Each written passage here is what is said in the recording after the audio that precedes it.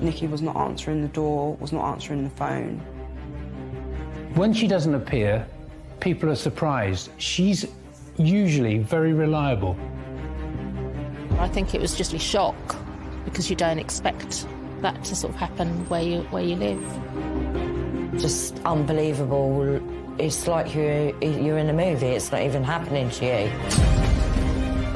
Murder? What do you mean, murder?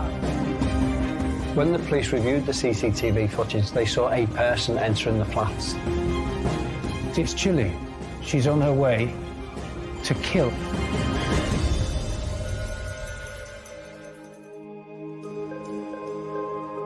Letchworth, England's first garden city, is a rural town situated north of Hertfordshire. Letchworth was founded by Ebenezer Howard at the start of the 20th century. He wanted people to move out of cramped conditions in places like London and come and live in the countryside. Letchworth, for somewhere to live, is lovely, it's welcoming, it's rural, but within easy reach of both Cambridge and London. I'm getting older, but I still find it's a very safe place to walk around. I just feel it's a very comfy place to live. I think people in Letchworth are really friendly. Often if you walk in, you know, they'll say hello. Life in Letchworth is really good. Everybody's very friendly, can be very vibrant through the summer months. Very nice place. Letchworth is a lovely place to live. Very quiet, very nice, no trouble at all. Wouldn't live anywhere else. Beautiful place. And for 26-year-old carer Nicky Collingbourne, it was the perfect place to live and work while remaining nearby to her family. We were like best friends, really.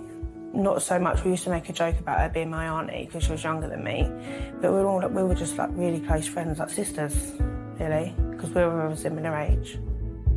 She always wanted children of her own, and I think that made her very childlike, but in a good way. And she worked with children as well, so. Because she's so good with kids, like, amazing, like, just seeing anyone's children, even their friends' kids, she was brilliant with. So obviously, as I started having my children, she became quite involved, and we'd often spend weekends together away, with kids, without kids. She was just such a kind person. Nicky was very funny, caring and loving.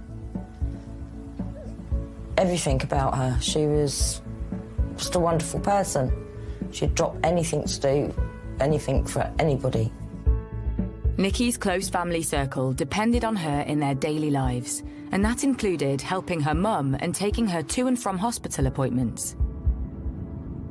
But all that was about to change.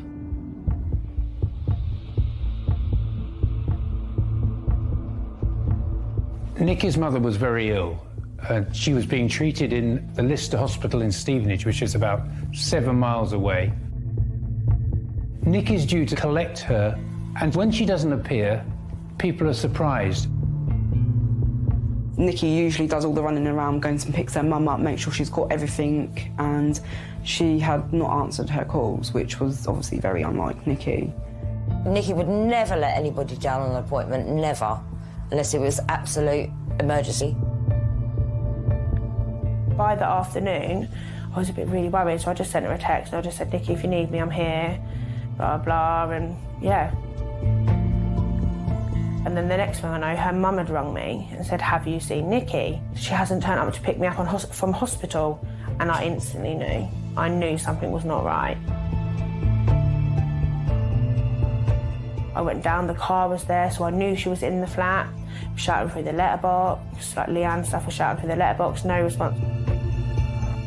But I know that Nicky was very down and depressed about her mum being poorly, and she was really worried that what was going to happen to her.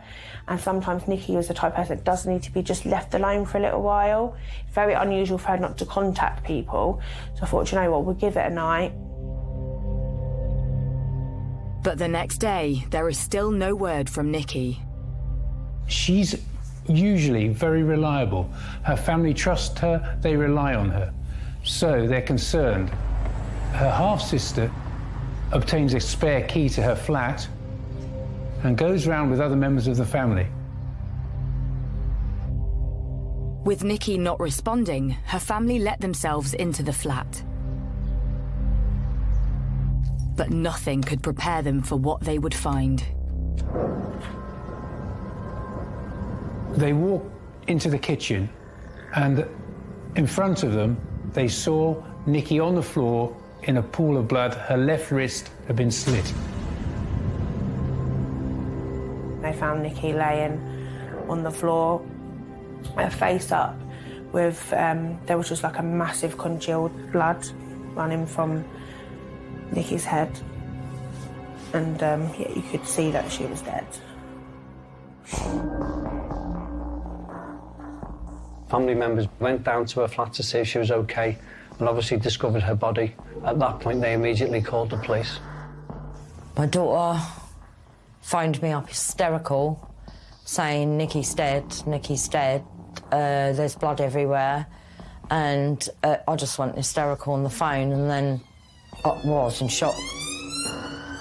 Police immediately arrive on the scene to be met by a gruesome sight. In this case, the senior investigation officer will be looking to preserve that scene, preserving and securing evidence. Nicky is laying on the floor of her kitchen, fragments of a ceramic chicken-shaped pot surrounding her. A severe cut is across her wrist. Could she have had an accident or taken her own life? It was so bizarre, and there didn't seem to be any particular reason for it. It was suspected that Nicky had took her own life, but I knew that that wasn't the case. She'd never have done that. She loved life too much. She would never have left her mum and her family. As Nicky's body is taken for a post-mortem, the tragic news travels fast through the close-knit community, alerting the local press to the scene. When the police arrived, the area was cordoned off. There were police cars everywhere, officers in white suits from the forensic department carrying out checks.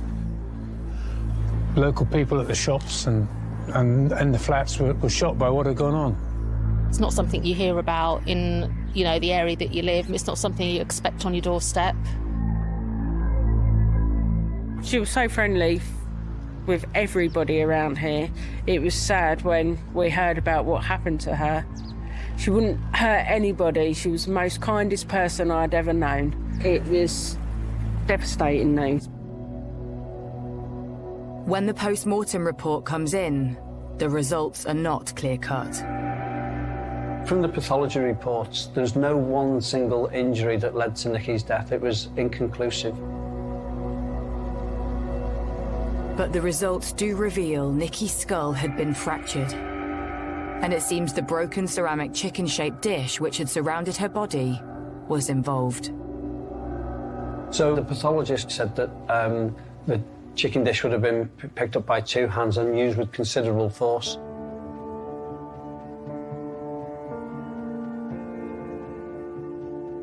Although it wasn't enough to fracture Nicky's skull, it certainly was enough to render her unconscious. The police quickly realised that somebody else had been involved. The pathologists have concluded that she died because of the violent actions of a third party.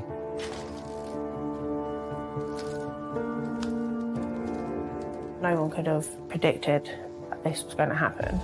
We just couldn't believe it. It was just so, it was like it wasn't even happening to us. With the outcome from the post-mortem now in, the inquiry into Nicky's death changes focus. She's been murdered.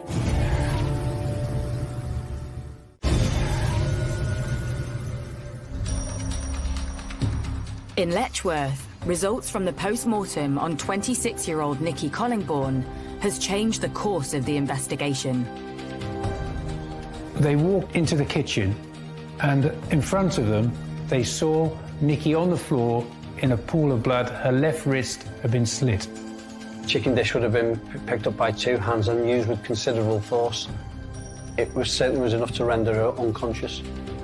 With a murder investigation now underway, police break the news to her grieving family. I was at work. I got a phone call from my boyfriend at the time, and he just said, "You need to get home right now." He goes, "I can't really tell you anything I don't want to tell you right now."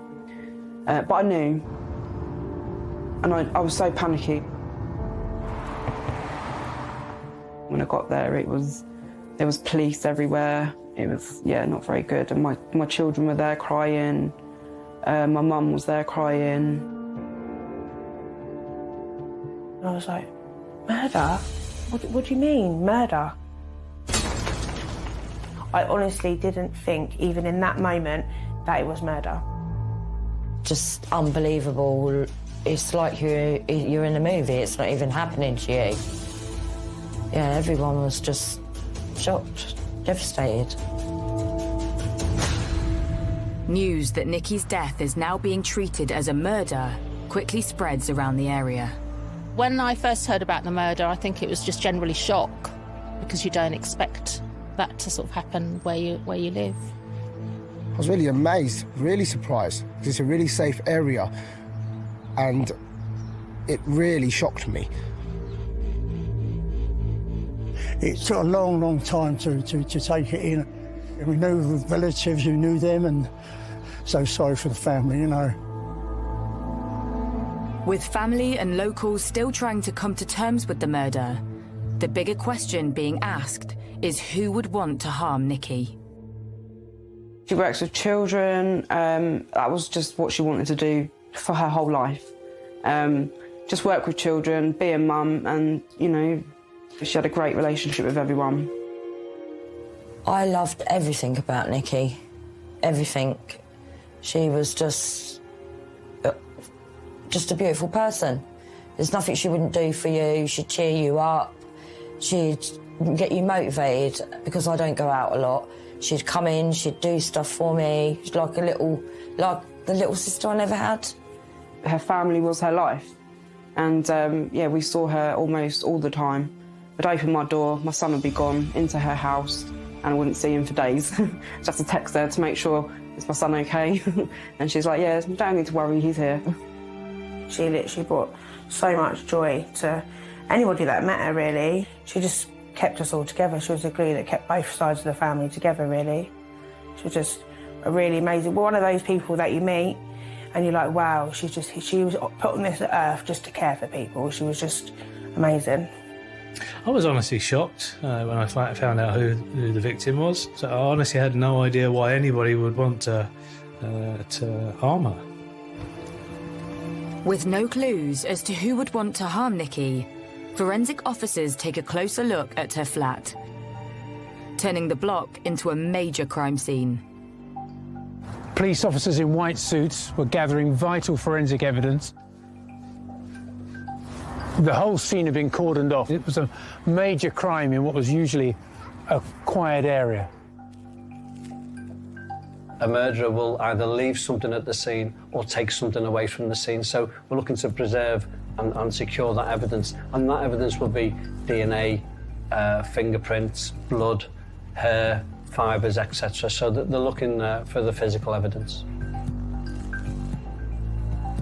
A forensic examination of the scene was carried out, and DNA, essentially blood, was found on the broken pieces of the chicken pot. While the evidence is sent off to the laboratory for examination, further searching at Nicky's home uncovers something concerning. A letter was found in Nicky's flat in which she'd written to her GP saying she was absolutely terrified. The letter throws up more questions. Who could Nicky have been afraid of? And could this person be behind her untimely death? Nicky, unfortunately, got a lot of threats, and Nicky was terrified. I've never, ever known anyone so absolutely terrified. I remember one night, she barricaded her door up. Yeah, she was very withdrawn. She was just scared. Police need to piece together Nicky's last known movements, including trying to ascertain whether anyone visited her. There was no sign of a forced entry, in the sense of, for example, the door having been levered or a broken window or anything of that kind. The only way that you could get to it, it was quite secure, was by entering the door to the common parts of the purpose-built block and then going up the stairs and onto the landing and approaching the door of Nicky's flat. So when looking at a murder investigation, the priorities at the scene could be different for different murders. For example, a killer has to have got there and then gone away from the scene. So it could be fast track looking at the CCTV, it could be speaking to family members, or it could be house to house because somebody could have seen the killer leaving the scene. All at the entrance and the landing on the first floor were covered by CCTV cameras, and as it happens, the system had been recently improved, and once the police got access to the CCTV, they recovered a whole series of images of events occurring at the door of the flat between the Sunday evening when Nicky returned home and the Tuesday evening when members of her family finally let themselves in. After accessing the CCTV footage, police spend hours trawling through the images. When the police reviewed the CCTV footage, they saw a person entering the flats. That person was wearing a high-vis jacket.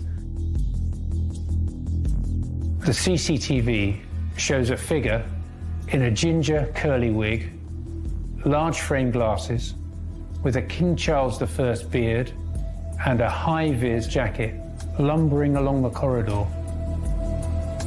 The person is seen entering the flats just before 8:30 a.m. on Monday the 23rd of May and leaving just before noon, corresponding with the pathologist's time of death. That person immediately becomes a person of interest because of the time they entered and left the flats. But also the CCTV showed that that person went to Nicky's door.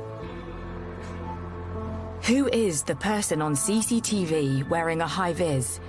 Could it be a workman or a boyfriend? When you've got the CCTV, you don't know who that is.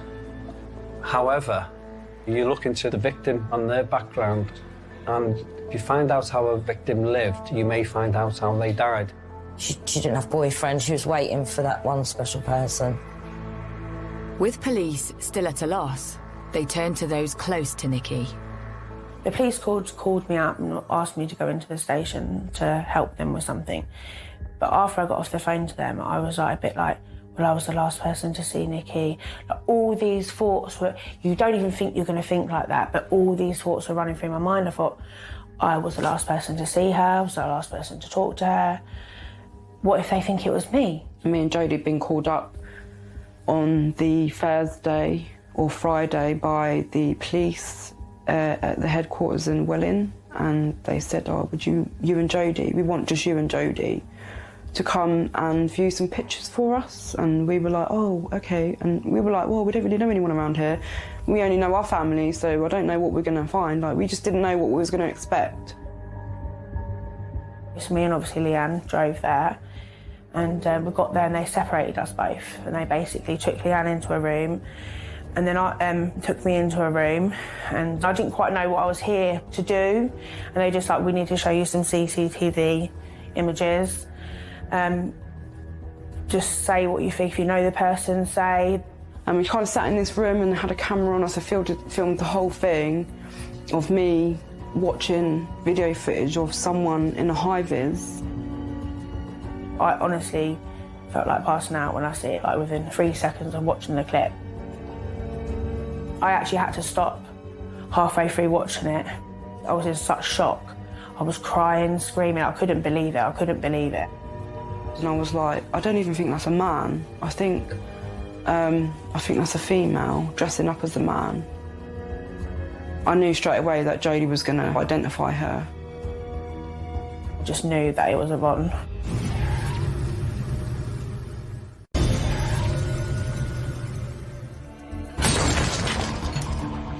The murder investigation into the death of Nicky Collingbourne has thrown up a suspect. A man seen entering Nicky's flat at the time of her death.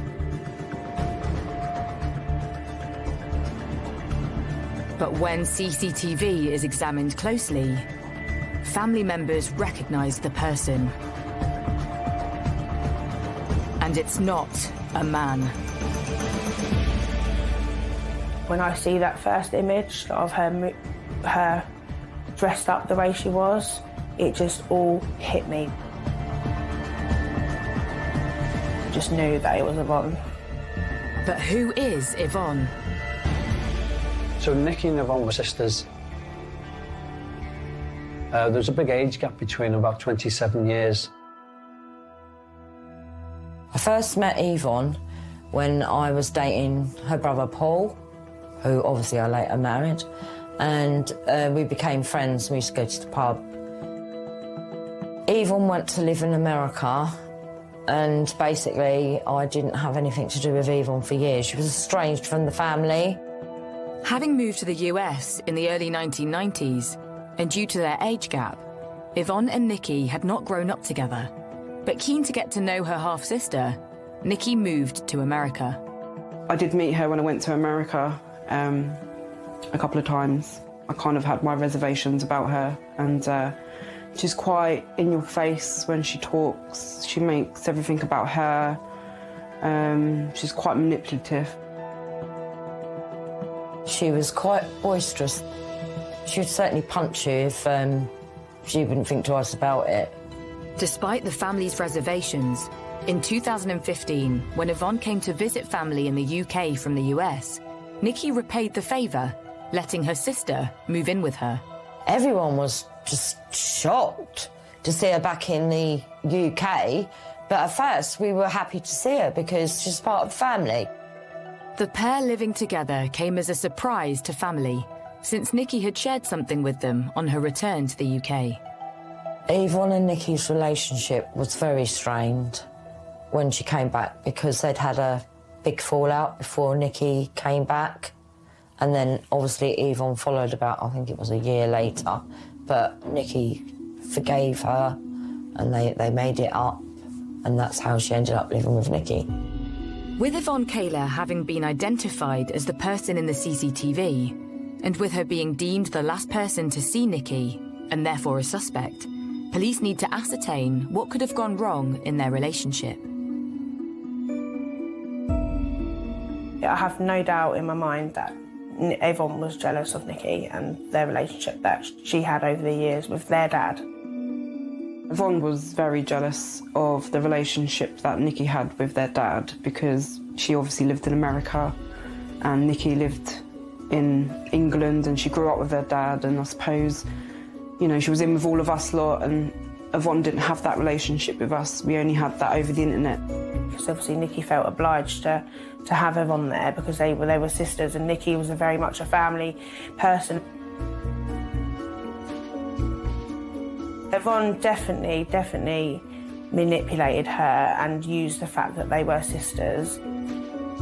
Nicky and Yvonne Kaler's relationship was anything other than tranquil. It was difficult and tempestuous.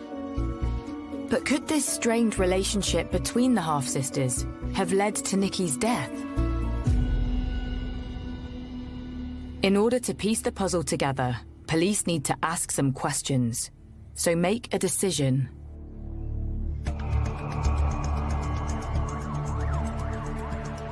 Yvonne Kaler was arrested on the 25th of May, 2016. Once we got the suspect in custody, and we believe that is the killer, the clock is ticking. So we've got to do everything we can to get enough evidence for the CPS to authorise a charge. Because certainly in this case, if Yvonne Kaler hadn't been bailed, she was a risk to other people out there. Because obviously they had Yvonne, they'd arrested her for Nicky's murder, but they had no evidence to hold her. They had this CCTV image, and DNA takes time to come back, so they couldn't actually hold her. With Yvonne in custody, police trawl her mobile phone and laptop and discover she had been searching for flights. The police discovered she was planning to drive to Spain and then fly out to the United States to meet her husband. She was planning to flee the jurisdiction and fly back to America. Those arrangements had, as it were, begun in the immediate aftermath of Nicky Collingbourne's death. She was at flight risk. We know she was planning to go back to the USA. Her mobile phone revealed she'd even sent messages after news of Nicky's murder broke. Yvonne Kaler was pretending to be as concerned and upset as every other member of Nicky's family. She sent a message to her husband in the United States saying, "Pray for Nicky, as I will." While piecing together Yvonne's movements in the days leading up to Nicky's murder, further revelations come to light. She had visited the costume shop where she acquired the wig and the disguise and the false beard the preceding week. So there'd been clearly an element of planning about all of this. We believe she's planned this murder meticulously, so she's an extreme danger to the public out there. Police build their evidence against Yvonne Kaler, but at this stage it's purely circumstantial. So the focus turns to questioning Yvonne while in custody. Yvonne, do you recognise the person in that CCTV? Look, bow-legged, fat, bow-legged to me. Even though it could be clear that the person on the CCTV is Yvonne, Yvonne is denying that that is her, and that is not enough on its own to convict somebody of murder. It was almost like it was a joke. Like she had padded herself up with some sort of padding, and she had a high vis on, a moustache, it looked like she'd bought in a joke shop, a wig and a goatee. And it was the most surreal. I can't to this day even look at it, like, I literally can't believe the way she dressed up and how she thought she was going to get away with that, because you can clearly see that that is her. When I heard that Yvonne had dressed up to get into the flat, I was just gobsmacked. Never have even thought of anything like that. Well, I couldn't tell if it was a fake beard. Do you own a fake beard? No, I don't own a fake beard. Do you own a fake wig? No, I don't know, fake wig. By denying her presence on the CCTV, Yvonne was trying to achieve the smoke and mirrors that she'd of her plan. She wanted the police to believe that this was a man, and in fact, in her police interview, she tells the police officer that she thought it was a man who was bow-legged. Again, this was just part of her callous plan. I'm fat, but I'm not bow-legged. It looked like a man to me. I couldn't see his face. What do you think looked like a man? Just what they're wearing looked like a dude. Then there is a breakthrough in the case. Results have come back from the forensic lab, which had been analysing the blood found on the broken chicken pot. The breaking of the casserole pot at the moment that it was used to strike her had quite clearly cut the hands of the person who was holding it at the time, because on some of those ceramic pieces were found blood, the DNA of which did not match Nicky Collingbourne, but which did match that of Yvonne Kaler. I knew in my mind, Yvonne has murdered Nicky. I just knew. Yvonne Kaler was quickly charged with murder. Well, of course Why they would knew. you think that's me? Because to me, it looks like the person's wearing a wig and a beard. Well, I don't know about a wig, but they look like they had a beard. We suspect that person His has name. murdered your sister. Well, it ain't me, because I ain't going to be able to push on that door like that. Yeah, you said, we believe it's you. You said it's not you. I know, you can't believe you think it's me. Having been charged with the murder of Nicky Collingbourne, Yvonne Kaler maintains her innocence, but is remanded in custody until a trial date is set. Nicky's body is released, so she can finally be laid to rest. Nicky was loved by so many people. At a funeral, there were so many people there that obviously I knew, and so many people had travelled from all over to come to her funeral. They'd all bought pictures of her, like at the nursery with the kids, and they all put it on a big board, and it was lovely. But the funeral brings more devastating news for the family. Nicky's mum, Rena, it destroyed her. She was like, she died, they did like a day before the funeral. She didn't even get to bury her daughter.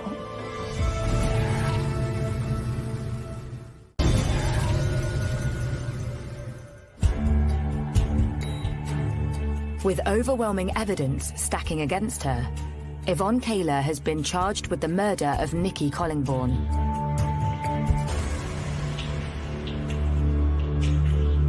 Having pleaded not guilty, Kaler's trial begins at Luton Crown Court. The main issue in the case was the identity of the person who had been captured on the CCTV forcing their way in, because Yvonne Kaler's defence to the charge of murder was a perfectly simple one. It wasn't me and I was elsewhere at the time. As the case opens, Nicky's family take to the stand. I think I was one of the first people to give evidence, so I couldn't actually go and sit in the gallery until I'd given my evidence. I just remember when I did go in, that obviously the very first person I did see was Yvonne. She was just smirking, trying to make me feel uncomfortable.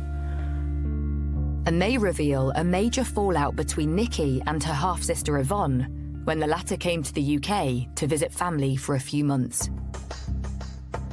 Yvonne had been at Nicky's for a few months. They'd had a few bad days, a couple of little rows, and either Yvonne or Nicky would end up in my mum's house, which is where we resided at the time. And, you know, we could kind of see the tension, you know, getting a bit more. So I think they lived together for a very short length of time, like 5 months. But in that 5 months, a lot happened. Like, a lot happened. Yvonne was literally trying to manipulate Nicky into doing everything for her. It was like she was using Nicky, basically. She was just using her.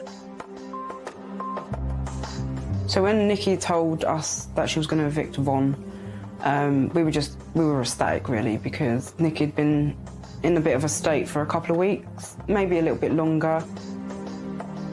Tension arose between them whilst they were living in the flat, and Nicky Collingbourne asked her to leave.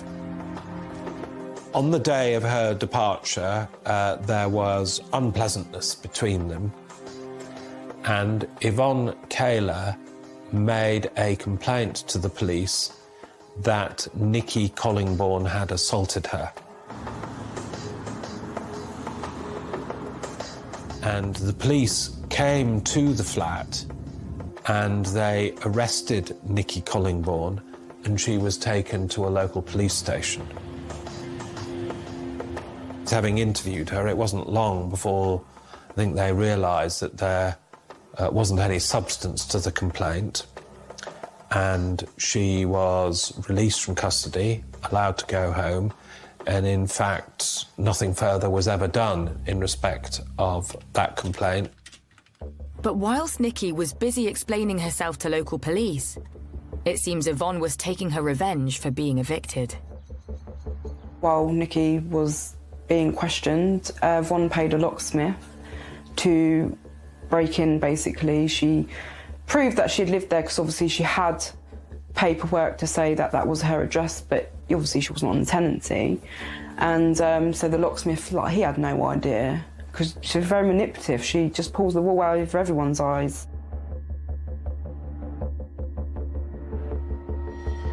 Whilst Nicky was in custody with the police, Yvonne stole loads of stuff.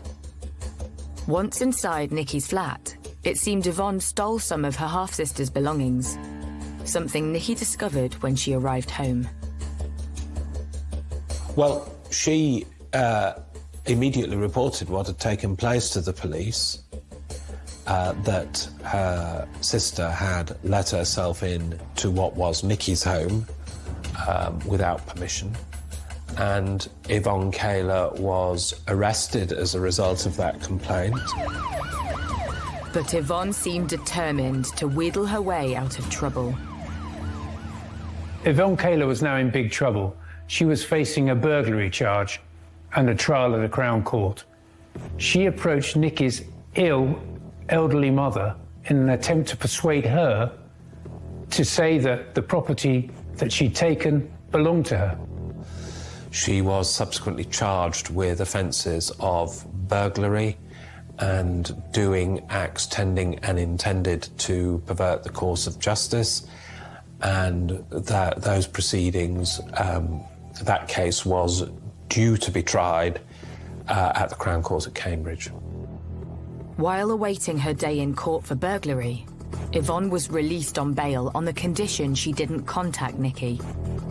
She breached those conditions. She would phone her up, try and make contact with her, and did so in such a way as to cause considerable alarm to Nicky.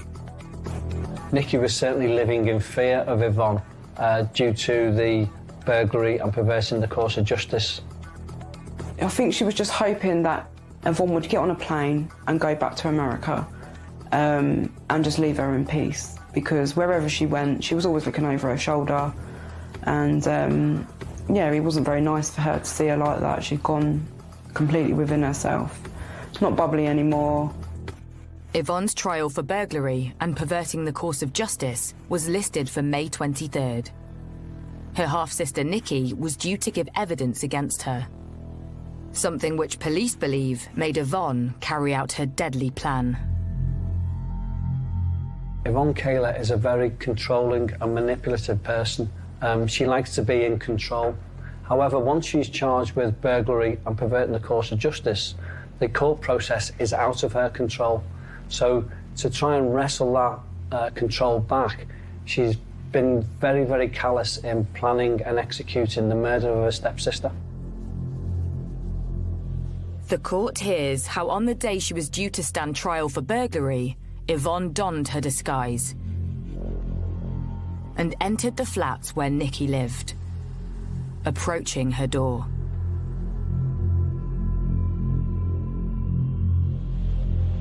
Then this shocking scene of the door being opened, and what we surmised from the way that she was dressed and the towel and the half-full bath is that Nicky had been in the bathroom with a towel wrapped round her with just her underwear on. She was preparing to have a morning bath.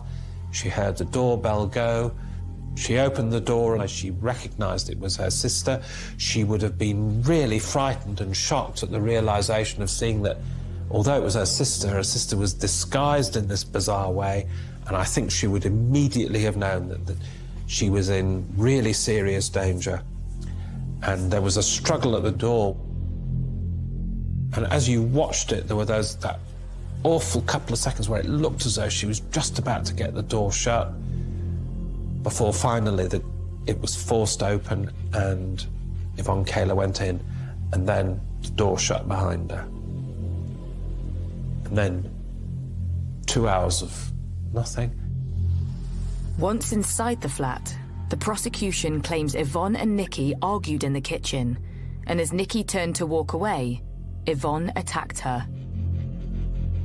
The chicken dish would have been picked up by two hands and used with considerable force, and Nicky would have been walking away from that. Certainly was enough to render her unconscious. Then Yvonne panicked and tried to stage the scene. There's been an attempt made to make this look like a suicide. So there was injuries to Nicky's wrists to make it look like she'd self-harmed. There was also a big tidy-up of the flat, and including the staging of placing a dustpan brush in Nicky's left hand. Having tried to make it look as though Nicky had cut herself on the broken pot and bled to death while trying to clear it up, Yvonne is once again caught on CCTV leaving the flat. She was carrying some plastic bags that she hadn't had with her when she arrived, so she clearly had some property in the bags.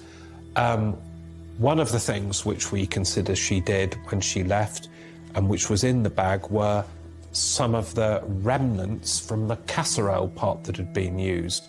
Because one of the things the police did was they put it all back together again. It was like a 3D jigsaw. But what it demonstrated once they'd done it was that there were a number of the pieces missing. We surmised that she'd realised that there was her blood on the broken pieces, and she had taken those which she could find with bloodstains on them in the plastic carrier bag.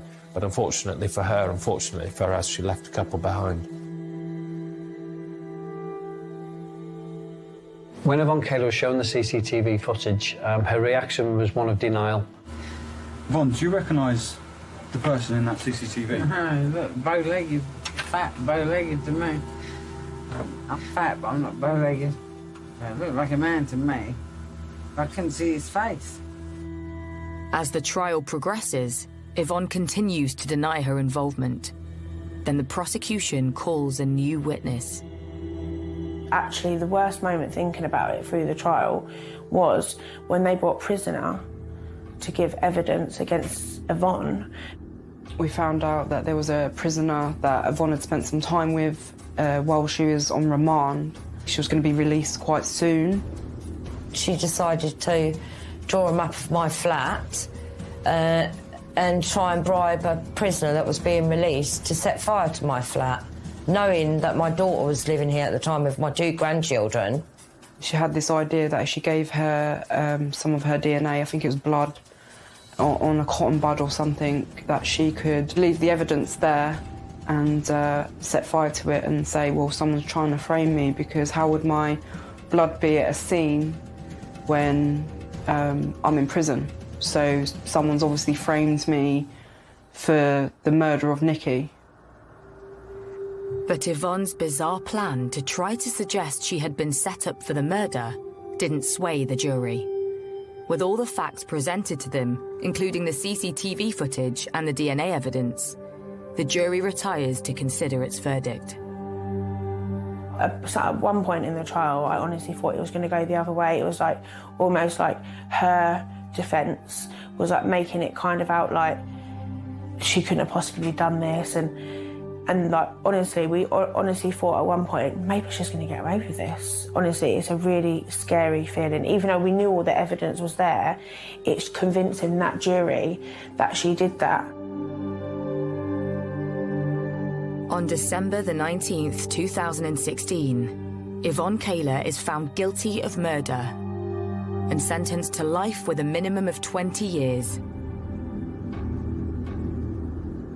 Yvonne Kayler could have accepted the burglary charges or gone to trial on the burglary charges and let the jury decide. But she decided not to. She hatched a plan, cold, calculated, and she killed Nicky Collingbourne rather than face a trial for burglary.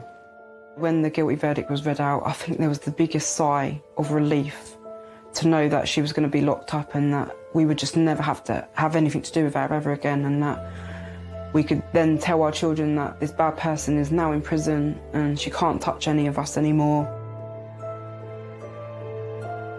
After Nicky passed away, people would like come up to me and say how sorry they were, and they'd always have a memory of her helping them in some way. Like, she would literally go out of her way to help people. She loved to make people happy, and that's what Nicky lived for, because seeing other people happy made her happy. Like, I can't explain. She was just such a gentle soul.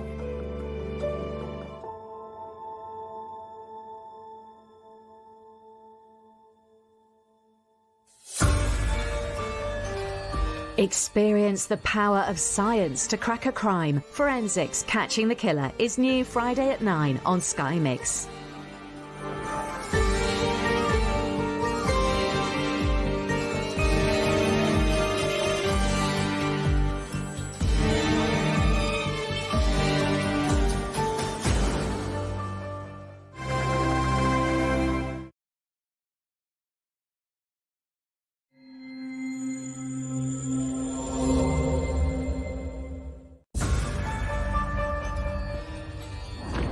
Dog walkers came across the bin bags. They find this is a disposal of some body parts. The brutality of it, it was unbelievable. It's what the psychos do.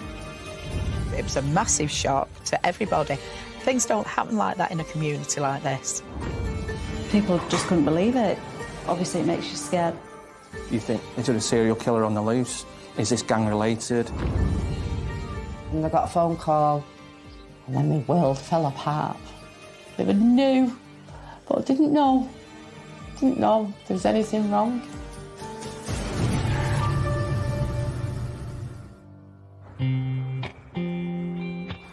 Just south of Manchester, at the start of the River Mersey, sits Stockport. Well, there's a lot of history with Stockport. There's a church behind here that goes 16th century. Stockport's quite a quiet town.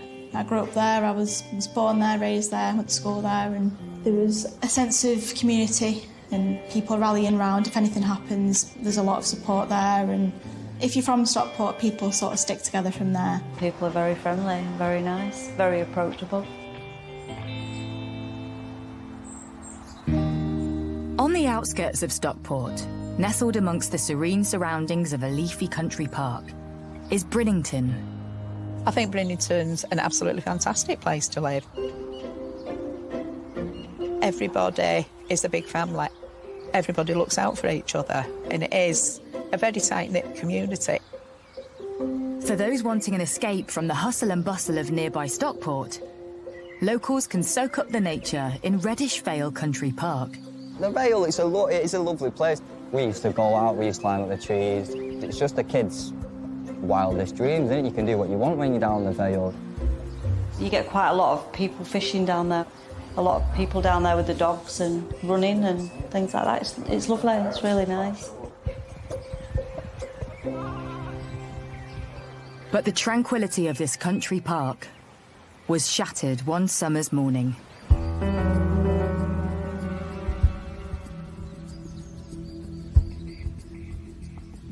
It was all in lockdown, and so my granddaughter, she used to walk the dog for us every couple of days. And one day she came back. She said, just going down, she said, there was a big bag of meat there, Gran. Like bin bag, and it was all ripped open. I said, oh, I said, you didn't let our dog touch it, did you? She said, no, no, no. I wouldn't let her touch it. She went trying to sniff at it, but I just pulled her back. She did, it didn't look very good, it was all green, she said. I think it was something from a butcher's. So, didn't think anything more about it. But moments later, another dog walker grows suspicious. Dog walkers came across the bin bags. They called into the police and reported, you know, that these bags had been found. Dog walker walking down here sees a black bag and the dog's worrying the black bag. As soon as they open it, they can smell the bad smell. It will be a case of, I think, of what do I do now? And I expect the thing is to bring the police. Alerted to the scene by a putrid smell coming from the bags, police inspect them, only to make a horrific discovery. They find this is a disposal of some body parts. Having identified some human remains in the bags, police secure the scene, and a murder investigation is immediately launched. So the police officer turns up to the scene, finds parts of a body. Straight away, they'll be thinking, preservation, let's get some specialist teams down here. They've got to then put a cordon in the area so that nobody can come in and take pictures and disturb the scene. Most police officers will have seen dead bodies, but it's an entirely different kettle of fish, isn't it, when you're seeing a body cut up. News of the shocking discovery quickly spreads, and local reporters rush to the scene. There was a massive sense of urgency with this. We cover a lot of murders in Manchester, but nothing like this. We were just trying to establish what had happened. All that we knew was that a body's been found, dismembered in bin bags in a country park. That was just, it was unbelievable at the time. As the story spreads, the local community struggles to come to terms with what's been found on their doorstep. It was a massive shock to everybody. Things don't happen like that in a community like this. You know, how could somebody do that? It's absolutely horrific. It rocked the community, the brutality of it. It shocked a lot of people. People just couldn't believe it. You know, obviously it makes you scared, especially if it's just around the corner from where you live. The shock of it, it just got about. It was just like it was more like when a rumour gets about. How do you drop a bag on the veil with a human body in it? Do you know what I mean? It's what the psychos do. News of the crime spreads fast. But the most important question on everyone's lips is, who is the victim? The police will not know who that victim is at that moment. The family of that individual will not know that their loved one has died. So the police would have been looking at the missing persons register, because it's important to try and get to the family of that individual as quickly as possible. But there's a problem. The bags contain only certain body parts, making an initial identification impossible. And it spreads fear amongst families in the local community. For the residents, it was a very, very difficult situation.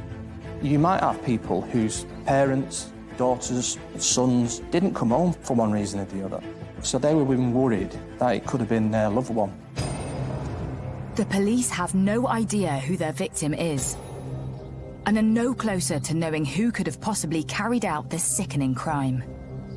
The police will be trying to find the crime scene, because where the body is, the person has probably not been murdered there. They've just been parts of their body dumped there. You think, is there a serial killer on the loose? Is this gang related?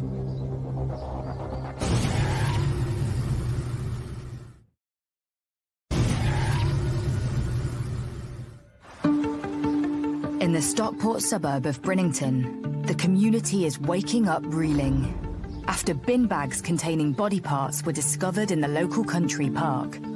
It's unusual to have a body dismembered. I can only think of 2 or 3 in my service in Greater Manchester. Massive shock to everybody. You don't expect something like that to happen on your doorstep. I've never heard anything like it before in my life. I couldn't believe it. With the fears in the community growing, police specialists move in to examine the area. There is an urgency taking place. It's like a huge juggernaut moving. They call it the golden hour, and it isn't an hour. It's the time that you're going to get the best evidence and the best opportunities to catch the killer and get main lines of inquiry. You will have police forensic teams sent out to the scene. You will have scientists looking at blood pattern analysis, looking at body deposition. The coroner from the area will be called out. So there's a whole group of people that are going to get involved in this from a very early stage. News of the gruesome discovery has spread like wildfire, and local reporters are on the scene. But while forensic officers have the delicate task of trawling the crime scene, in a bid to identify the victim, the cause of death, and find clues to the killer, the media frenzy threatens to scupper the investigation from the off. It's difficult for the police to keep ahead of the media frenzy. The media, they can be down and they can be knocking on doors in the area. They want to get in there and get the story. We sent a reporter down there. We spoke to the community, we spoke to neighbours, and then we sent a photographer down there as well. Photos from the scene are shared online, much to the concern of investigators. When it got put on Facebook, that's how most people really did find out, through that. One of the big issues for investigators at a crime scene like this is media and social media. Everybody wants to take photographs. Everybody wants to pass that out. It can be around the world, and let's say it takes 3 days to identify that individual because there's got to be some scientific analysis. Well, the family might have been looking at this for days on end. With the images spreading online, time is running out before news gets to the family. There's a number of ways that the police can try and identify an individual. It's been perfected over the years. You've got fingerprints, you've got tattoos, marks, you've got dental, you've got DNA. Now we're into the phase of looking at that body in detail for marks, for injuries, things like that.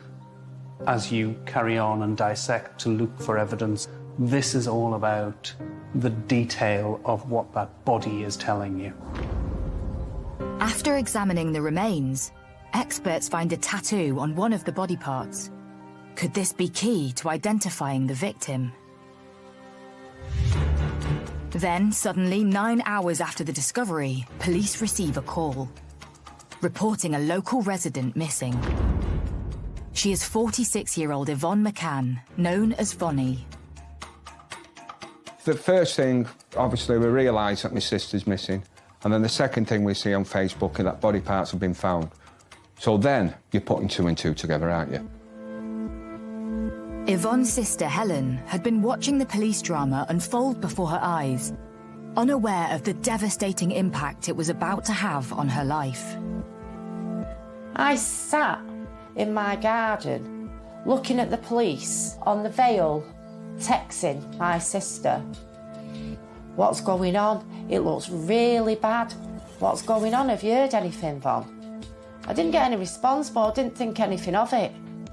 Didn't even know she was missing.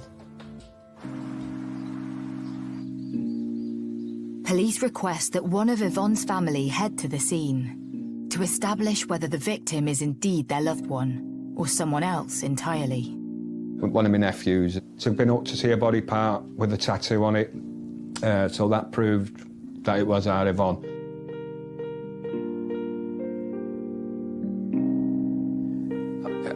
I was shocked. I was empty. I had no feelings. I didn't have a tear in my eye. I couldn't cry. I think I was just in disbelief and shock. The way we lost her, the way she was found, the indignity of being found like that. Early hours of the morning, we'd gone to bed and I got a phone call off my brother Charlie saying they think that's our Yvonne. And then my world fell apart.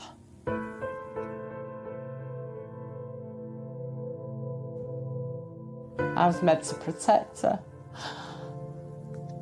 Never knew, but I didn't know. Didn't know there was anything wrong.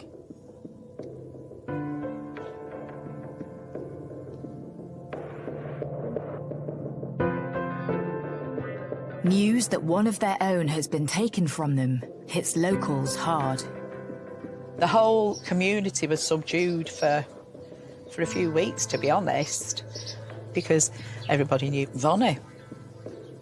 When you normally pass somebody and you say hi to them and then suddenly they're not there to say hi to, it was very, very tragic, very tragic.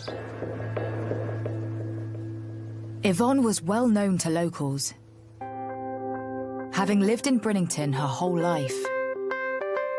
She was the youngest, you know, she's the apple of my dad's eye, shall we say. She was a lovely girl. She was very mischievous. She was loud, she was bright, she had a great sense of humour, you know, and she was good fun to be with. She was a baby. She got away with stuff that me and my brother never did. I think they give up. After me and my brother, they must have given up. She used to drive me nutty when we got to the teenage stage, and she used to run after me all the time and want to hang about with me. She was just funny. I wish she could hang about with me now. But at the time, you don't think of that, do you?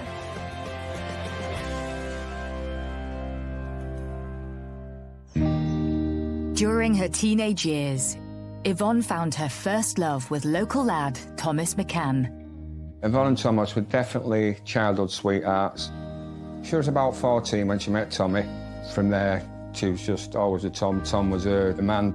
She was 14 when she met him and he was a few years older. They were both devoted to each other. A lot of people meet at a young age, and sometimes your first love is just your first love and you grow apart. Well, they never grew apart, they just grew stronger. In 1996, 8 years into their relationship, Yvonne and Thomas tied the knot and started a family together.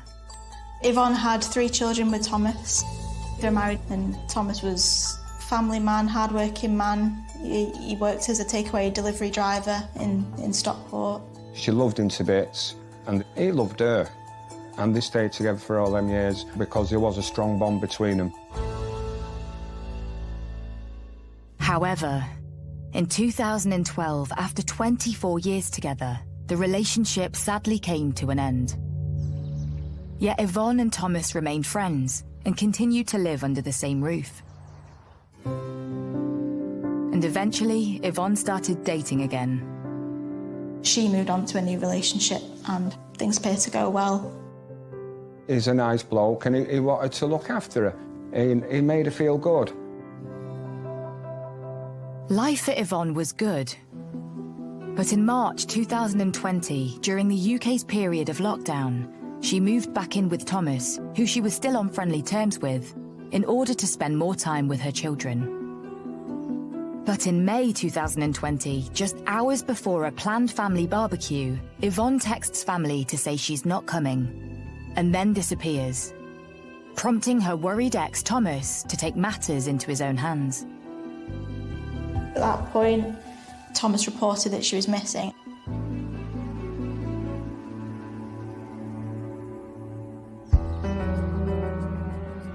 So what could possibly have led this well-known mother to be killed in such a horrific way?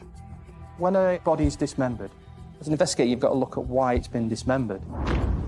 So in this case, it's put in black bin liners and discarded on a park. It's not a case of trying to hide the body. That seems to me to be a knee-jerk reaction. This person doesn't know what they want to do with the body. You know, this is not a criminal mastermind. This didn't look like some kind of serial killer. It's not gang-related where they've taken some time, like you see on some of the films. It is a quick, hurried deposit of some body parts. Police now begin to suspect that whoever was responsible for this sickening crime was local to the area. One of the things I thought about on this is there's some science behind where criminals operate. You, I, everybody else will have an area where we operate a daily business. We'll go to the same pubs, we'll go to the same shops, we'll meet the same friends at the same locations. And if you look at that, this is how criminals operate. Because they'll carry out the crime, they'll know places where they feel that they can deposit stuff and they can get away and not be compromised. With Yvonne's home a mere stone's throw from where her body was found, attention falls on her inner circle. You want to be with the families very quickly. One, for that reassurance, but secondly, to identify, have they got any idea of how it occurred, who could have done it, or was it within the family? You want to look at possible partners, friends, and people that they've had arguments with. That gives me a smaller pool of people to look at than trying to look at every gang member in Greater Manchester to see whether they've killed this woman. Police begin by speaking to Yvonne's ex-husband, Thomas McCann. Thomas tells police that he last saw Yvonne on the Saturday morning, 2 days before her body was found. She left home to meet her new partner. Detectives speak to him, but he tells them that Yvonne never turned up. And after some delving into his whereabouts on the day, police rule the new partner out of the investigation. So where had Yvonne gone, and who would want her dead? We didn't know if she'd just had an argument and gone to her boyfriend. We didn't know if she'd had an argument and gone to see a friend. You know what I mean? We didn't know. As Yvonne's family prepare to say their goodbyes, suddenly, police make an announcement. A man has been arrested on suspicion of murder after a woman's body was found on Reddish Vale Country Park earlier this morning. The suspect has been taken into custody and detained for questioning. It was a big shock to everybody. Nobody ever expected it at all.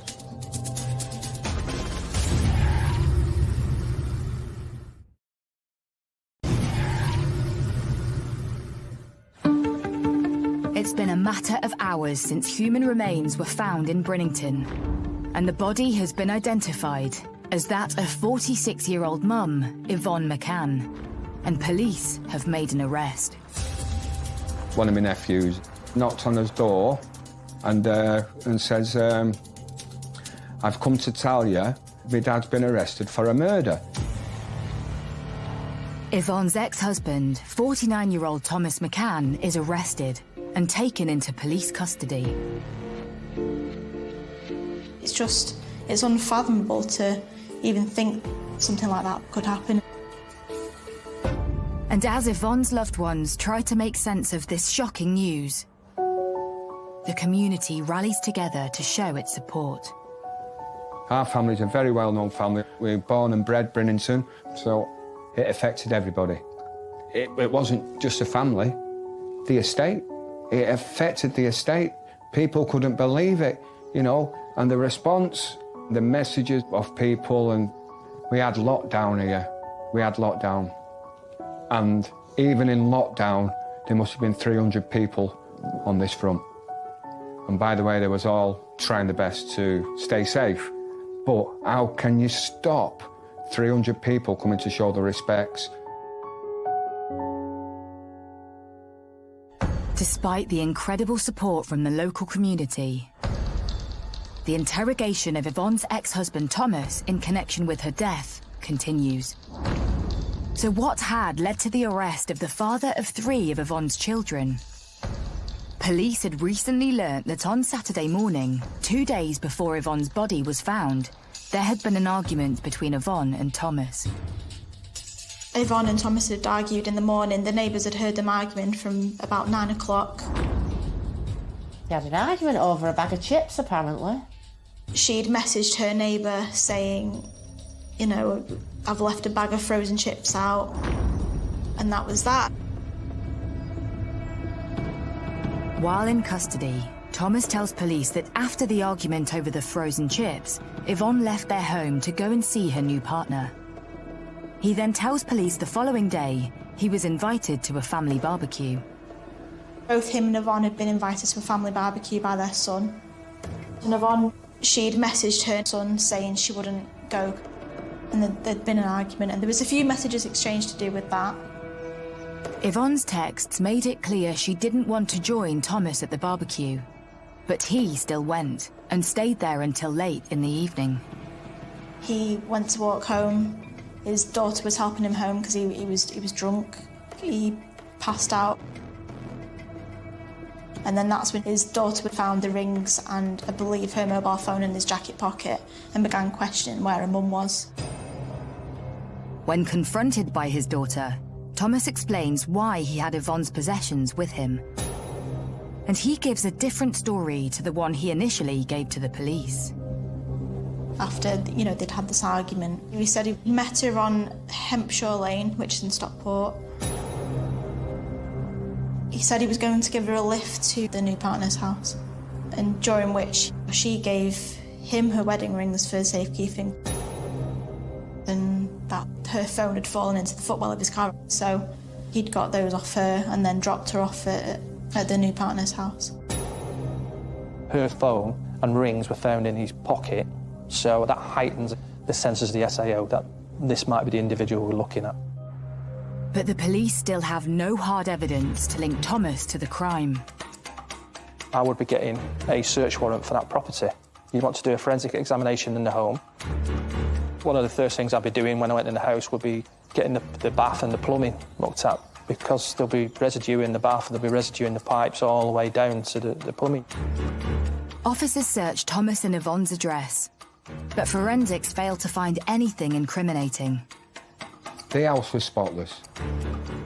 From what I can gather, there was nothing found DNA-wise, there was nothing found there in the house that could prove that anybody had been killed in that house. With no forensic evidence found at the address, police scour local CCTV in an attempt to confirm whether Thomas had indeed travelled to Stockport to meet Yvonne on the Saturday. Thomas gives an explanation of where he went between certain times.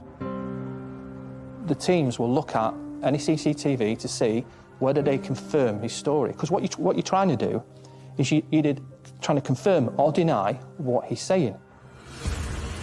And in a major breakthrough, police do uncover CCTV focusing on the street outside Yvonne and Thomas's home.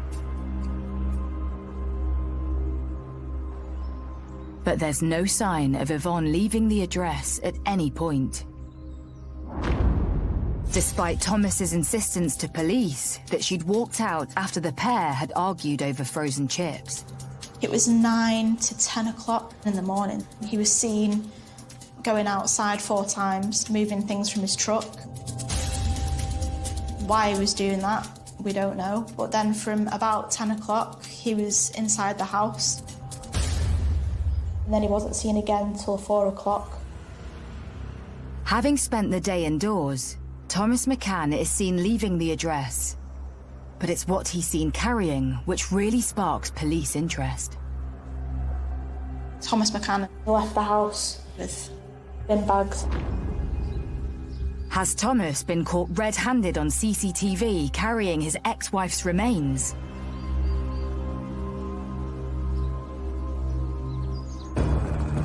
Further examination of the cameras shows Thomas returns home at 10:47 p.m. and heads out again just before 1 a.m. Shortly after leaving, his car is spotted on CCTV, parked at Bredbury Recycling Centre on the outskirts of Stockport. Police immediately dispatch officers to the scene. It was at the recycling centre where more body parts were found. The body parts are quickly identified as those of Yvonne McCann. Tools, including a Stanley knife, are also discovered at the scene. And Thomas is confronted with the damning evidence against him. The officers have asked him the questions, he's given him an answer. They've gone away, they've come back and said, come on, Thomas, that's not right. And here you are with a load of bin liners. What were you disposing of and where did you take him? People do become upset. A lot of them become angry because they're being found out. The story isn't right. The true craft of an interviewer is to get a person talking. If you can get that rapport going with that individual, you can get that little chink, you know, you need to do this for your kids, you need to do this for her. It can turn it. And that's the true craft of turning somebody to talk to you. There was 4 police interviews. At the 4th interview, when he was accompanied by a solicitor, he handed in a statement saying, "I've killed my wife, I've killed Yvonne and disposed of her like garbage." Thomas McCann is charged with the murder of his ex-wife, Yvonne McCann. You think, it's something that doesn't happen to you. It's something that doesn't happen in your family. It's something that happens in America. Do you understand what I'm saying? It doesn't happen in Brinnington. Something like that doesn't happen on your doorstep, and it definitely doesn't happen to your sister. But the question troubling the police is the motive. Why would Thomas murder his childhood sweetheart and mother of his children?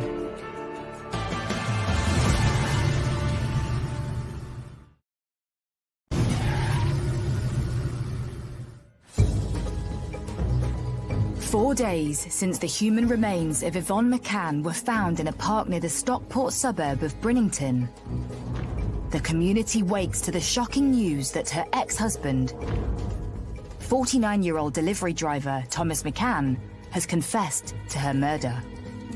Yvonne and Thomas were childhood sweethearts, which I think makes it all the more surprising that this happened, really. He's not only killed his wife, he's also mutilated her body as well. How anybody could do that, I'll never know.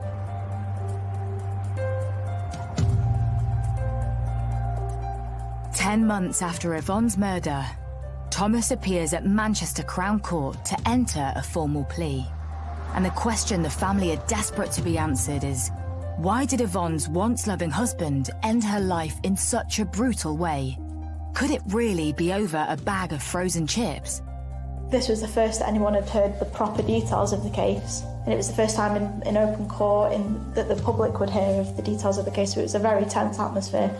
There was the family sat upstairs in the public gallery at the back, and then Thomas McCann in the dock. Thomas seemed really normal when I saw him in court. He was in a blue suit, he looked quite smart.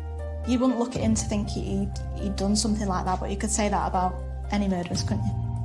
My side of the family, we weren't in the same courtroom because of COVID. We wasn't allowed. We was by camera. I never went to court. I didn't want him to see me, because if he sees me and I show any emotion at all, he's won. Thomas formally pleads guilty to the murder of his ex-wife, meaning he wouldn't have to give a defence revealing any motive for the killing. I think Thomas pleaded guilty to stop his family from hearing all the gory details of what went on. that way he didn't have to tell his side of the story. He knew that a few of the family were going to go to court, so he played it guilty, so there wasn't a court case. No one even had a say on the matter. With Thomas pleading guilty to the crime, the family is denied hearing a motive for the murder. Could the answer lie in their 24-year relationship, which started when they met as teenagers? I think she just fell head over heels with him. And I think, oh, this is a fairy tale. But it wasn't a fairy tale. Every couple of months we used to say, oh, is Thomas still at home? Going off with every woman he set eyes on. And she'd forgive him over and over and over again. No matter what you said to her, Bonnie, she wouldn't believe it. My Thomas wouldn't do that. My Thomas wouldn't do that. Over the years, the strain of the relationship took its toll on Yvonne. And she reached out to her brother and sister for help. We all said, it'll never be no good. And she used to just fall to pieces. And we used to pick the pieces up. And in the end, you know, you can't keep saying, leave him, because it doesn't work. She had to be ready to do that. My sister come round, our Yvonne, and said, you know, can you go and chuck him out, or can you go and have a word with him, can you sort it out? Now, I used to do that for her. Nothing ever involved violence, just strong talking. But you knew you was wasting your time, because within a day or two, he'd be back.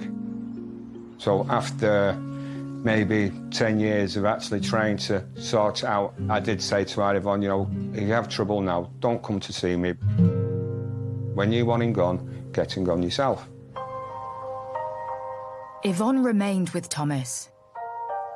But as the years rolled on, she became more and more vulnerable.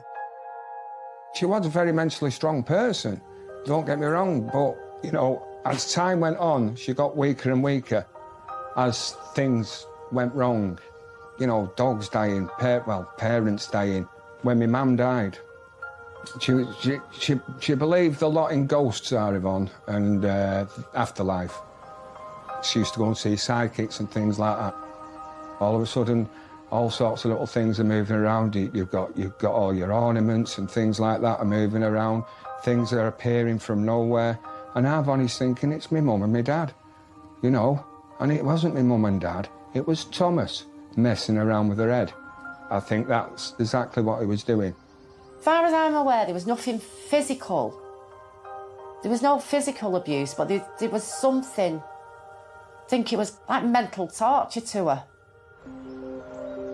Eventually, in 2012, Yvonne built up the strength to end her relationship with Thomas. She'd had enough, and she wanted out. So she moved out, she moved away from the trouble.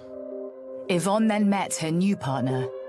But despite this, Thomas kept a tight grip on Yvonne. Thomas wouldn't let go. You know, he'd threaten to jump off bridges, things like that. If you don't stay with me, I'm going to jump off this bridge. If you don't stay with me, I'm going to drink this bleach. If you don't stay with me, I'm going to take these tablets. He was stood on the bridge numerous times near where she lived, threatening to jump. He went disappearing one time. He just disappeared. And then he turned up again. And I think it was constant mind games.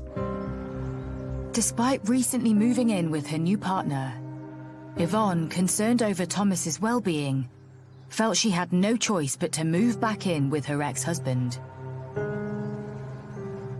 She went back, but she didn't want to be there. She wanted that fresh start. She wanted that fresh start, and she wasn't allowed that fresh start. She couldn't get rid of him. He wouldn't go. That is what happened towards the end. In March 2020, the COVID-19 pandemic hit the UK. And a national lockdown meant that Yvonne and Thomas would be spending more time together than usual. All of a sudden, you're stuck in the same house together for months. It's going to have effects on some people. For our Yvonne to be spending all that time with Thomas, I don't think it'd have been a good thing, you know. 2 months into lockdown, Yvonne pays her brother a visit, which tragically would be the last time he saw her. The last time I spoke to her was the Thursday before she was murdered. She come round the house, and Yvonne was talking to my wife and saying, you know, he's going through my phone, and I wake up in the night or in the morning, he's sat at the end of the bed looking at me. She said, I don't feel comfortable. She knew herself that there was something not right with him. And in that conversation, she actually said to me that if I am ever found dead, it's him that's done it. And that was words out of her mouth the Thursday before the day she disappeared. If I am ever found dead, it's him that's done it. Days later, on the morning of Saturday the 23rd of May 2020, a neighbour hears an argument coming from Yvonne and Thomas's home. They then receive a text from Yvonne saying the pair were arguing over frozen chips being left out. But was this really the motive for the murder? All I can think is that he'd lost control of her. Maybe they had the conversation and she said, well, I am going. Maybe that's what triggered it off. Maybe she decided, right, Tom, I'm going, and he thought, well, you're not going anywhere. Makes more sense to me than arguing over a bag of chips. Certainly does. He's the only one that knows. The motive may be unclear, but police discover what Thomas did next. And it's truly horrifying. He strangled Yvonne, and then we believe using a Stanley knife and some lopping shears, he dismembered a body. I think that's what took so long for him to do. That's why he was in the house for so long. Police also discover that after killing his ex-wife, Thomas had used Yvonne's phone pretending to be her. So whilst he was dismembering Yvonne's body, he was messaging the family using her phone, messaging himself using her phone and replying. He was apologising to her about the bag of frozen chips, telling her he still loved her. All this was carried on whilst he was committing that act. So he's trying to manufacture a narrative there, so that when he's asked questions, say, oh, well, I was speaking to her at these times, and then these are the messages, and if she's died before then, well, she's died afterwards. The court hears that in a prepared statement, McCann had told police he had strangled Yvonne and cut her body up in order to make her go away. He then disposed of her body parts and the tools he had used, and then shockingly joined his family for a barbecue that his son had invited both parents to attend the next day. He didn't show any remorse. How can that be remorseful? Just carrying on after he murdered and dismantled my sister, carrying on like he'd done nothing. Or just go and have a barbecue with my family. Just carry on pretending I'm my wife on her phone. No, that wasn't sorry. He can say sorry as much as he wanted in court to the family. That shows me he was never sorry.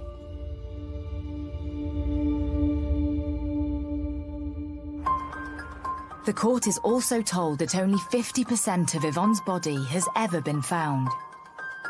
All the parts of the body were still not found. They've not found the head. The family will never get complete closure in that aspect until she's returned as a whole. There's always that part of my loved one is still out there, and hopefully one day it'll be found. On the 30th of March 2021, the judge imposes his sentence.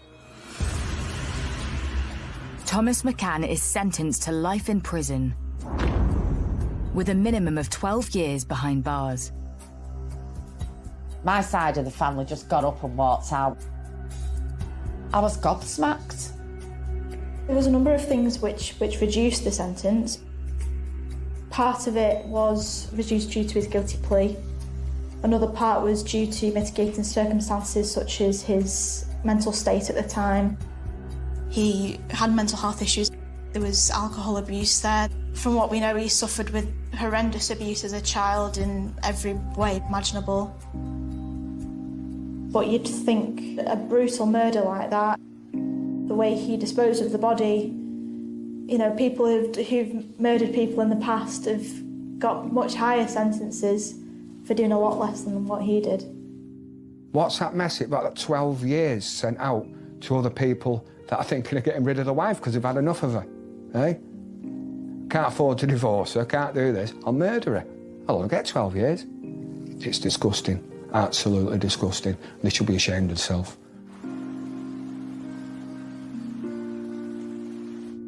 I could never forgive him. Never. He took my sister away. He took a part of me away with him that day, and a part of my brother as well. I could never forgive him for what he's done to not just me, the family. It's what he's done to everybody. It's up to him now to do something with himself. It's up to him to realise what he's done and let him do his time. But when it comes to forgiveness, no, I can't forgive the man. No, I can't. No.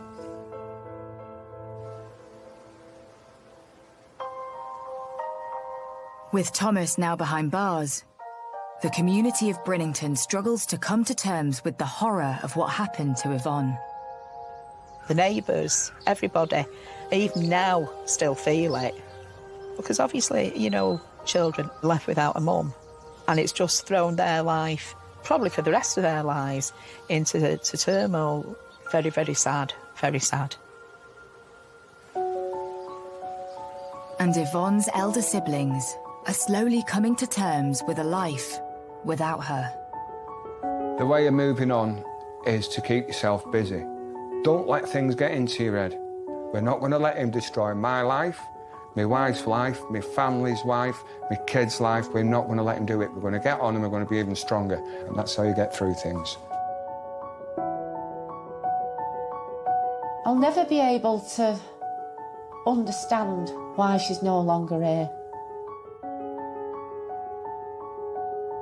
And the nightmares, the constant lack of sleep since, wondering who she was shouting for while he was strangling her, because she'd have been shouting for somebody to help her. And we didn't, and we couldn't, because we didn't know.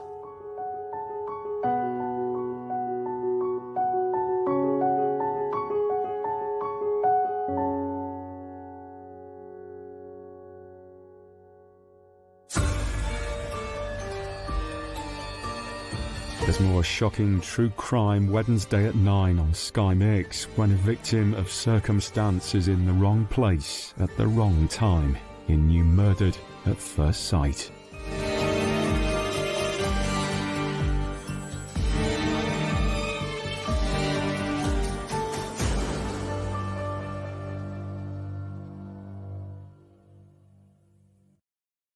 If you have been affected by any of the issues raised in this programme, help is available online at sky.com/viewer support.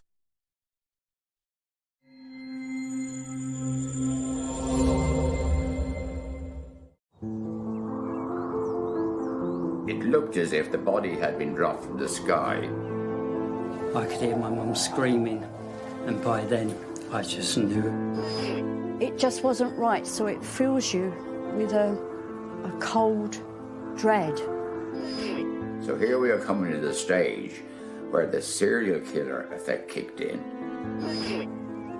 Early in the morning of the 28th of August 1981, a commuter discovered the mutilated body of a young girl dumped by the Thames in Windsor. Unable to pinpoint exactly where she'd been killed meant that finding the killer was like looking for a needle in a haystack. All the police knew for certain was that they were looking for a violent and sadistic individual who took pleasure in inflicting pain, and that he was likely to do it again.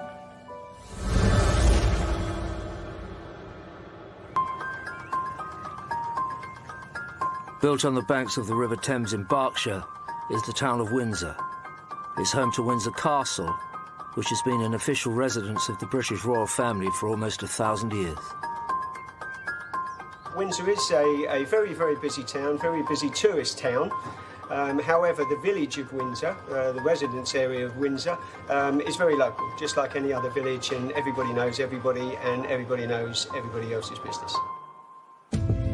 On a bright, sunny Friday morning in August 1981, Kenneth Linney of Thames Valley Police received a phone call, starting a case that would become a 30-year personal crusade.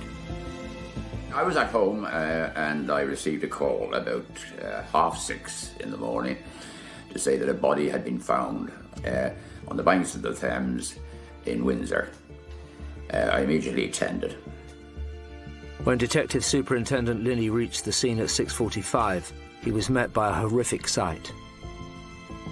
I arrived at Barry Avenue, where the body was in a face-down position, naked, that of a teenage girl, and it transpired that it was found by a man on his way to work. He immediately notified the police. I then made various phone calls and got other officers out to form an inquiry team and the uniformed officers to seal the area off, and from there it went on into a general investigation. There was no attempt to conceal the body, in fact, far from it. And one can only speculate as to the significance of this, but it could be that leaving the body in that condition to full public view might have been an additional twist to the humiliation of the victim. Houseboats moored just meters from the body were immediately investigated. All those boats were stopped from moving, and officers then started interviewing the occupants to see if they'd heard anything during the night. By 7 a.m. they had ascertained that no one had heard anything, and Detective Superintendent Linney continued organising the investigation. I notified then the Home Office pathologist. I then formulated a small incident room at Windsor Police Station until we had identified the body. It was very important to find out who this girl was. No girl had been reported missing in the Windsor area. Almost 13 miles away near Hanwell in West London, mother of 3 Carol Walterson made a worrying discovery about her 17-year-old daughter Claire. Went to wake her up and she wasn't in her bed, and it just wasn't right, so it fills you with a cold dread. A worried Carol went to work, whilst in Windsor the police investigation continued. It looked as if the body had been dropped from the sky due to the fact there was no blood or anything outside the basic body area. And bear in mind that there were severe wounds to the body. This was a problem for us. But we could find no forensic evidence as to where it was dropped from. The forensic team then went about doing a procedure called taping. Taping is done with sellotape to take any particles off the body. It's laid out then and sealed and used later on then for forensic report purposes. In the early 80s, forensic scientists could only compare and match fibre samples. So until they found a comparison, the tapings were sent to storage. Then a preliminary investigation was carried out by the pathologist at the scene. The wounds that were on the body could have been done in situ, where the body was found. But the body was definitely unconscious, if not lifeless, when it was laid on the footpath. The pathologist found that Claire's throat had been cut, and she'd been sadistically mutilated. It was too much, even for the most experienced of officers.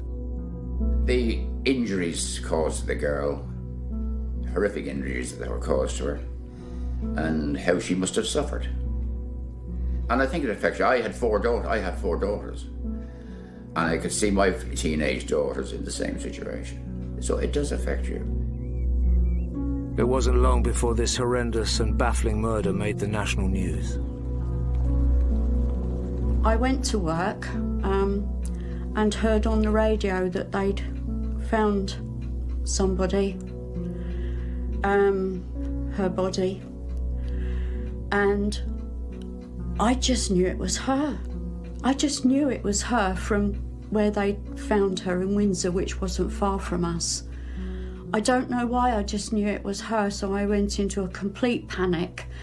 I phoned all the friends that I knew to see whether she was there. I phoned her work, and they were very cross that she just hadn't turned up. So I got home and went straight to the police station. Once Claire had been reported missing, police quickly made the potential link. The Metropolitan Police rang to say that a girl was missing from the Hanwell area. So we've notified them again, and officers came down and they identified the body.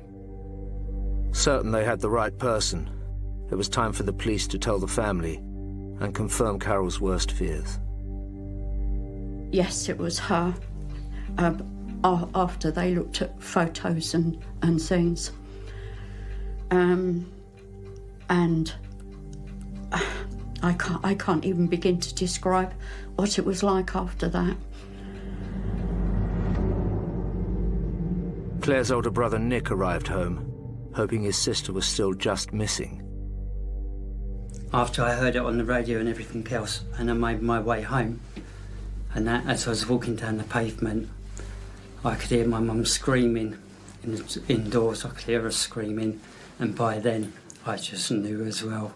And I think it was the police or someone that answered the door, and I think I just turned and said, "Is it?" or something, and they said, "Yeah." Thames Valley police officers wasted no time looking into Claire's background.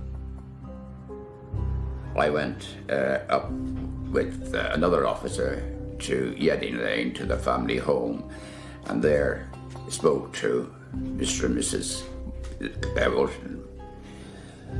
They, of course, were in a terrible state, and I then again got officers to sit with them and left them to mourn their fate. It was a terrible shock, because the girl was used to going out during the day, and she was a local girl, and was well liked by everybody in the district.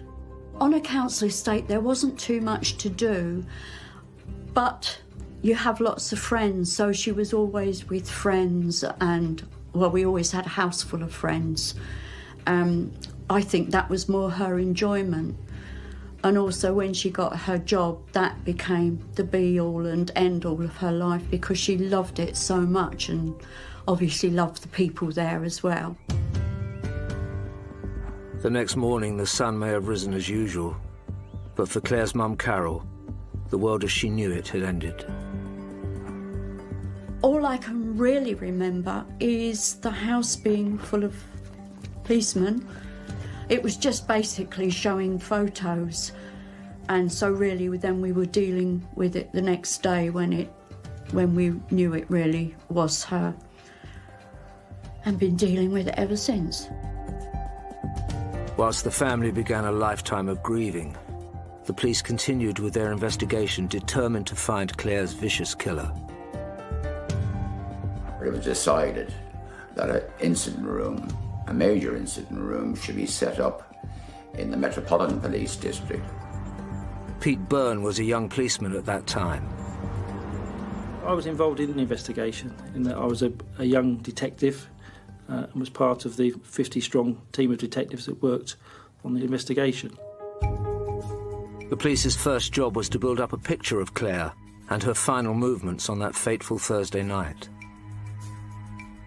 Claire was ironing, and we said, "Are you going out tonight?" And she said, "No." Me and Claire was just sitting in the kitchen having a chat, which was unusual really. We was having a good old chat and everything, and she weren't going out that night. And that, you know, but the funny thing was, I remember, God, we must be growing up because of the way we was talking to each other. But I don't know, she was staying in and that was it. But when we got home, she had gone out. She was 17, it wasn't a problem. But she was always in by 10 o'clock or abouts. But I thought 17, OK, it's 11 o'clock, you know. It's always the first time. But then when she didn't come home, couldn't sleep at all because it just wasn't like her. She'd never been away all night unless we'd known about it. But then I heard laughing outside and I thought, oh, she's home. So I went off to sleep. It didn't take long for police to piece together Claire's last night. On the Thursday evening, Claire had gone to see her boyfriend, who ran an amusement arcade on the Uxbridge Road at Ealing. She had left there around about 10 p.m. Normally, he would have given her a lift home, but they had a slight disagreement, and she refused a lift. So she walked along the Uxbridge Road in the direction of her home in Northolt. Her boyfriend did attempt to get her into the car, stopped, asked her to get into the car, but she refused. That sighting of Claire being spoken to by her boyfriend is the last known sighting of Claire alive. The boyfriend was immediately treated as a suspect. He said he went home then by 10:30 that night, but he was arrested on suspicion of murder. Even though the police had been left with no clues, could they have already managed to find the murderer?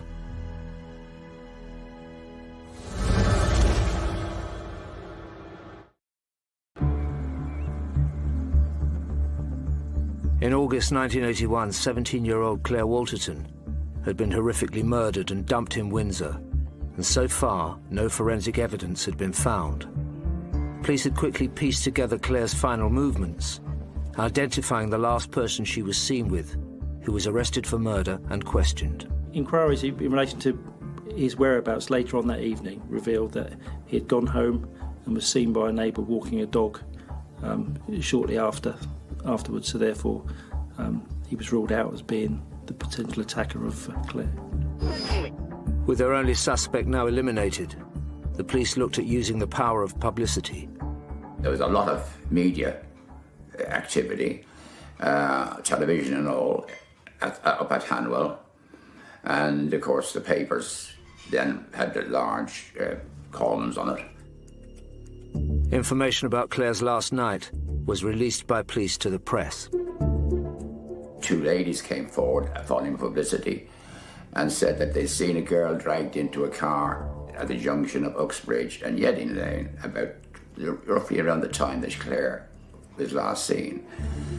They couldn't give any descriptions. All they could say was a dark-coloured car. Keen to get the most from their only lead, police weren't afraid to try experimental techniques. I resorted to hypnotists actually interviewing some of these people because we felt that if you can probably refresh someone's memory by that means, then, of course, we may come up with something that the person doesn't think of normally.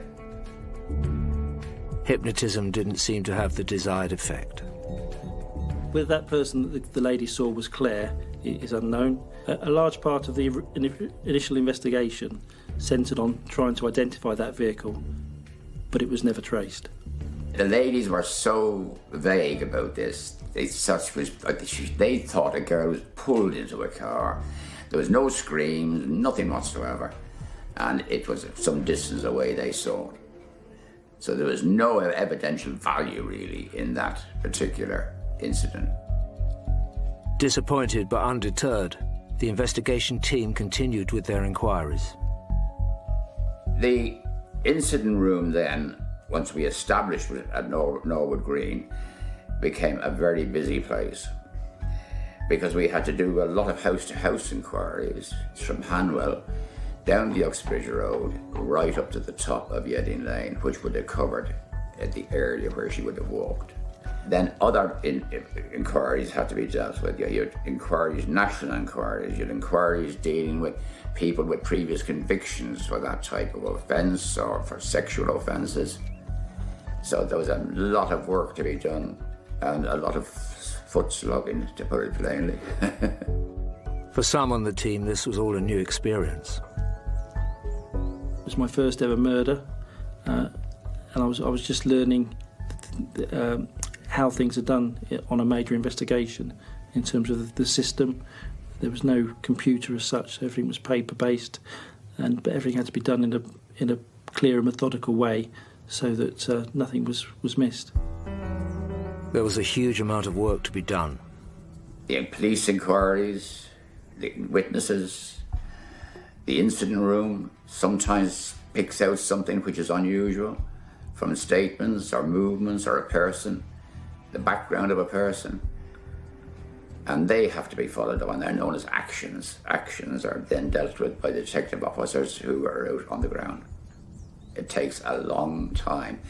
The average working hours during the day on an inquiry like that can be anything from 12 to 14 hours a day. Takes a lot of work. After months of fruitlessly investigating every possible avenue, police were getting desperate. Clairvoyance came forward. So many people came forward because it was a nasty murder. And the press gave it a lot of publicity. With nothing to lose, a clairvoyant was introduced to Carol and the family. She got in touch with them and they were clutching at straws. And she stayed for a couple of hours. But she kept saying things that Claire would have said, but Claire would never have spoken the way she was speaking, and she kept making out she was talking to her, which I found so upsetting, because if Claire was going to talk to anybody, she would have talked to me. Sorry. So, yeah, I had to ask her if she would go in the end, because she'd really overstayed her welcome. In the spring of 1982, over 6 months after Claire Walterton's mutilated body was discovered in Windsor, the police still didn't have a single lead. We tried everything, and with the result, of course, we didn't get anywhere. We had all our exhibits. They were put in storage in 1982. And then, as I say, I thought at that stage that we'll never solve the case unless, because of the sadistic injuries that were caused, were we dealing with the serial killer. It was a horrible thought. Claire's killer probably wouldn't be caught unless they killed again. This was someone who was really, really sadistic. And that was the type of person we were looking for. The mutilation, the clearly sexual nature of the crime, suggests that there's a distinct possibility that the individual would strike again. The failure to track down Claire's murderer was a big blow for everyone concerned. You have to remember what things were like back in 1981. DNA as an investigative tool didn't exist. There was no CCTV. Mobile phones were very, very rare, and automatic number plate recognition didn't exist. However, you can only do what you can do, and if all the normal lines of inquiry haven't produced anything, then unfortunately you have to be pragmatic, and the investigation is wound down. Well, it's disappointing that you like to get a result. You think of the girl lying on the pavement in Windsor, and it affects you. I don't care how hard anybody is, but it affects you. And it affected other officers at the time. The chilling thought that Claire's killer would strike again never left the officers involved in the case. And in December 1984, Detective Superintendent Linney received the news he'd been expecting for over 2 years. I had a phone call from officers over at Denham to say that they had found a body on the golf course. They told me that the body that they had was of a girl, naked and with horrific injuries.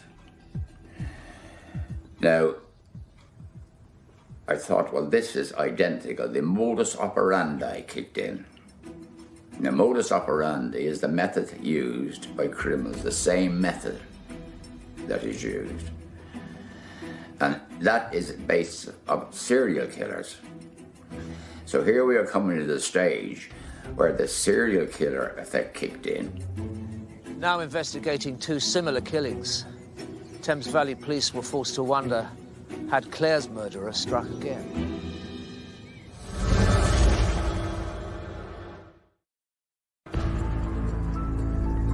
Just over 3 years after the unsolved murder of Claire Walterton in Windsor, a mutilated body of a woman called Deirdre Sainsbury was found dumped at a golf course in Denham. It was a discovery that grabbed the police's attention. The body found on the golf course had chilling similarities to the murder of Claire Walterton. As soon as I heard of this incident and the fact that it was identical more or less to the girl that was found in Windsor, Claire Walterton's name, of course, was there, printed all over it. A murder investigation was immediately launched. The police publicised the fact of the murder, and by chance, a man had seen Deirdre get into a vehicle on the South Circular Road in Richmond. That man had only recently read an article in the Reader's Digest which talked about the dangers of hitchhikers, and he had the presence of mind to recall the index number or registration number of the car that this hitchhiker had got into. It was a huge piece of luck.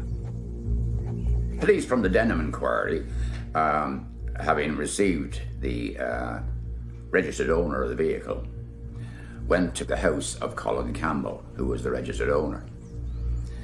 They searched his property and found in the garage the clothing from the girl found on the golf course at Denham. Police arrested and interviewed 37-year-old travelling salesman and keen amateur hockey player Colin Campbell. He admitted picking Deirdre up, stated that he chatted to her en route. In doing so, he gave his name, or his first name, and he felt, as he was getting on so well with her, he would try it on. He did. According to him, she retaliated and hit him, and then he hit her. But he stated he hit her so hard that she became unconscious. He stated he then panicked because he had given his name to her, and in a panic, he then hit her about the head with a hockey stick, which is in the back of his car. Campbell also admitted mutilating the body, allegedly to make it look like a maniac had done it. Convinced that there was a strong connection between Deirdre and Claire's killings, Detective Superintendent Linney went to see Campbell, hoping he might also confess to Claire's murder. He was absolutely so suave, so complete, answered everything that I asked. Windsor? Oh yes, he'd been to Windsor. He'd been everywhere that I mentioned.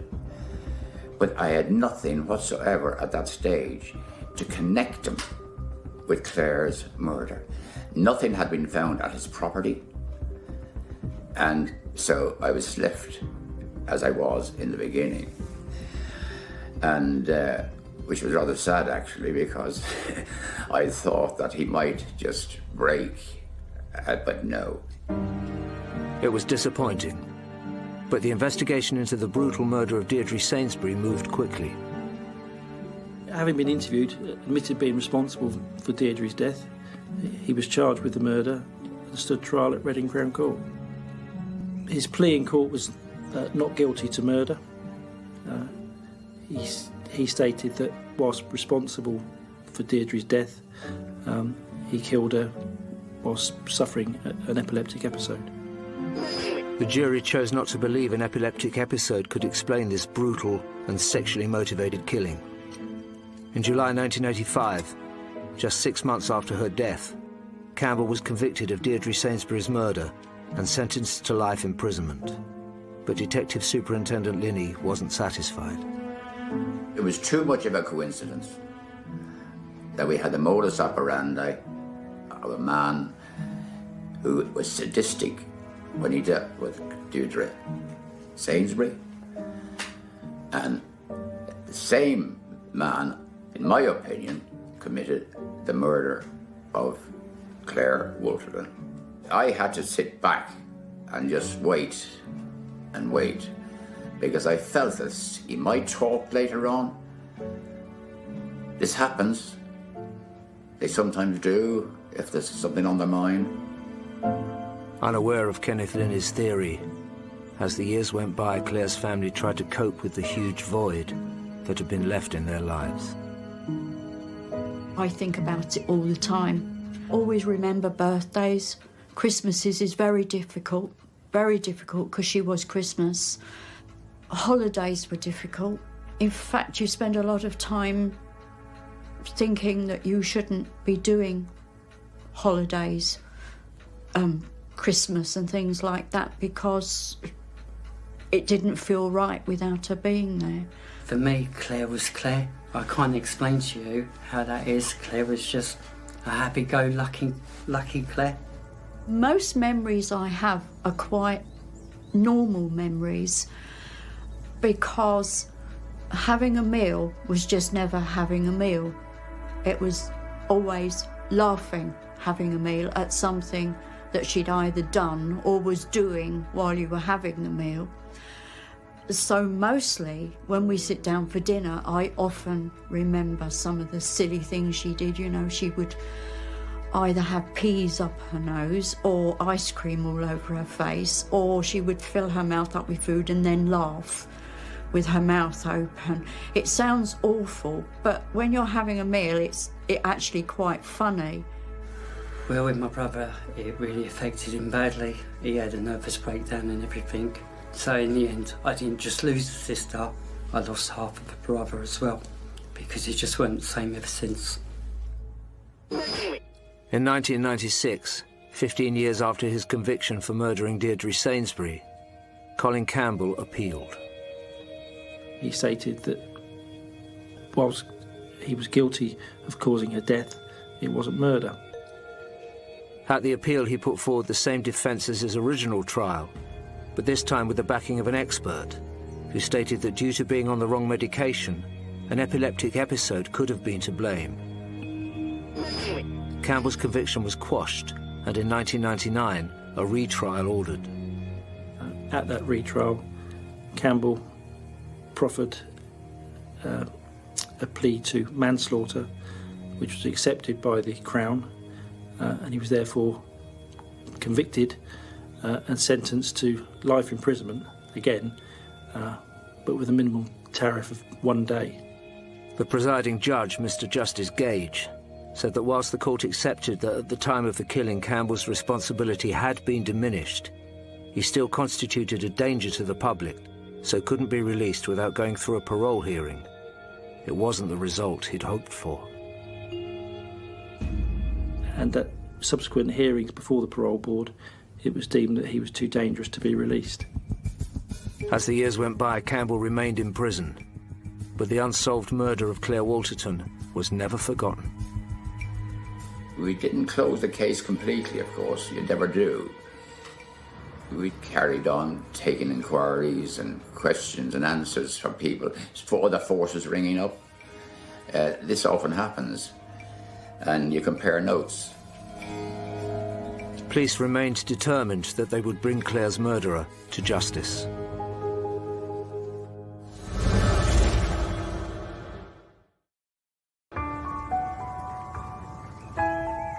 By 2011, the depraved murderer of Claire Wolterton still hadn't been found, although police did have their suspicions about Colin Campbell, who was in prison for the strikingly similar 1984 killing of Deirdre Sainsbury.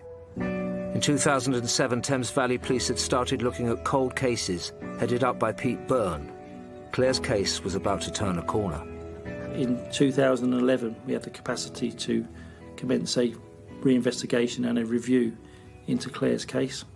What we were looking to do was to use advancements in forensic science in the intervening 30 years to see if we could potentially identify the person responsible for her death. What the review team found was to be key in moving the case forward. One of the items that we submitted for additional forensic work was the tapings. These tapings had been originally taken to potentially obtain fibres. However, we knew from other cases that had been investigated by other forces within the UK that now we could get DNA that had been captured from those tapings. The evidence was sent to LGC Forensics near Oxford for DNA analysis. Tapes were examined microscopically and small sections were cut out and submitted for DNA profiling. Pete Byrne contacted Kenneth Linney, who had retired, to tell him a cold case review was taking place. Which I was delighted about, because I thought something might happen or come from that. It didn't take long for the lab to come back with a result. A mixed DNA profile was obtained which appeared to be from Claire Waterton and from an unknown male. We used that profile of the unknown male to search the National DNA Database, and this identified a list of potential contributors. Colin Campbell was amongst those individuals. It was a name that was well known to everyone involved in the original 1981 case. The moment I saw his name, I knew that he was a convicted killer. So I was obviously really, really excited. The match to Campbell was strong, but it wasn't strong enough to guarantee a conviction. At that point, they were able to say it was a 1 in a million match probability. Whilst that's good, normally for DNA, it's a 1 in a billion match probability. A 1 in a million match probability meant that there could be up to 60 other individuals in the country who the DNA could belong to. 1 in a billion would mean it almost certainly came from Campbell. So we needed additional forensic work to take place, which involved using a professor of genetic statistics from UCL College in London. That was going to take time, and also we were doing additional tests on other tapings that had been recovered from Claire's body. In 2011, having been in prison for 26 years, Campbell was coming to the end of his sentence for what was now the manslaughter of Deirdre Sainsbury. Campbell was a Category D prisoner, which meant he was allowed access out into the open, and obviously it was a potential danger to members of the public, the fact that this man potentially now was a double killer. So we had to make contact with the prison service, get him recategorised so that he was sent back to a closed prison. Finally, after months of waiting, there was news from UCL College in London. We had work completed by this professor of genetics who was able to say that the match probability, in his opinion, was 1 in a billion of Colin Campbell being the donor of the DNA found on the tapings. The news meant that Kenneth Linney's original hunch in 1984 about Campbell had been right. When I found out that Colin Campbell had been identified through DNA as being identical to a person's hair, his hair, which had been found on the tape taken at our mortuary, I was delighted. On November the 27th, 2012, 31 years after Claire was killed, Colin Campbell was arrested. Police decided to question him. Campbell showed no remorse whatsoever, and I got the impression that he felt that he was a victim, in as much that he had epilepsy, it had been wrongly diagnosed, he'd been given the wrong medication years ago, and it's other people's fault. My lifestyle meant that the way I was, I wasn't averse to being friendly with the lady. Yeah. I may well have known a series of ladies. Okay. Claire may have been one of them. No, I don't. She looks like any girl I may have played hockey with. She looks like any girl I may have met through work. Okay. Actually, she looks like a happy person, and I'm glad about that. No, I don't recognise her. Okay, thank you very much. That's not to say I never ever knew her. I just don't remember her. To my mind, had you committed that horrendous act against Claire, you would have known what you'd done and you'd remember it. But he was almost blasé about the fact, well, I can't remember what I was doing. We consulted with the Crown Prosecution Service. They agreed that Campbell should be charged. He was charged. Once Campbell was charged, it was time to inform Claire's family.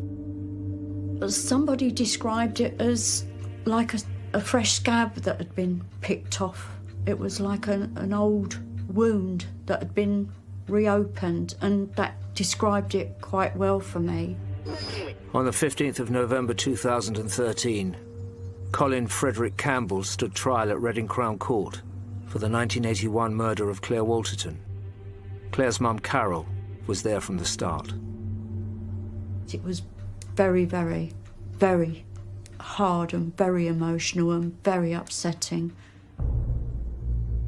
Colin Campbell entered a plea of not guilty. Campbell couldn't run the defence that the epilepsy was the cause of his actions which resulted in Claire's death.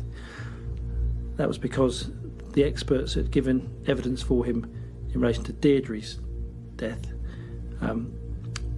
weren't happy to say that epilepsy could be responsible for two homicides. Claire's mum, Carol, had her own way of dealing with the grisly details of the case.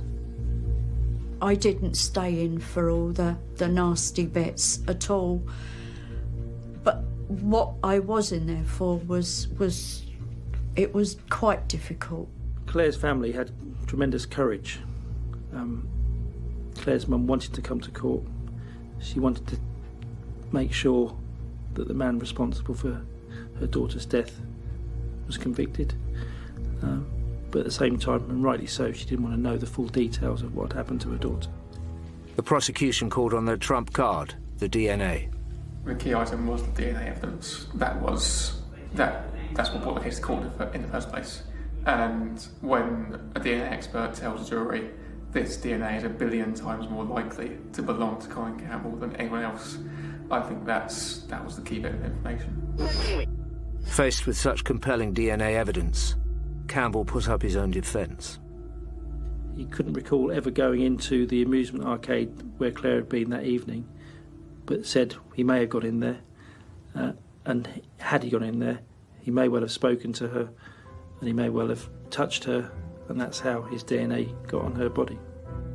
What was interesting was that the taping that from where the DNA was obtained was marked as being taken from Claire's buttocks, so therefore the fact that he was potentially saying was innocent contact made that extremely unlikely. The defence were, if I recall, trying to sort of blur the lines a little bit and discredit the DNA, but I think when you say it 1 billion times, that's pretty damning.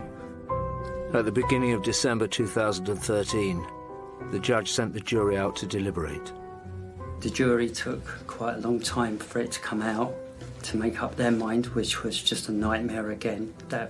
You don't realise how much that is chewing you up inside and how much tense you are. And that. After 3 excruciating days, the jury came back, and Campbell was convicted of murder. A few days later, the sentence followed. The judge, Mr. Justice Spencer, stated that only Campbell would know the true circumstances in which he came to pick up Claire Walterton that Thursday night in 1981, but that he was certain he did it with the intention of sexually assaulting, mutilating, and ultimately killing her. Colin Campbell was sentenced to life imprisonment for the murder of Claire Walterton. He must serve a minimum of 24 years. By that time, he'll be 90 years of age. For Claire's family, it was a bittersweet moment. I started to get fed up with people going, oh, now you'll have closure, because you don't have closure. She's still gone. She still went through something that was horrible. I mean, I really do say I am really pleased that they got him, but having it all raked up again was really difficult. What he got and everything else weren't even long enough, as far as I'm concerned. He took a beautiful life away. a beautiful life, somebody who was just coming into being a girl, a woman.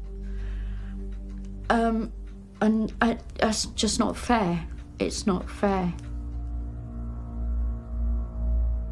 Kenneth Linney, who had been involved from the very beginning, was there to hear it all. The judge, of course, made it quite clear to him when he sentenced him that he wasn't going to get away with the epilepsy excuse that he gave before. They couldn't produce any witnesses to say that it was epilepsy. And the judge made a comment that if the Court of Appeal had known his background, he mightn't have had his sentence squashed. And it was nice to know that he was convicted and rightly sentenced to a long term. He will never be released from prison.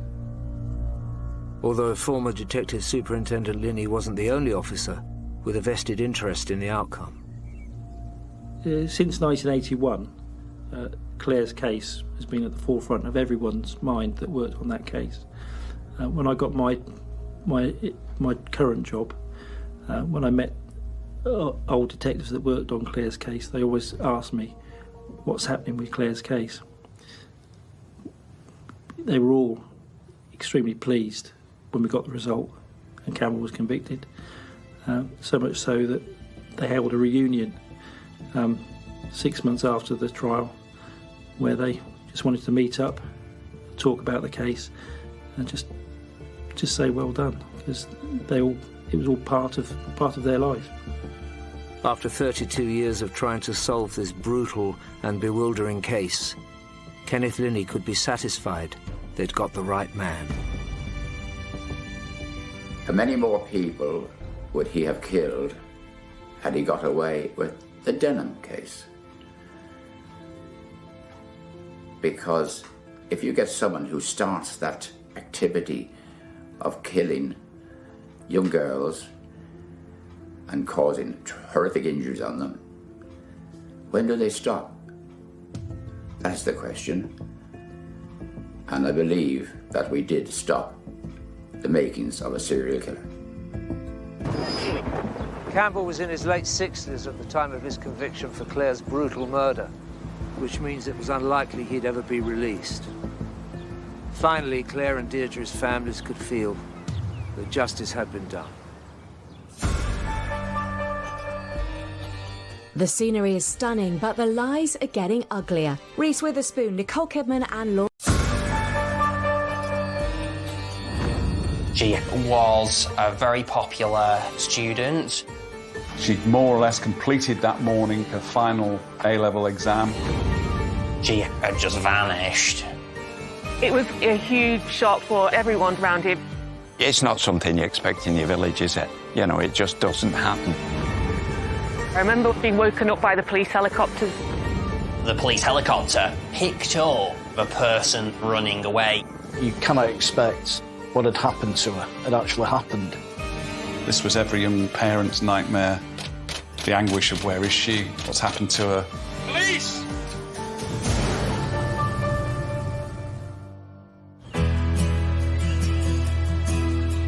On the outskirts of Wigan lies the quiet and peaceful village of Orrell. Orrell is a really nice place to live. It's pretty quiet. We've got everything we need on our doorstep. We have loads of local shops. We have butchers, newsagents, coffee shops, craft shops. So we are very lucky around here. It's a lovely place to live. I'd say it's one of the more affluent parts of Wigan. There's kind of a lot of wine bars and coffee shops.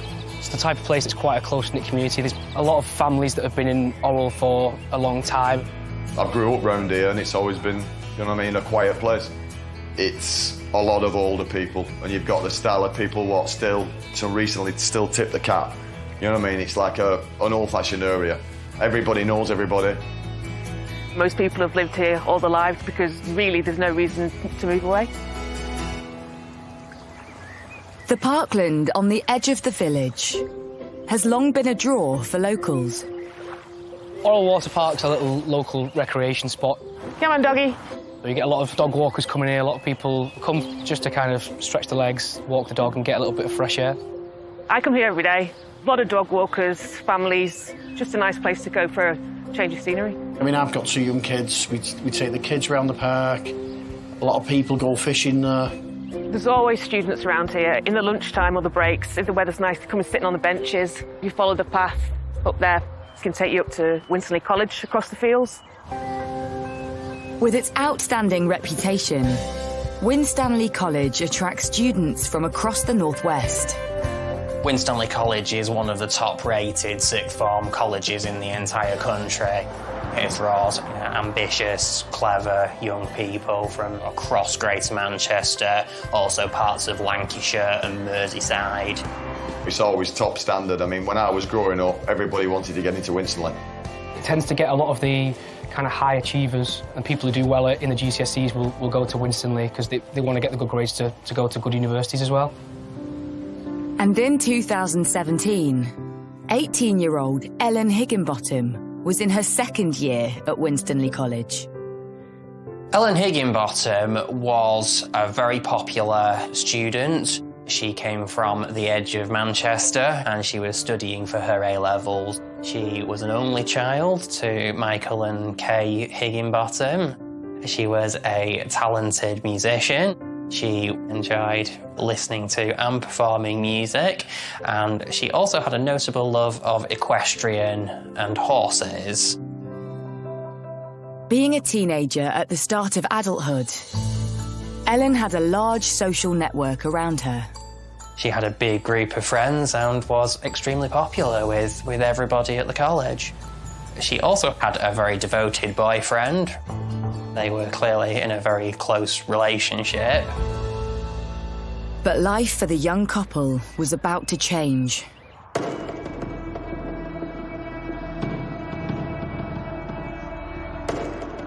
It was a very pleasant summer's afternoon.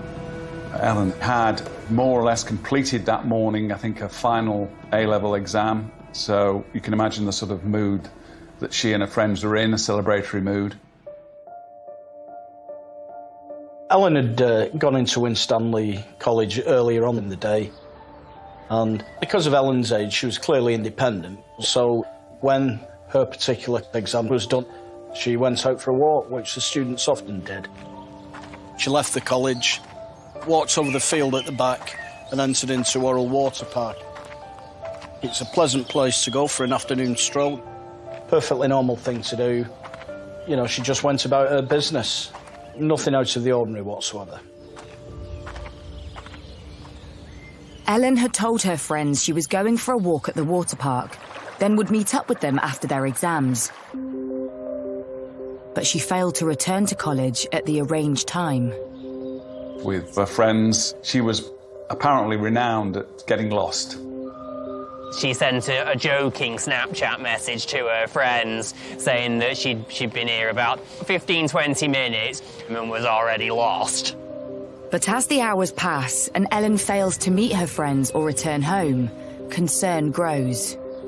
It was becoming clear in the afternoon. She'd not made contact with any friends or family. She'd never been missing before, so it was unusual. Had Ellen wanted some time alone? Had she got lost? Or had she met up with someone to celebrate after her exams? With her disappearance so out of character, her boyfriend organises a search for Ellen across the area. A number of close friends and relatives travelled up to Oral and actually took to the streets asking people if they had seen her. Her family conducted their own inquiries and search as you would. They'd be thinking things like, has she fallen and got hurt or something of that nature. News of Ellen's disappearance quickly spreads amongst the local community. Word gets around very quickly and there were scores of messages being posted on social media asking people to look for Ellen. Facebook and Twitter was going off quite a lot. I mean, I'm only a couple of years older than she would be, so there was a lot of people who I knew that actually didn't kind of know her as well, and I can remember when she was missing, everyone being in fear. Young people going missing. It's something that does cause a great deal of concern in the communities. It tends to trigger a bigger response because they tend to be more vulnerable. But as the afternoon turns into evening, there's still no sign of Ellen. By the evening, Ellen's friends and residents in the Orrell area were extremely concerned. It really struck a chord that a young woman of her age had just vanished. When it became clear that they couldn't locate her, that's when police were contacted, which was around about 7:20 in the evening. Her dad rang to police saying that his daughter hadn't come home from college, hadn't come back at the expected time, and it was extremely out of character. Police take over the search for Ellen, and Detective Superintendent Howard Millington is made the senior investigating officer. There are set what we call golden hour tasks to do. You know, has the person been injured and taken to hospital? So you check with local hospitals, check with family and friends, that kind of thing.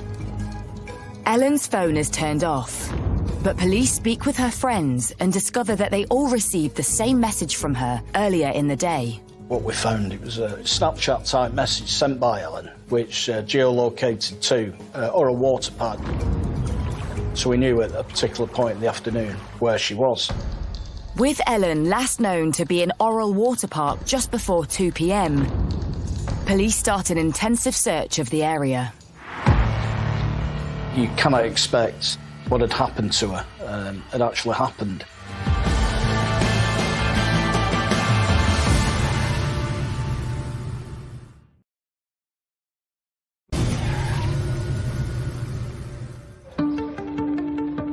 In the peaceful village of Orrell, concern is rising for the welfare of 18-year-old student Ellen Higginbottom after she seems to have vanished into thin air. It would appear from messages retrieved from her friends' phones that she'd arranged to meet up with some of her friends in a post-exam, you know, letting hair down type of afternoon. The college student had gone for a walk after finishing her final exam and was due to meet up with friends to celebrate. But she never turned up, and her phone is switched off. Local reporter Andrew Knoll finds himself at the centre of a developing story. We do report on missing people fairly regularly. It's something that people are very keen to share and engage with. On the Friday evening, I remember a lot of people messaging on those, expressing concern about what was happening with Ellen, asking me for information, asking me what I'd heard about it, what the police had said about it. As the night draws in, there is still no sign of Ellen. Her worried family desperately cling on for hope. This was every young parent's nightmare, the anguish of where is she, what's happened to her. You think that your child has, you know, worked hard, got through the exam period, fully entitled to go off and let their hair down on a summer's afternoon. And, you know, the anxiety of sitting exams that all parents and all students feel is as nothing compared to what poor Ellen's parents will then have gone through. Ellen had been at Orrell Water Park at 2 p.m. So police focused their attention on the surrounding area. Detective Superintendent Howard Millington oversaw the investigation. So clearly the inquiries did focus on searching the area around Orrell Water Park. Although you've got to focus on where you think that person may be. It's important as a detective to keep an open mind so we don't get what we call confirmation bias creeping in and start to focus on the wrong things. As night falls, police swarm the village and parklands in a desperate attempt to find Ellen. On that Friday night, a huge operation swung into action to try and find Ellen. I remember there was quite a police presence in the area. There was police everywhere, so everyone knew there was something going on, but obviously didn't know exactly what it was. After midnight, the police are left with no option but to take to the skies to search the surrounding fields and parkland. I remember when I was being woken up by the police helicopters in the early hours of the morning. It's got thermal imaging and very high quality resolution cameras to search for people who may be missing and at high risk. As the helicopter scans the ground below, suddenly something shows up. The helicopter discovered a heat source. It was in a farmer's field adjacent to Orrell Water Park and some woodland. The police helicopter, it picked up a heat source of a person that was running away. Could this be Ellen? Had she become lost or hurt herself? The helicopter crew direct the officers towards the heat source. The officers came down this path and closed in. At that particular time, there was some kind of standing crop into the field, probably around about 18 inches high. The search team move into the crop field, and they quickly make a shocking find. Tragically, the body of Ellen was discovered.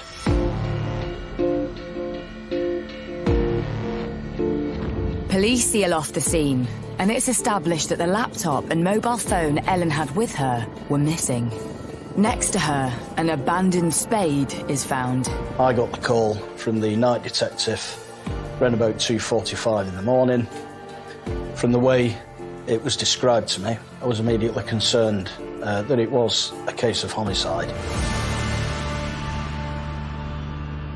On the Saturday morning, Greater Manchester Police had launched a murder probe. And the immediate, urgent appeal for information was to be put out there through the press. Greater Manchester Police are appealing for information after the body of missing student Ellen Higginbottom was found in Orrell Water Park in the early hours of the morning. It was a huge shock for everyone around here because it's just such a quiet place, you know, and there aren't normally bad people about. It's not something you expect in your village, is it? You know, it just doesn't happen until you wake up one morning and some poor girl's lost her life. I mean, I've got kids myself, I've got a little girl myself, and I really was, I mean, all the family was, everybody around here was shocked. It was very scary, you know, I've got grandchildren, and you think that that young girl, what she went through, you know, what she had to deal with in that situation must have been horrendous. It's quite scary for everyone. You know, there's a lot of people walking dogs around here and just using Orrell Water Park, so the fact it was done in broad daylight in such a severe manner, I think, was what kind of shocked people a lot. Since the early hours, Detective Superintendent Howard Millington has been at the scene. Well, clearly, the main community concern is there a potential for another offence? You know, this is a horrific crime. You know, nobody's been yet arrested. What are the police doing about it? Around about 4 o'clock in the morning, I'd actually deployed to the scene. My priority then was making sure that all the evidence that we could preserve at that time had been, and facilitate detailed searches with a view to apprehending the offender as quickly as possible. With the crime scene secured, and forensic searching for anything that could catch the killer, this popular beauty spot is suddenly put under the microscope. I came down to Orrell Water Park the morning after Ellen Higginbottom's body had been discovered. It was here the police had a line of tape and an officer was standing there. There was no public access beyond this point. I remember the park actually being fairly quiet for a Saturday morning in the middle of summer. Word had obviously got out. When I came out with the dog in the morning, I saw the police forensics, all the white gear. There was a sense of alarm and numbness, I something in the area. The murder investigation is ramped up, and police launch an appeal to the public. There wasn't an immediately obvious suspect, and so my media strategy was tailored around that. It was to include an appeal for information, to try and identify any as yet unknown witnesses or intelligence, to generate those kind of lines of inquiry. Police need to establish who could have possibly wanted to cause harm to Ellen and why. With her phone and laptop missing, could this have been a robbery gone wrong? Or was it somebody closer to home? I had several working hypotheses. Is this somebody in dispute with Ellen? You know, who'd she been in contact with? Was there anything we didn't know about Ellen that we needed to know? Anybody in conflict with her? Looking at computers belonging to Ellen, her phone, were there any communications with people we didn't know about? Well, the reality is, stranger attacks are extremely rare. The sad fact is that most people who are victims of homicide are actually killed by somebody who's known to them. Suddenly, Ellen's friends and family are put under scrutiny. The majority of murder victims are known to their killers.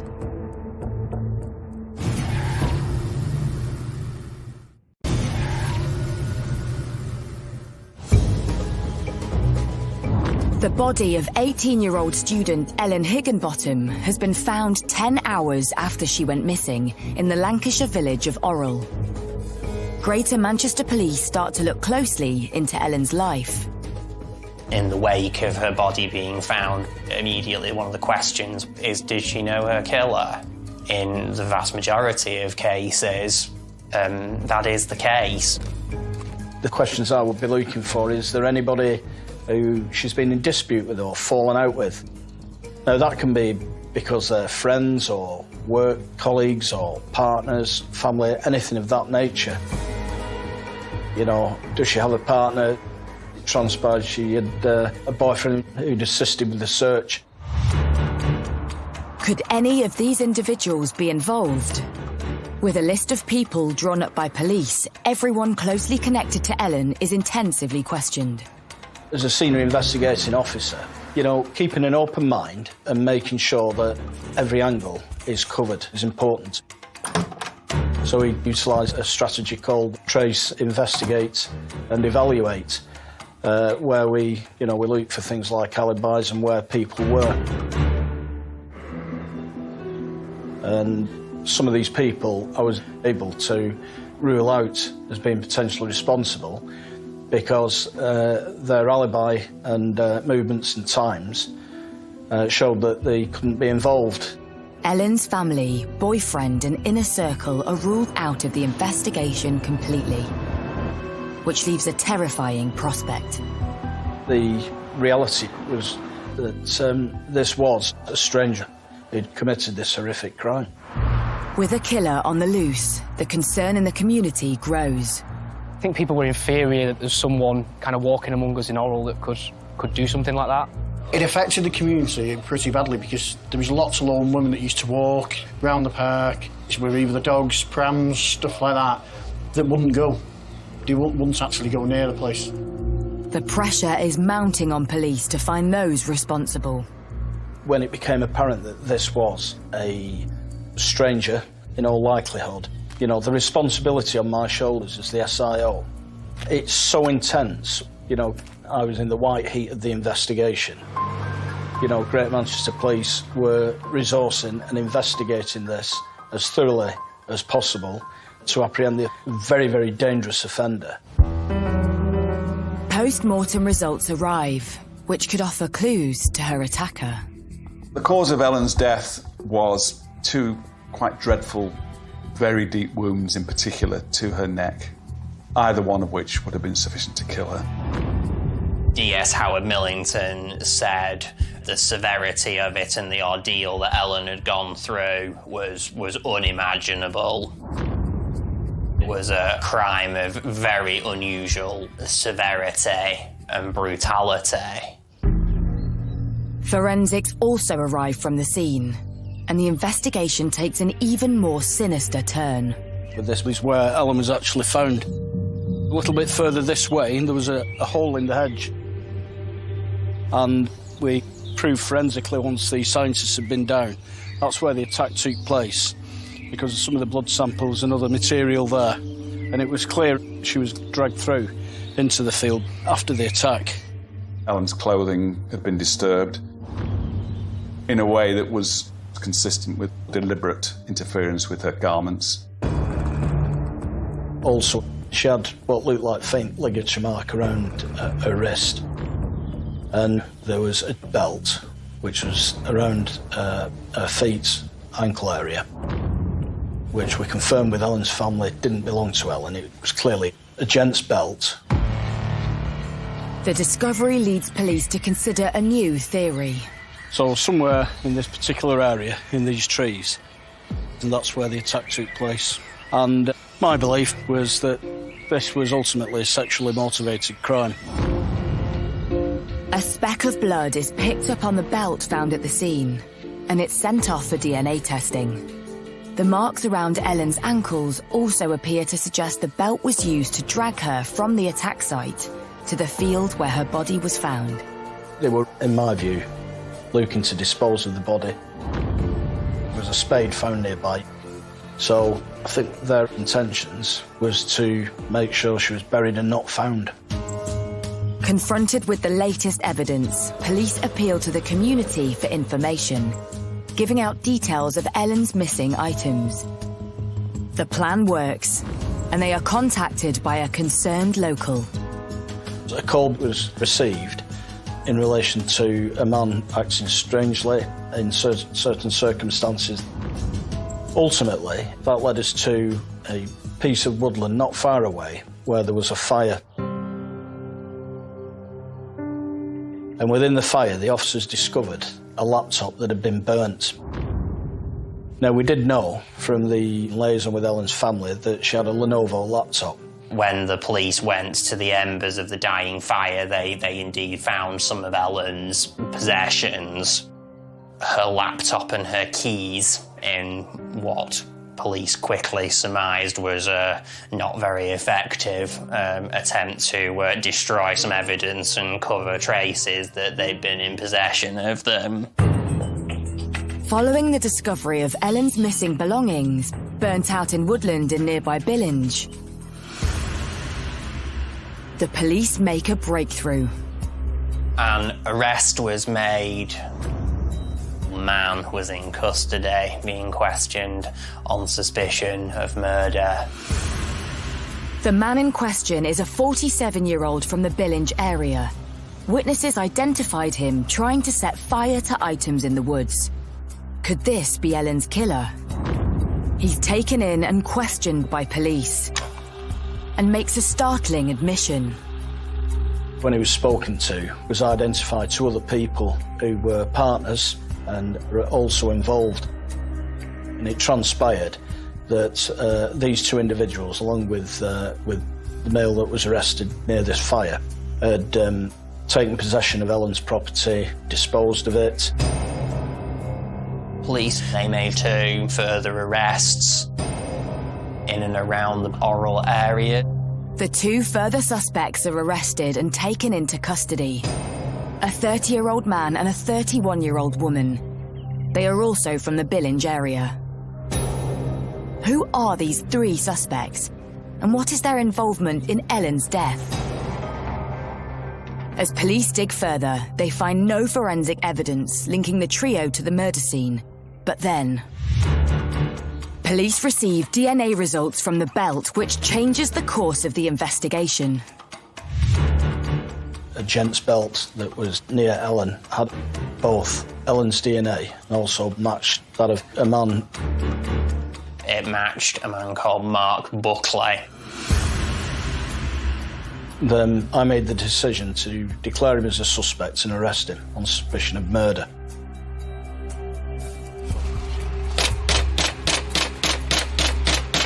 Police! You're under arrest on suspicion of murder. You do not have to say anything, but it may harm your defence if you do not mention when questioned something you're later align in court. Anything you do say may be given in evidence. Would you like to make any response to that?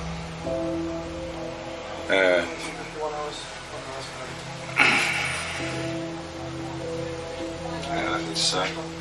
Pardon? Anything to say to that? Can you let me? Yes, have you got keys on you? Or are the keys? No. Are the keys are there? Are they right? Okay. Well, we'll secure your property for you. Don't worry about that. Police now have 4 suspects in custody. We're going to take you back to Greta Mansion now for questioning. But what is the connection between Mark Buckley and the trio who were accused of disposing of Ellen's belongings? Could Ellen's murder have been a group attack? Officers delve into Mark Buckley's background. Mark Buckley was 52 years old. He had been staying with his mother in a nearby address. He did have previous convictions, but nothing that would have particularly flagged up that he was about to go out and commit this kind of offence. He'd been arrested over an arson incident in which he'd set fire to a neighbour's car. There were a couple of other minor matters on his police record. A fray was one of them, but absolutely nothing on this sort of scale or severity. Despite the forensic evidence against him, Mark Buckley denies any involvement with Ellen's murder. But police uncovers CCTV evidence, which shows Buckley heading towards Oral Water Park just after 1 p.m. We managed to track some of his movements, and what that did show, he goes out in the early afternoon, and it was very warm on that day. He was wearing quite a heavy coat, long trousers, and he had like a green shopping carrier bag. And as he's going out, that looks fairly empty. We then see from the same camera Buckley coming back sometime later. When he comes back, this bag is clearly full. He's no longer wearing his coats, he's just wearing a vest, and he's just wearing shorts.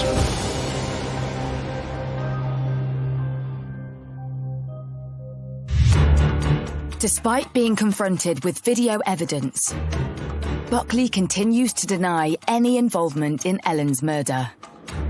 But then the other suspects in custody start to speak.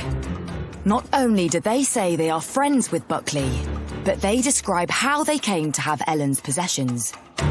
Transpired that Mark Buckley had been to the 3 offenders. He had passed on a rucksack with items including a laptop and keys that he'd stolen from Ellen. He had also sold on her mobile phone to one of them as well. With the evidence against Buckley mounting up, he finally cracks. When he was questioned by detectives, Buckley, in the end, confessed fairly quickly to killing Ellen. Mark Buckley is charged on suspicion of Ellen Higginbottom's murder, while the other 3 suspects are charged with perverting the course of justice in knowingly disposing of evidence.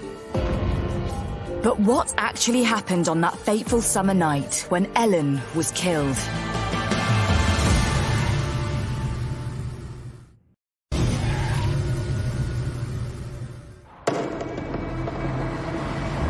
"52-year-old Mark Buckley has been charged with the murder of 18-year-old student Ellen Higginbottom, after he admitted to police that he was the man responsible." Mark Buckley did admit that he killed her. He said hello and then dragged her off the path. Didn't give any explanation, clearly didn't want to admit any sexual elements. He was fairly quickly contrite as to the killing itself, but he always maintained that there was no sexual activity or sexual motivation behind his crime. After Mark Buckley allegedly sold on items stolen from Ellen after the murder took place, attention turns to the other 3 suspects from Billinge, 2 men aged 47 and 30, and a 31-year-old woman. 3 other people were on charges related to assisting the offender or involvement in the crime. They were charged with perverting the course of justice in that they got rid of evidence and handling the stolen laptop.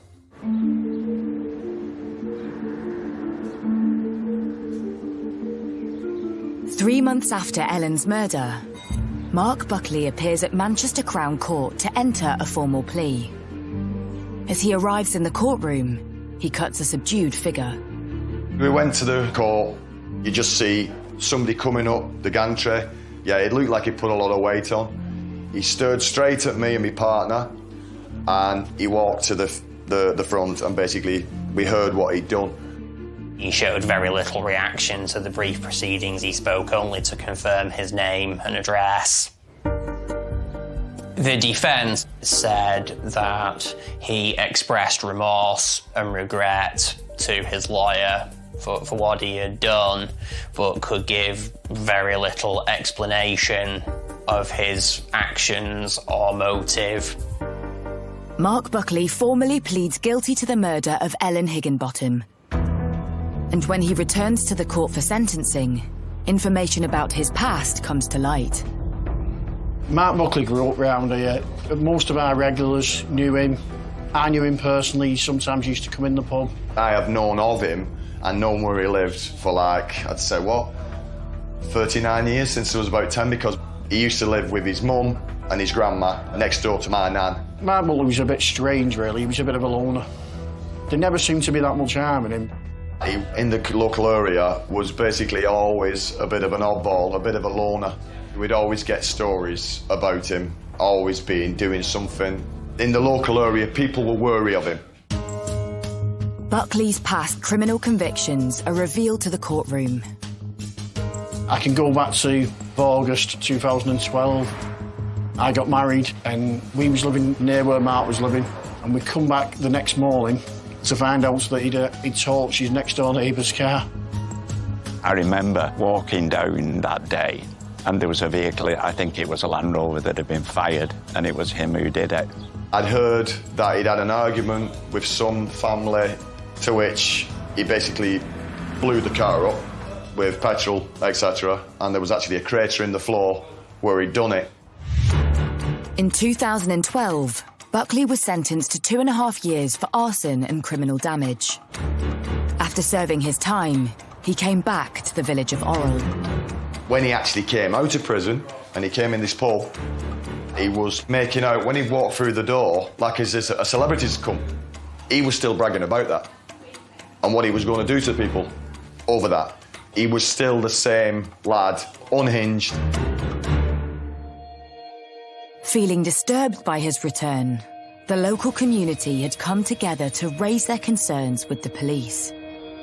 People were basically scared of him coming in the area. As a result, police relocate Buckley to nearby Preston. But despite this, the court hears how he still found a way of returning to his childhood village of Orrell. I honestly believe that he was saying he was coming to see his mother, but not making out that he was staying over here. So the Preston flat what he had was vacated, and then he was coming here, staying with his mother for 3, 4, 5 days sometimes.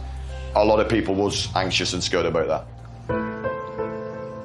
Tragically, the community's fear and suspicions around Buckley come into fruition on the morning of the 16th of June, 2017, when Buckley enters Orrell Water Park at 5:30 a.m. Buckley had been in the park probably from almost first light that day. Early morning dog walkers recall seeing Buckley. Mark Buckley, police discovered, had been in the area for quite some time. He had been scoping out the area on the Friday.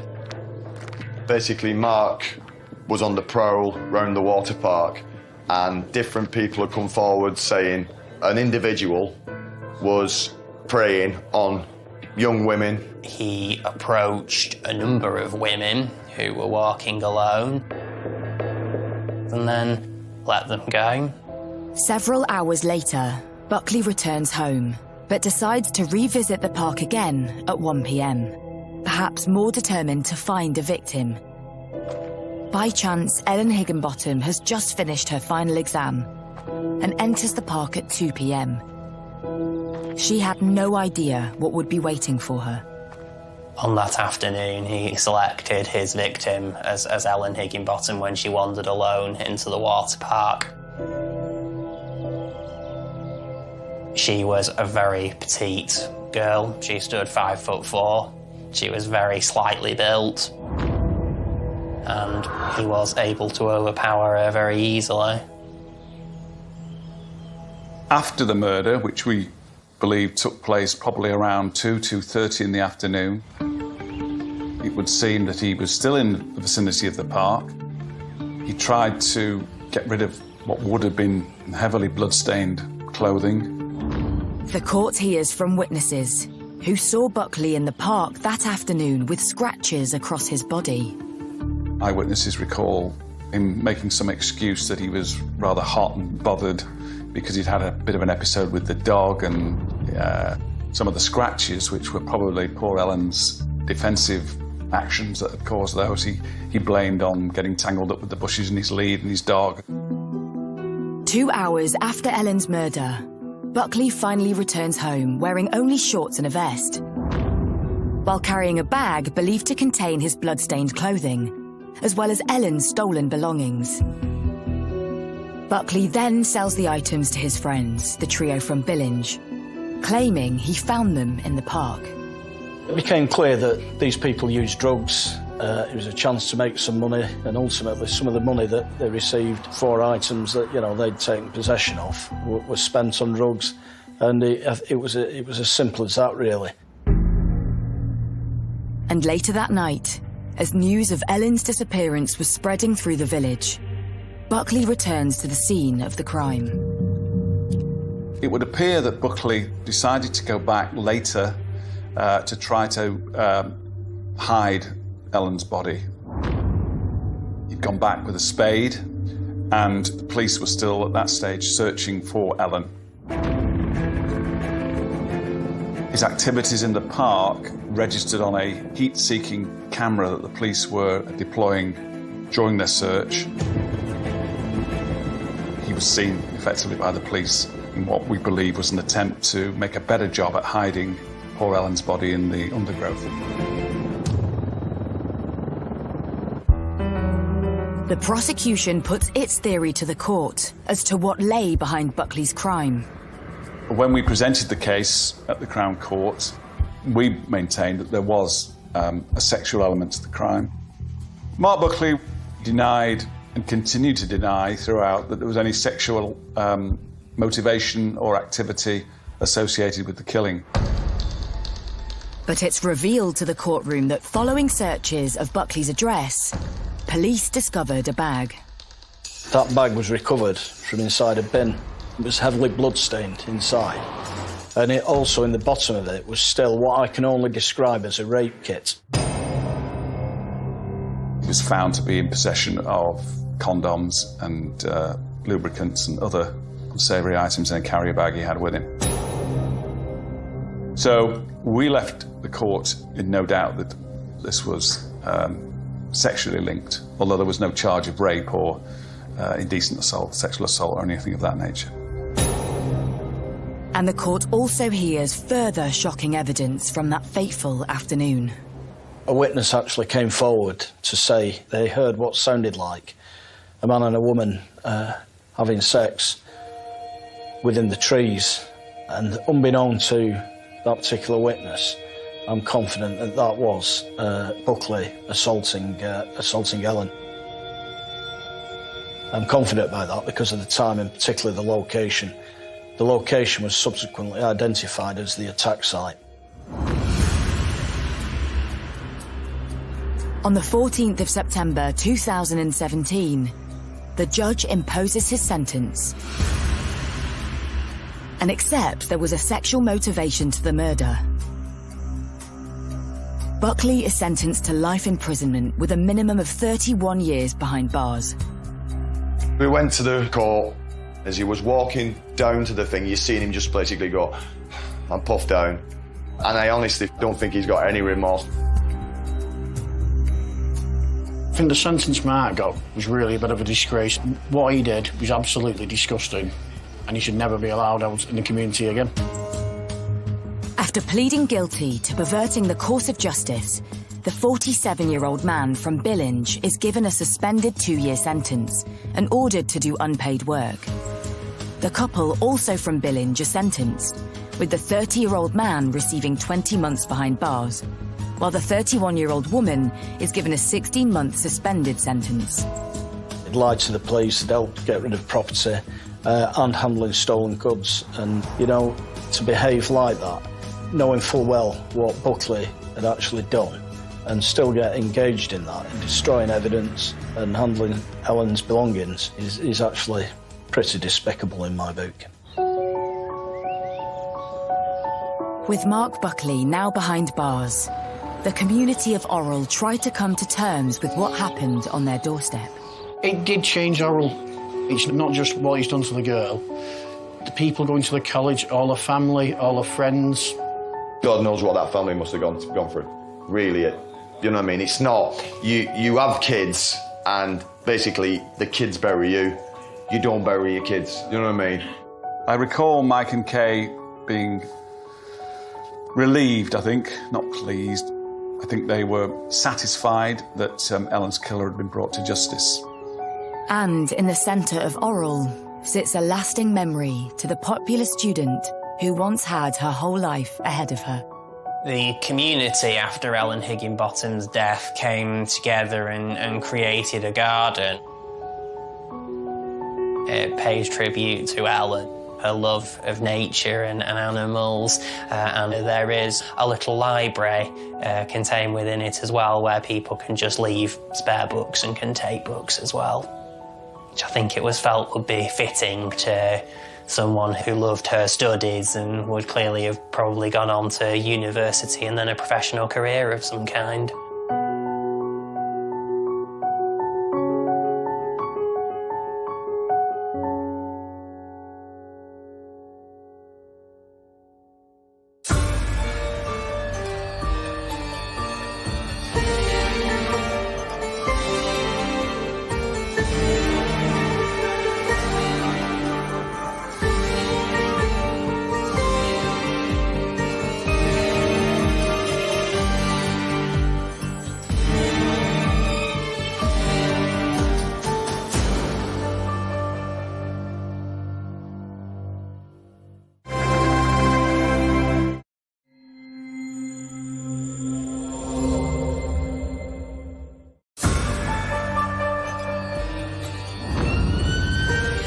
When police arrived at the scene, they found a body of a woman that had been badly beaten. She had numerous injuries, more than 20 in total, mainly to her head. She was covered in blood. It was a shocking sight. She'd been battered to death. It looked like there'd maybe been a burglary. The house had been ransacked. The fact that this has happened in broad daylight, at a time when people are taking their children to school, it strikes fear throughout everybody. A lot of people are scared living around here. You just can't believe that it's happened. The big fear is that our community is then under threat.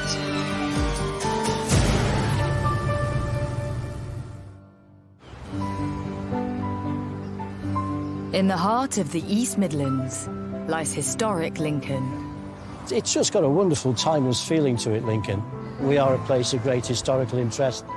We've got everything, castles, cathedrals. There's a great many medieval churches, and there's a great waterway in the centre as well, the Brayford, established by the Romans.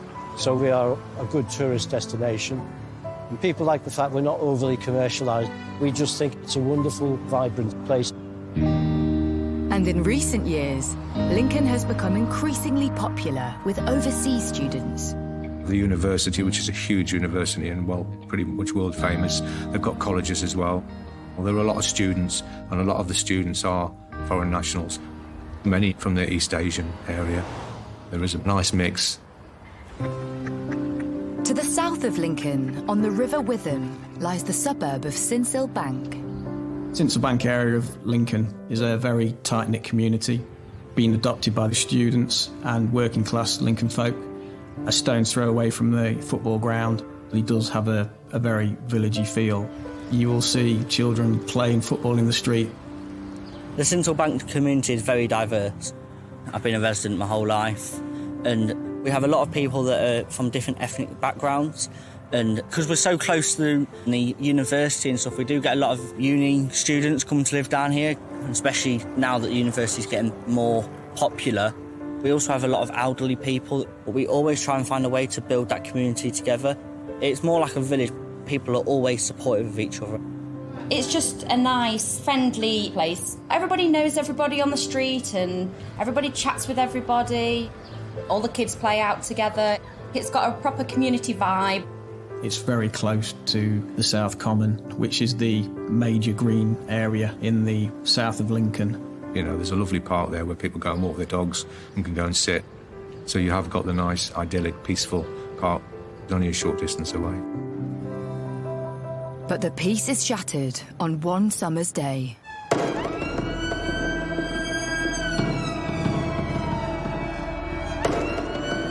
At 12:20 p.m, police are called to an address in Sincil Bank. When police arrived at the scene, they found a body of a woman that had been badly beaten. She had appeared to have been beaten with a blunt object. The crime scene is secured. The police came, they cornered off the streets, we weren't allowed anywhere near houses and stuff. No one really told us what happened.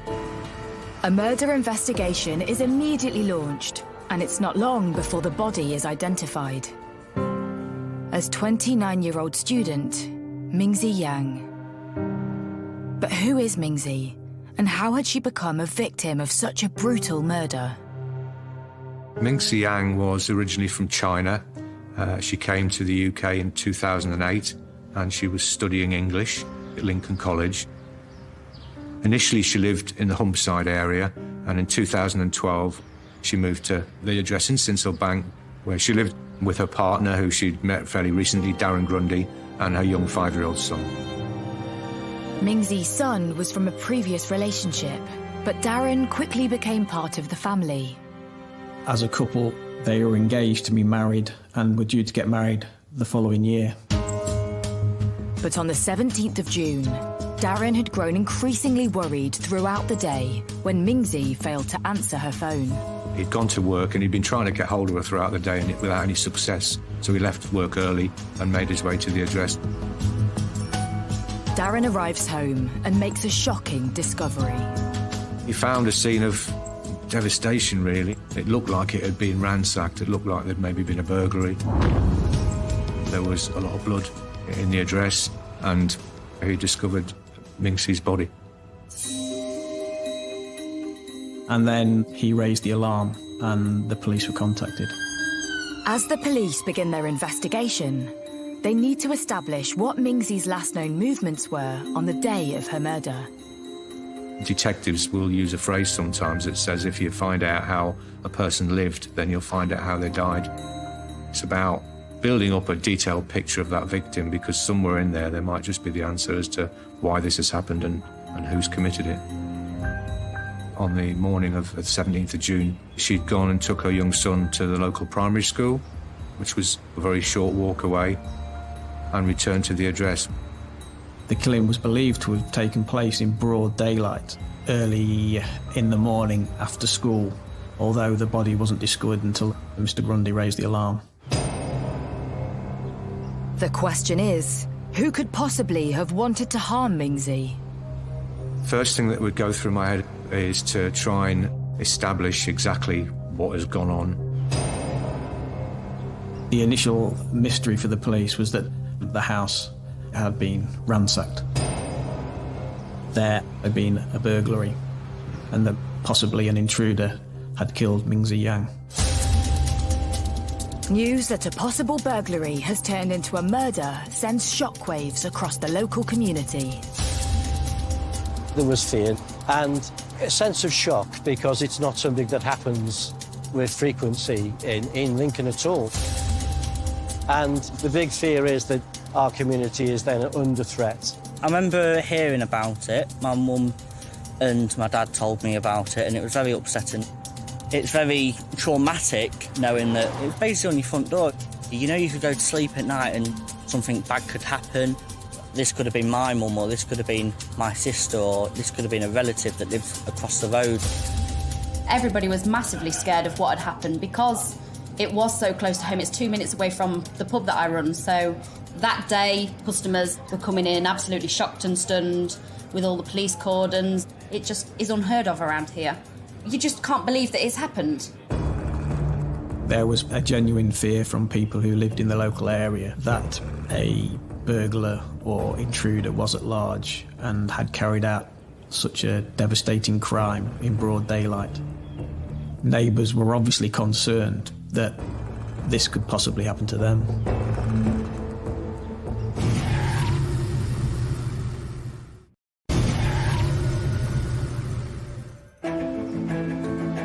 In the Lincoln suburb of Sincil-Bank, the community is shocked to hear of the murder of 29-year-old mum, Mingzi Yang, who has been beaten to death in her own home in what looks like a robbery gone wrong. She was a local student. She'd got a child. We just couldn't believe that somebody like her had been killed. And the fear on the streets is growing. A lot of people were scared of living around here, knowing that something really bad's happened, and it's on your front door. The first feeling is one of shock, and then wanting to know really what had happened, was the public at risk.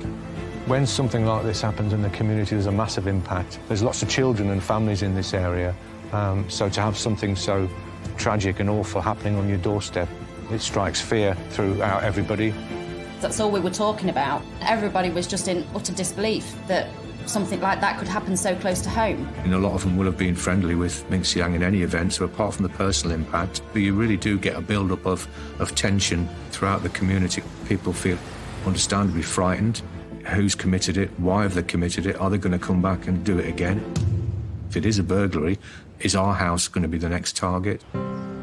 With such a brutal murder happening on a busy street, police are taken aback at the boldness of the crime. Mingzi had a young son who had been dropped off at school, and the killing was believed to have taken place sometime between about 9 and 10 a.m. The fact that this has happened in broad daylight, at a time when people are taking their children to school, in a place like this, which appears quite peaceful and tranquil, is actually quite shocking. The idea that an intruder had managed to get into this house unnoticed and carry out this killing was obviously very frightening for local people. With the attack suspected to have occurred early in the day, police reach out to the locals for any potential information that may lead them to Mingzi's attacker. You're really looking for witnesses. Something that's happened like that with so many injuries and so much devastation within the house would presumably have made some noise. You know, had she been screaming and shouting for help? Have the neighbours heard or seen anything? In a case like this, in an area like this, the community are absolutely vital. They are the eyes and ears, and they're going to know things and see things that the police will never get to find out about. So it's really important to get out in amongst the community, make yourself visible and ask those important questions, because just by being here, you may be approached by a member of the public who tells you something that in isolation might seem quite minor, but actually when you put it together as part of a jigsaw puzzle, it could actually help to solve the case. Local reporter Richard Van Plu is also on the scene. The first time I became aware of Mingzi's death was when the police put out a press release saying that a body of a woman had been found. Killings like this, obviously in rural areas, don't happen every day, and people are quite rightly shocked. And sometimes when you arrive at the scene, people will talk to you. It's their main way of dealing with what's happened. But so far, door-to-door inquiries have uncovered no leads to Mingzi's attacker. With the fear in the area growing, forensics arrived to examine the scene. When I arrived at the scene, it was a shocking sight. Mingzi was face upwards and she was covered in blood. She was in the main living room. There was large, pooled, smeared blood staining on the carpet all around Mingzi's body. There was a white radiator near where Mingsy's body was found, and there was spots of blood spattered onto the white radiator. The smears and pools of blood along the carpet had indicated to me that she'd been assaulted at one end of the room, and she was on the floor crawling towards the kitchen in an attempt to escape. The blood spatters on the radiator and on the adjacent wall indicated that as she was crawling along, she was being hit with a blunt instrument repeatedly.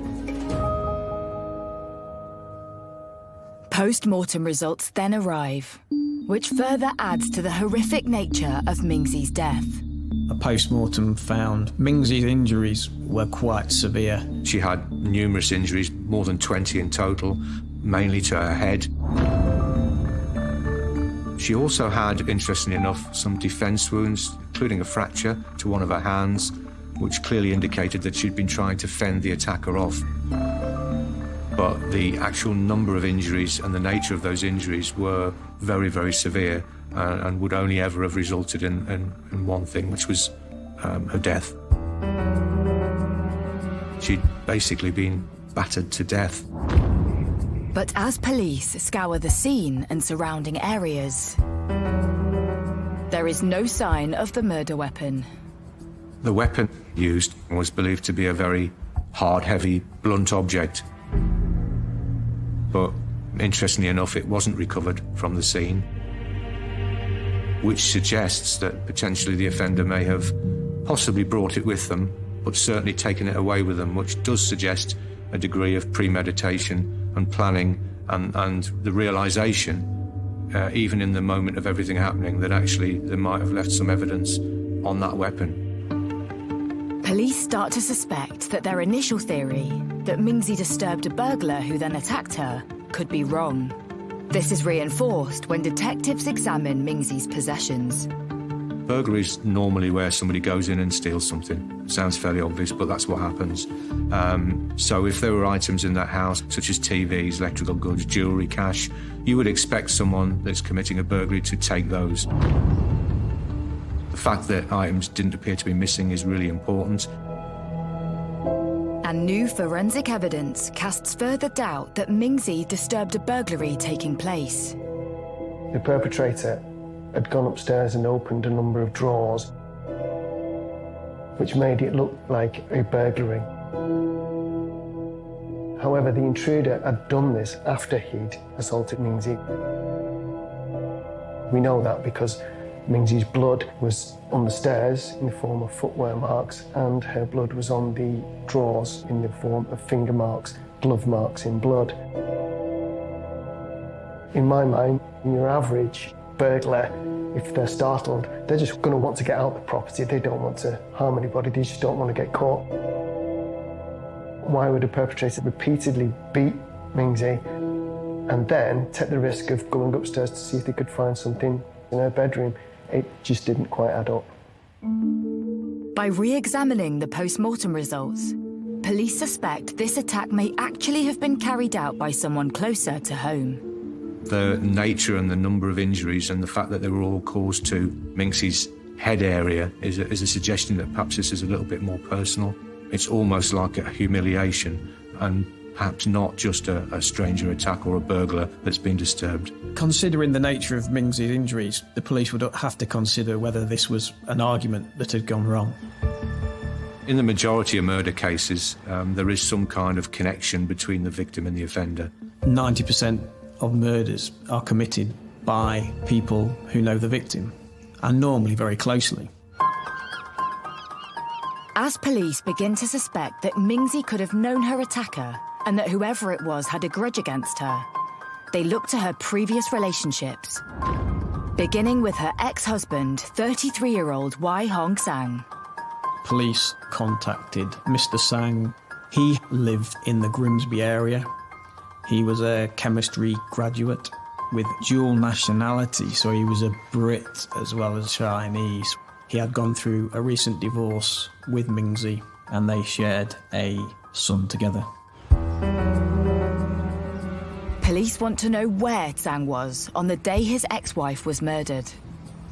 Mr. Sang was asked to provide a written statement of his movements on the 17th. He disclosed to police that he had taken the day off work. Zhang's statement explains why he took the day off and outlines a clear alibi for the time Mingzi was murdered. He had the day off work and he went to Sherwood Pines in the Nottingham area, where he went trail biking. And he could provide car parking tickets and receipts to back this up. With a solid alibi and evidence to prove it, Zhang is discounted from the inquiries. So police shift their focus elsewhere, and to one person in particular. The police, they would be examining who Mingzi had spoken to, who were the last people that had seen her. Obviously, in this case, Darren Grundy was virtually living at Mingzi Yang's address. Darren Grundy would likely to have been the last person to see Mingzi Yang alive. He's the person who's in a current relationship with her. He's the person who discovered the body. Mingzi Yang's fiancé, Darren Grundy, is taken in for questioning. And it isn't long before the police make an announcement. Darren Grundy is arrested on suspicion of the murder of Mingzi Yang. He's taken into police custody, and the police think that they have their man. All of Darren's clothing was seized and submitted to the laboratory for examination. The police were convinced it obviously had the hallmarks of a crime of passion.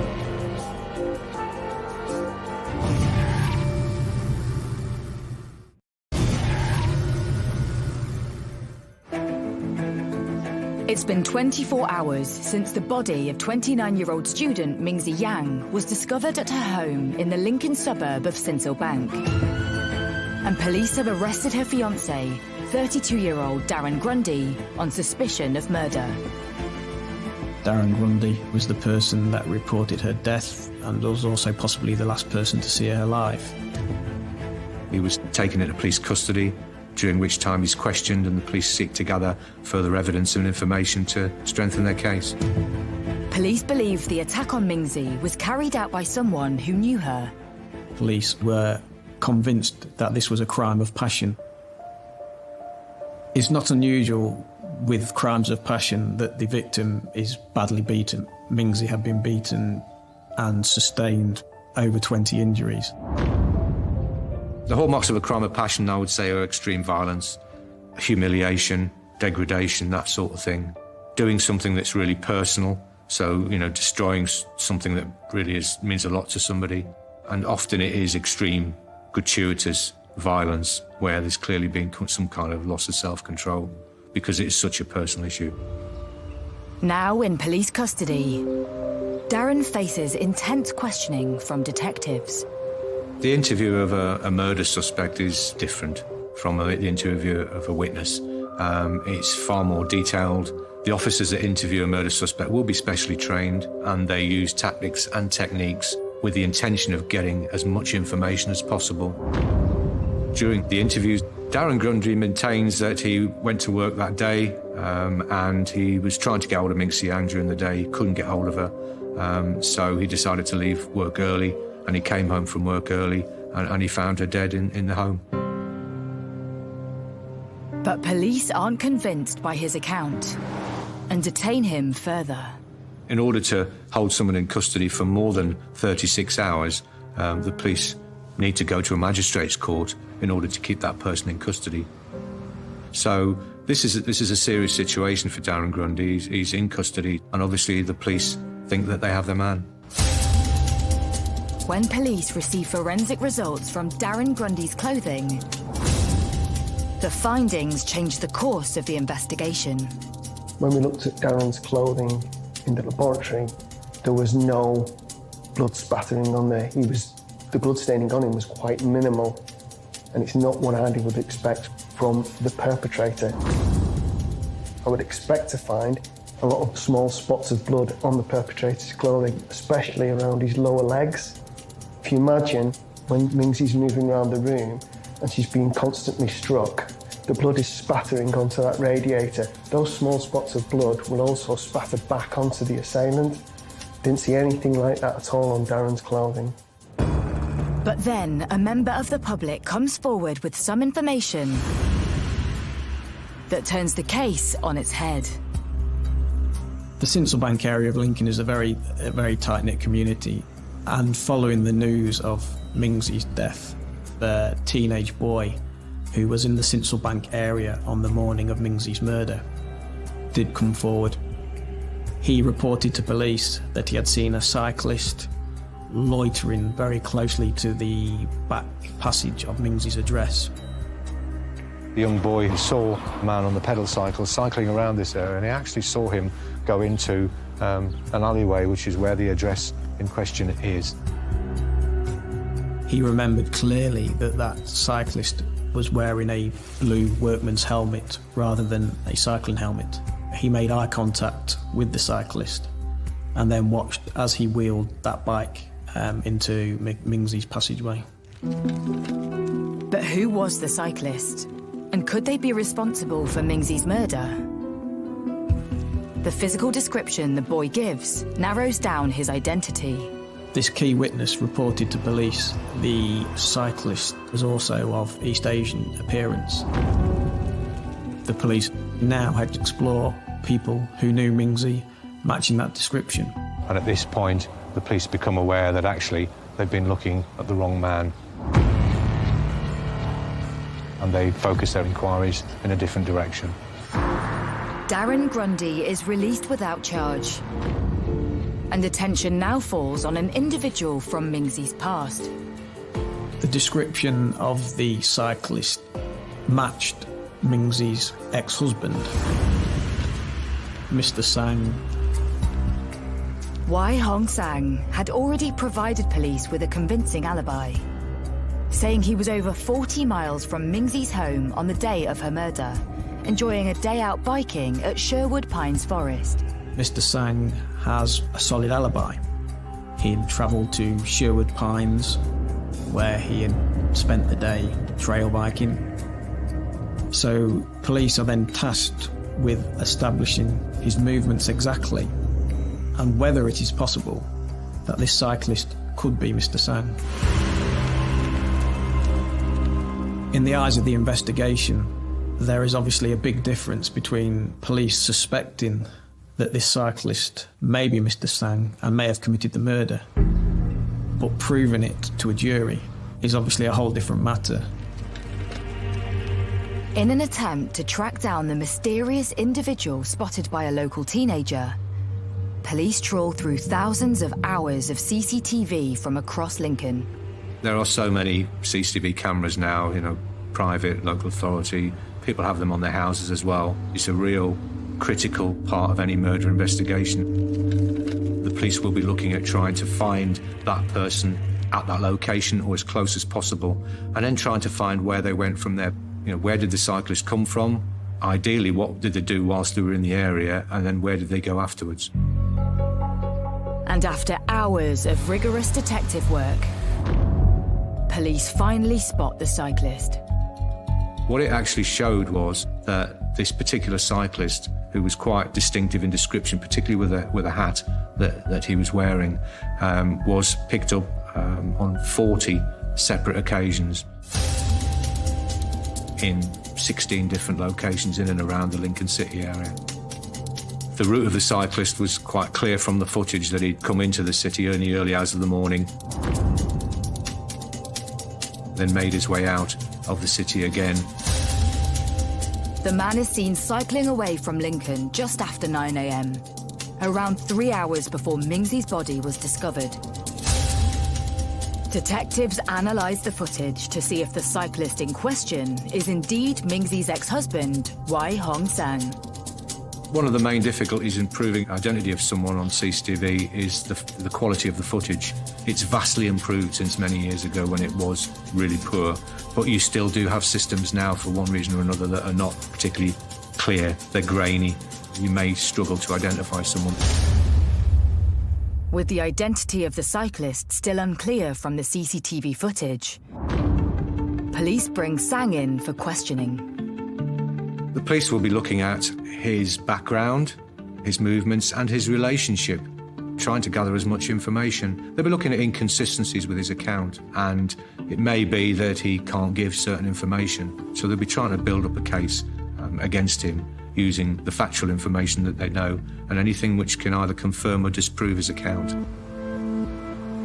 Under caution, Sang gives the same account he provided in his written statement. Wei Sang told the police that he had gone to Sherwood Pines in Nottingham. He'd driven straight there from his home address in Grimsby, and he'd been there for the duration of the day. He was also able to produce some receipts from parking in the Nottingham area and a petrol receipt as well.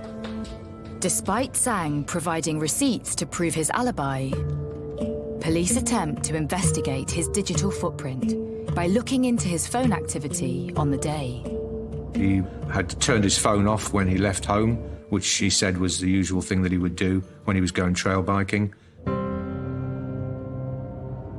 So what the police decided to do instead was to examine the sat-nav on his car. And what officers discover reveals a major hole in Sang's story.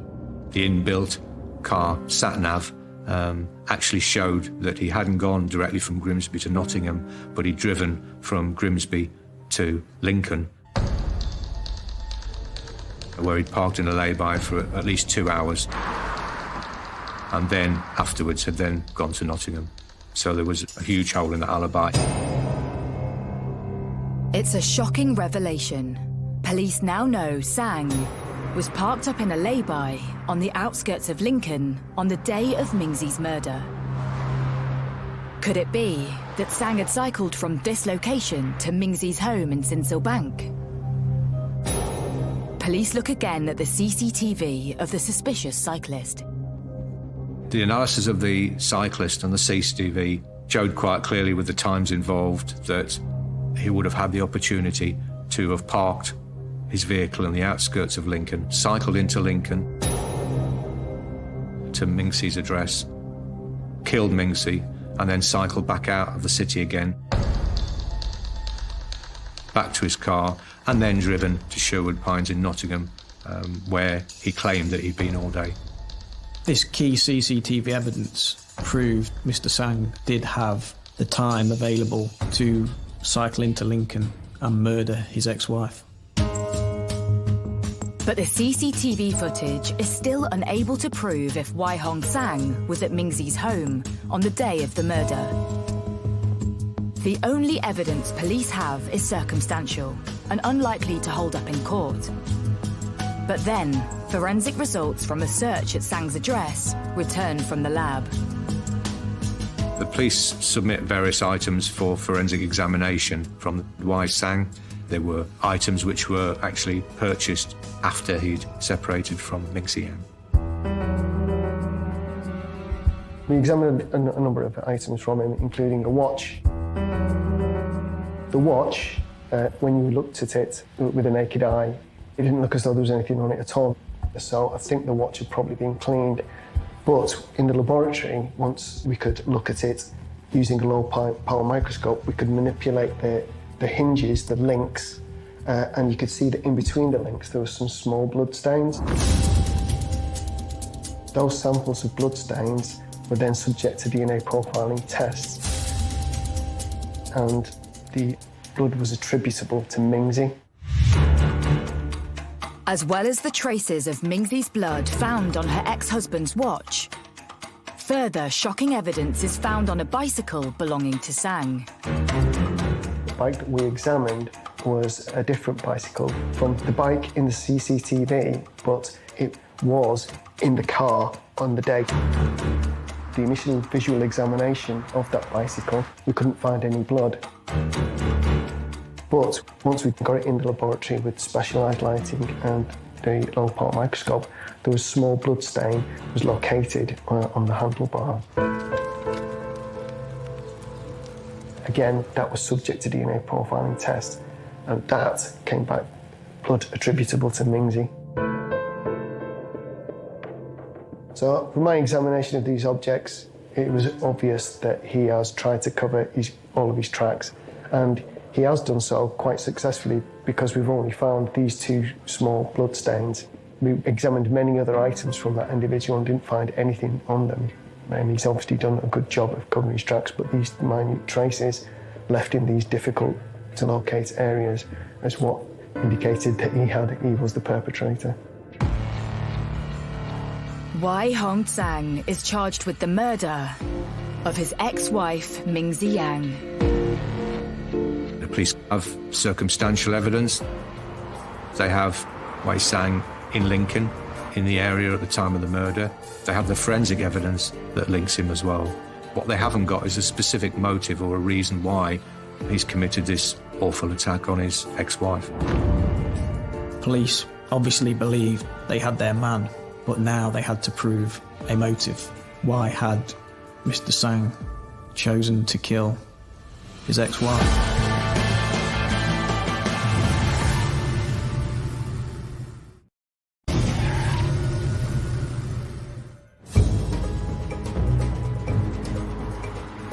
"33-year-old Wai Hong Sang has been charged with the murder of his ex-wife, 29-year-old Mingzi Yang, in the Sinsilbank area of Lincoln. Having pleaded not guilty, the case is sent for trial.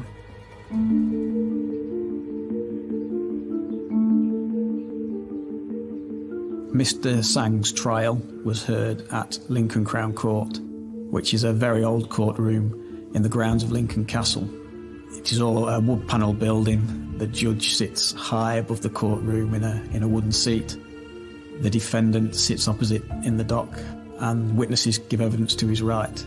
It is a very personal experience for everybody in the room. As any officer involved in a murder case, you always will feel an amount of apprehension before a murder trial, because no matter how strong the case appears to be, and no matter how happy you are with how the investigation has gathered pace and been concluded at that point, there's always an opportunity and a chance that something could come up during the trial that could change the direction of things. And even if it is a technicality or something that doesn't directly impinge on the actual case itself, sometimes that can be something that influences a jury in a kind of negative way. As the trial begins, local reporter Richard Van Plu observes Mingzi's alleged killer in the courtroom. Sang was very composed. He was obviously a very intelligent man and was following the proceedings intently, but showed little emotion. The prosecution opens their case against Sang. The prosecution presented a strong case, backed by the CCTV evidence and the sat-nav evidence, but it wasn't an overwhelming case. The prosecution in the case were looking to show that there was a degree of pre-planning and preparation in this case, the way that Wai Sang had behaved, the fact that he'd lied about where he'd been, that he came to Lincoln in his vehicle, then came on his pedal cycle into the city centre. The fact that there were so many injuries inflicted on Mingzi Yang, it was clearly a personal attack, and it was clearly something that he'd planned, and he'd tried to cover his tracks very carefully. The pathology evidence presented at trial showed that the injury that most likely killed Mingzi was a brutal wound to the head. But the murder weapon was never recovered, and the prosecution suggested that this meant it was carried out by somebody with premeditation who had taken that weapon away and made sure that it wasn't found. To the courtroom's surprise, Sang agrees to give evidence. As a journalist in the courtroom, you sit in a wood-panelled seat right next to the witness box, where Mr. Sang gave evidence. And confronted by the evidence from the sat-nav, Sang gave an account that he did leave his car in the lay-by near Lincoln. This differed from the account that he initially gave the police. Sang agrees that yes, he did go to Lincoln, but rather than going into Lincoln City on a push bike, he said that he drove to the outskirts of Lincoln, he parked in a lay-by, and he slept for a couple of hours. And the reason he gave for not telling the police this during his first account was that he didn't want his new partner to find out that he'd been sleeping. The prosecution confronts Sang with the CCTV footage from the day of the murder. They are convinced this is Sang heading towards Sincil Bank. Sang was adamant that the cyclist in the blue work helmet was not him, and that he remained in his car asleep on the outskirts of Lincoln. Wei Sang denies being the person on the pedal cycle. He simply says it's not him. Despite the overwhelming forensic evidence against Sang, the court are yet to hear a motive behind the killing. But then, details of Mingzi and Zhang's marriage are revealed to the jury. It's revealed that there was a history of coercion and abuse from Wei Sang against Mingzi Yang. It's been going on for some time before they actually divorced. Domestic abuse is very rarely isolated. It's something that will often go on perhaps for years. I read a statistic recently that said that there were 50 incidents of domestic abuse that would normally occur before someone calls for help. And the victim will often put up with abuse or coercion for a long period of time before they eventually come to the point where they actually ask for help. Mingzi Yang had actually reported previous incidents of domestic abuse to Humberside Police on 3 separate occasions before she moved to Lincoln and actually before Darren Grundy had come onto the scene.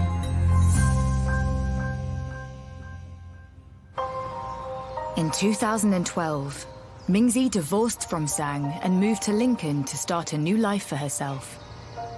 The pair then only saw each other when handing over their son to one another as part of an arrangement made by the court. The abuse that she had suffered appeared to have ended. But then, relations with her former husband took a sudden drop.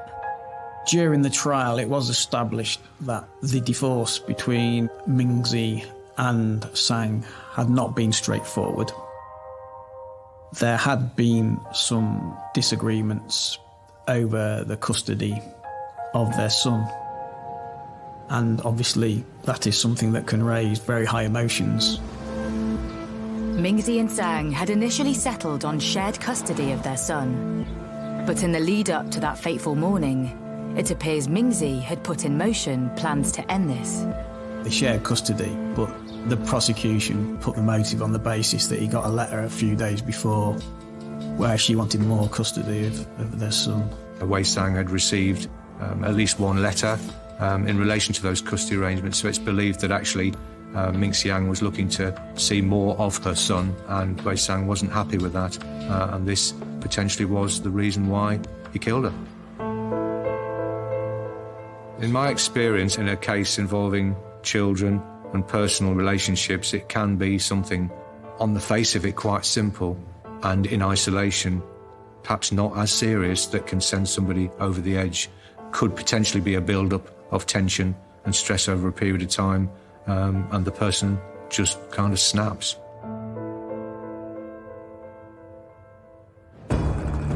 In January 2015, the jury at Lincoln Crown Court returns its verdict. Wei Hong Zhang is found guilty of Mingzi Yang's murder. He is sentenced to a minimum of 28 years in prison. At the end of the trial, the jury returned a guilty verdict on the charge of murder. They were obviously convinced by the prosecution case and returned an extremely quick verdict for a murder case. They took just 2 hours to find Sang guilty. Wei Sang, I would say, was a cold-hearted individual, self-centred, deceitful, and clearly very violent.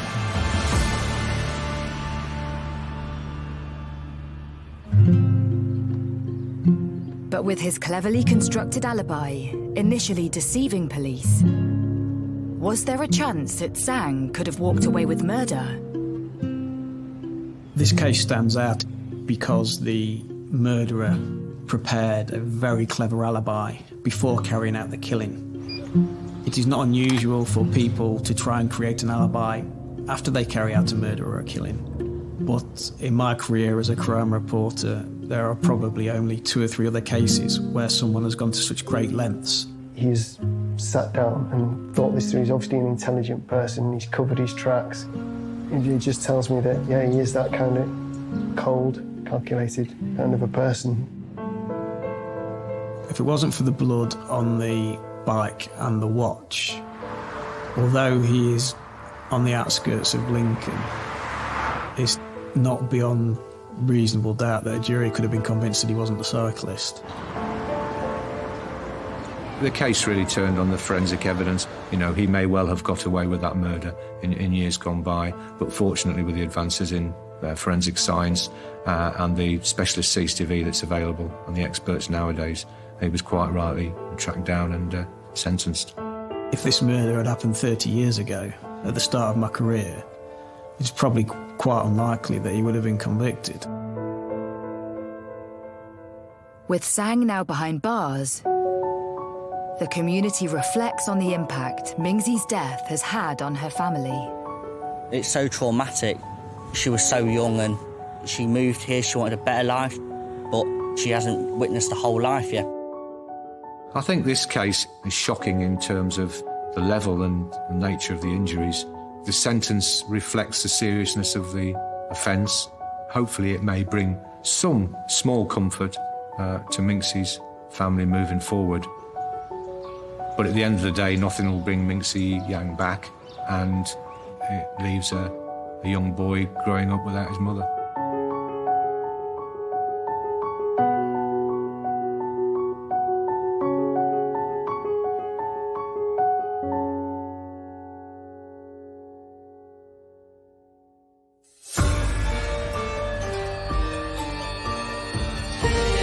Shocking true crime Wednesday at 9 on Sky Mix, when a victim of circumstance is in the wrong place at the wrong time in You Murdered at First Sight.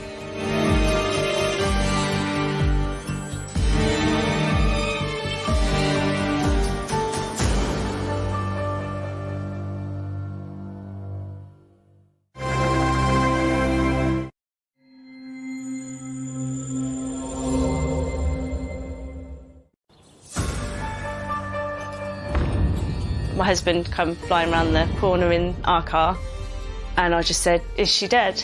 And he said, "Yeah." This is a grandmother who's been shot in a car park of the block of flats where she lives. If you were to put a list of places where somebody could be shot in the head, Earls Barton wouldn't register. We were catapulted into a world that we had no idea on. We weren't from any kind of criminal background. Who's done this? What's their motive for doing this? Is there any other risk to the wider public? Contact made. He knew what was going to happen, he helped what was going to happen, and he helped cover up what had happened. This case was about a carefully planned, cold-blooded murder. It was also about a brutal betrayal between old friends. In the heart of Northamptonshire, on the banks of the River Nene, lies the ancient and thriving village of Earls Barton. Earls Barton is an incredibly busy village, a lively village, full of people, generations, family. Nice village. It's been a nice village for years, and it's always been a community village, so everyone gets involved with everything, and most people know most people. It's kind of tucked away from nowhere. You'd never find it unless you stumbled across it, but it's a real gem, I think, of the county. So you've got your doctors, your chemists, the schools, the butchers, the bakers, pretty much the candlestick makers. I can honestly say Earls Barton is the best place I've ever lived and worked in. It's a place where people genuinely love each other, they genuinely care about each other. It's a place where community comes very naturally to the people here.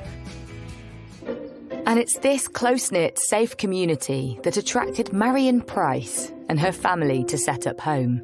My mum was originally from Liverpool. She moved down with one of her other sisters and ended up meeting my dad, falling in love and getting married. With 2 children to care for, Marion juggled home life with work as a bursar at a local nursery school.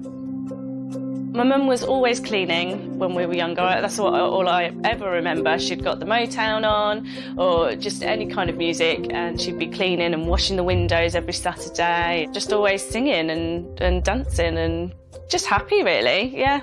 Yeah, she's one of those people. She loved working with the children. She loved the colleagues she worked with. She was always looking to make people smile, looking to make people happy. If someone was down, she would always try and help them and cheer them up. And she was just a lovely person to be around. And family was everything to Marion. Marion Price was a loving grandmother, mother, daughter, sister. She was a family woman, she was bubbly, she had a big family support around her. We were always getting together, barbecues, Christmases, Easter. You know, it was a very big family. When their children were older, Marion and her husband separated, but remained the closest of friends. I was about 21 when Mum and Dad divorced. You know, they were separated on good terms. In their divorce settlement, basically my mum kept the house and my dad kept the land on the side, and he eventually built the house and ended up living next door to my mum for quite a while. So yeah, it was very amicable between my mum and my dad. Despite having her family around her, as the years passed, Marion felt something was missing. So when my mum and dad parted ways, she was a bit of a lost soul for a while, and you know, she was sort of missing that family setup. She was looking to spend her days with somebody, go on holiday with somebody, you know, sort of grow old with somebody that she could have fun with, which I think, you know, that's all anybody wants, isn't it? Like to either be looked after or just have a companion. I mean, she's got her friends and obviously us, but you go home on your own at the end of the day, don't you? So I suggested online dating. You know, she went on a few dates and then she met Michael Reader. To everyone's surprise, Marion's relationship with Michael moved fast. It was a bit of a whirlwind romance. They were very quickly engaged and very quickly married. And she was just like, no, I'm certain. She was, you know, he makes me laugh. It's funny, and she was happy. After a few years married, the relationship ran its course, and the couple separated. And by December 2019, Marion was excitedly making plans to spend Christmas with son Gary. So I was speaking to my mum a lot on the phone, and she was just really excited to come down for Christmas and see our brand new house, really. But 10 days before Christmas, life for everyone was to change forever. Got a phone call off my friend who lives in the same block of flats as my mum. She said, you know, that your mum's car windows are smashed in. And then she'd gone back outside to look into the car and then saw my mum. She said, your mum's unconscious, I think you need to get round here. I was at home, off work, and my partner was working, but he came home about 4 o'clock, and so we were just having a couple of drinks, celebrating a few days off together, and I think it was about 8 o'clock, I got a phone call from my sister, and she was crying, and my face immediately dropped, and I was like, what's wrong? And she told me that Mum's been attacked. Tony's husband, Scott, immediately dashed to the scene to check on Marion. My husband come flying around the corner in our car, and then he said, get in the car. He started driving to the hospital, and I just said, is she dead? And he said, yeah.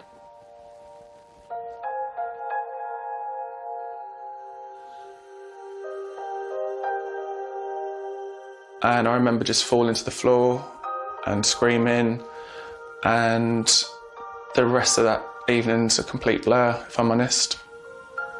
It was just, you know, you go from complete elation, having a good Sunday evening, to your whole world just crumbling.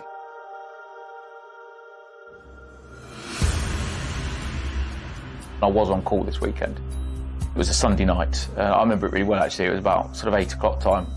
The first call was just, right, we've got a lady in a car in a quiet little village outside a block of flats. Windows have all been put in, and we think she's got a significant head injury. So I got in the car and I drove to the scene immediately, really. I knew it was one that I'd have to go to. On arrival in Earls Barton, the true horror of the scene before him unfolded. Driving to the States, Christmas lights up everywhere. The victim's car, Marion's car, with the window smashed. The scenes of crime manager has seen Marion and assessed the scene. He said to me, look, this looks like a firearms discharge. Police immediately launch a murder investigation. Earls Barton is one of the last places in Northamptonshire that you'd imagine something like this happening. If you were to put a list of places where somebody could be shot in the head, Earls Barton wouldn't register.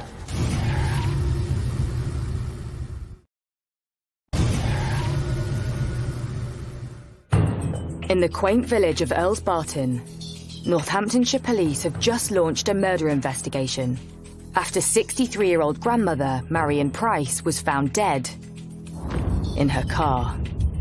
It was confirmed by our family liaison officer that she died from a single shotgun wound to the head through her car door. I mean, she hadn't even taken her seatbelt off, and she was shot through the window.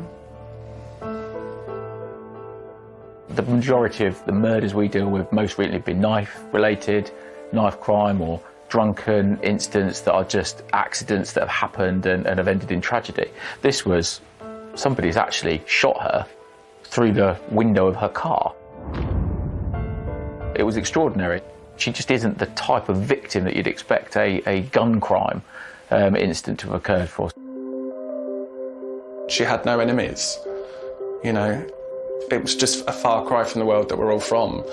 You know, I mean, we don't know anyone with guns, we don't know criminals of that level. Like, it was all too much to take in. It was horrendous. This is a grandmother who's been shot in a car park of the block of flats where she lives. Who's done this? What's their motive for doing this? Is there any other risk to the wider public? Immediately, police seal off the village, sending shockwaves throughout the community. So lots of residents in the area woke up on Monday morning to see police tape everywhere, people in white forensic suits, and the first thought was, what on earth has happened here? It's just unbelievable that gradually the village wakes up to a scenario that nobody can quite believe has really happened, especially when it's somebody you've been familiar with. The community started to learn the nature of what happened to Marion. It came as a huge shock because of the intensity of the violence of the crime. There was a little bit of fear that someone's going round, someone's shooting somebody in a residential area that's quiet. How has this happened? Forensic officers scour the scene, desperate for clues as to who could have carried out this atrocious crime. This lady just parked her car, literally turned it off, and someone shot her in the head at point-blank range. You think that means somebody's had to have been there before her, had to have been hiding in the dark, because it was, we narrowed it down eventually to about 5 o'clock it probably happened, but it's 5 o'clock in the middle of December, very cold, very sort of damp that evening, and you think somebody's laid in wait for her. And you think, who's going to have done that? The evidence from the forensic scientists showed that Marion had been shot by somebody effectively standing at the door of her car. It also showed that prior to being shot, she had put up her hand to try and protect her head. Completely futile, tragically, in the circumstances, because there was injuries to the hand which showed that to be the case. Police established that on the morning of the 15th of December, Marion had visited her sister to get her hair done.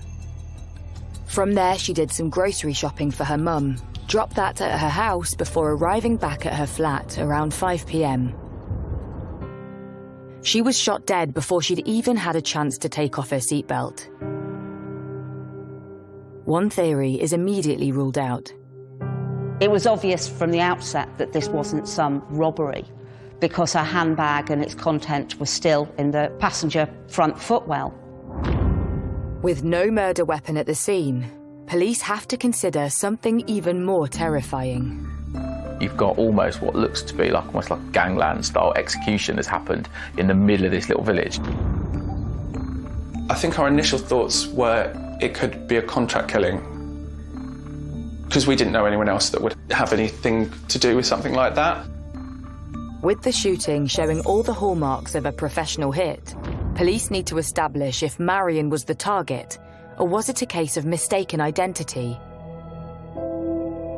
So delve deeper into life with her second husband, Michael Reeder.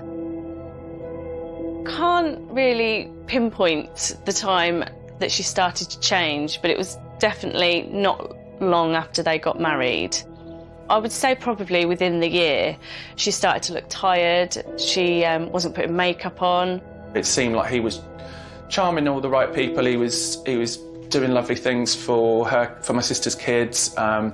He was going golfing with my brother-in-law. He was nice and pleasant to the people he needed to be at the time. But I would see different traits in my mum that just wasn't my mum. She'd lost her spark. I could see she wasn't happy, but I think she didn't want to be seen as a failure. Like, you know, I've married him really quick, people didn't approve, you know, they're going to say I told you so. So she tried to stick it out. In 2017, Marion and Michael split up. When my mum left him, she called me straight away and just said, I've left Mike. And it was like this weight was just lifted off my shoulder. She was like, this is the next chapter of my life now. Like, I'm going to enjoy it. We're going to do this. We're going to do that. And yeah, she was just really excited about what was to come. And in November 2019, the couple decided to make their separation official. They were divorced, and just a month before that Marion was shot, he'd been ordered to pay her £10,000 at a court hearing. After the court, the next few days, he was due to pay that £10,000 into my mum's bank on the 16th of December. But the day before the money was due to be paid, Marion's life was cruelly taken from her. Something police believe is no coincidence. I suspected instantly that the person who has had to pay her money in an acrimonious divorce battle has a motive. And he's a very good suspect. So I'd sent some uniformed resources. They were firearms officers that went round to arrest him. Hold this door. Yeah. Contact made at the front with Mr. Reeder. Yeah, he's just putting his dog indoors. You're all right. Right, let's come in, Mr. Reeder. Pop your lolly down somewhere. My friend, I need to have a chat with you. He opened the door, still holding an ice cream in his hand, when the officers said that his ex-wife had been found dead. At this moment in time, I'm arresting you on suspicion of murder of your ex-partner. You do not have to say anything, ma'am. Your defence, you're not meant to bring questions, something straight line, and you do say it may be given evidence. Your arrest is necessary for a prompt investigation to that offence and to secure evidence. Do you understand that? Just put your hands like that for me. You want your own in the house?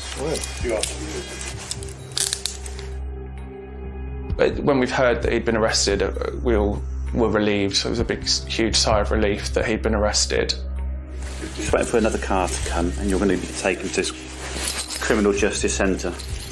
All right? Yeah. Where you'll be spoken to further about this incident. All right. What's wrong with me? What's happened? You're under caution, sir. I'll just remind you, you do not have to say anything. Mainly defence, you do not mention when questioned something that's raised on in court, and you do say maybe evidence. All right? Have a seat. When did this happen? Early this evening, sir. Have a seat. Your ex-partner is Marion Price. Yeah. You know, who else would have wanted to hurt my mum? Nobody. Absolutely nobody.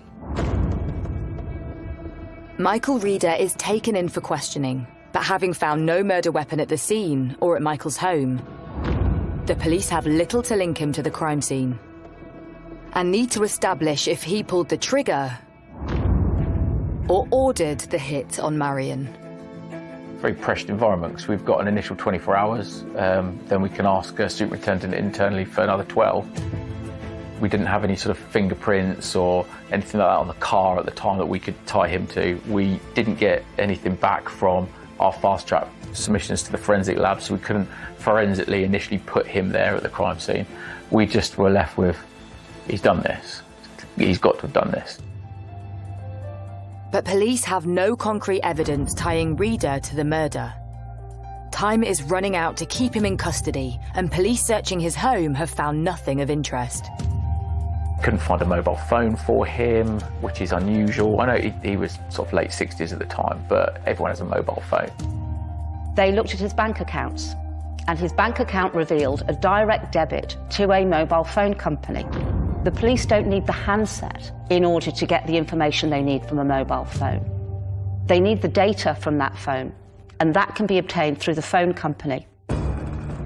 Information from Michael Reader's mobile phone data soon turned the investigation on its head. So we get this call data. He's got a monthly contract phone. This is the number of it, and these are all the people he's called. And his top contact is somebody called Stephen Welch. And he's in contact with this guy all the time. Literally, it's 90% of his calls are backwards and forwards Stephen Welch. So you're thinking, right, Stephen Welch is somebody who's of definite interest to us. So who is Stephen Welch? And what is his link to Michael Reader? And what does he know about the brutal killing of Marion? Michael Reader's best friend was a man named Stephen Welch. They'd known each other for decades. They played snooker 7 days a week. They even went round and had sort of family parties together. They were almost like brothers. Reader and Welsh went back years. I recall that, as far as Stephen was concerned, they'd met when they were probably in their 20s. So they'd known each other for about 40 years. And they'd met in the local motor trade. It was almost as if he was attracted to Reader like a moth to a flame. He looked on Reader really as an older brother. Reader was about 10 years older. Reader had the nice house, the E-type Jag, the snooker table. Stephen didn't really have anybody. So I sent some cops down a couple of days in to go and speak to Stephen Welch. Find out, is he a suspect? Is he a witness? What do you know about Michael Reader? What do you know about where he was? After persistent knocking, his flatmate answered. And his flatmate sort of like, oh no, I dropped him off at the airport. Welch's flatmate reveals he flew to Alicante just hours after Marion was shot dead. Immediately, police get a warrant to search his address. And finally, there's a breakthrough. We found a phone that turned out to be Michael Reader's phone on his bedside cabinet. And we found a tracking device inside the glove box of his car. They could then establish in the course of their investigation that the tracking device, which has a SIM card, just like a mobile phone, had been placed on Marion's car. He had been tracking his ex-wife the course of the past year.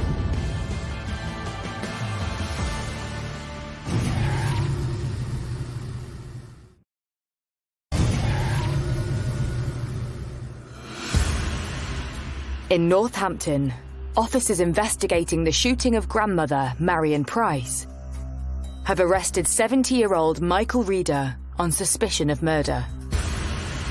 I'm arresting you on suspicion of murder. What? In the house. What? You are. But now they have another man in their sights, his friend Stephen Welch, who appears to have fled to Spain on the night of the murder. So he's raised to suspect status because I think that this is somebody that's helped Michael Reader do this because of the calls, backwards and forwards, and calls on the day of the offence, the days leading up to offence. They're in constant contact. So I've thought, right, Michael Reader has done this. He needed some help. This is the man that's helped him. When we found out there was a second suspect, it just opened up so many other questions as to why that person would want to be involved. Why has he been drawn into this horrendous plan? But while searching 61-year-old Welch's home, not only have police found Reader's mobile phone, they've discovered a tracking device, which very quickly reveals some startling information. What we started to understand is that Michael Reader's phone was in contact with a tracking device for a period of about a year. Marion's car and the tracking device are in the same places at the same time. So we know the tracking device has been in the vicinity of Earls Barn, where she lives.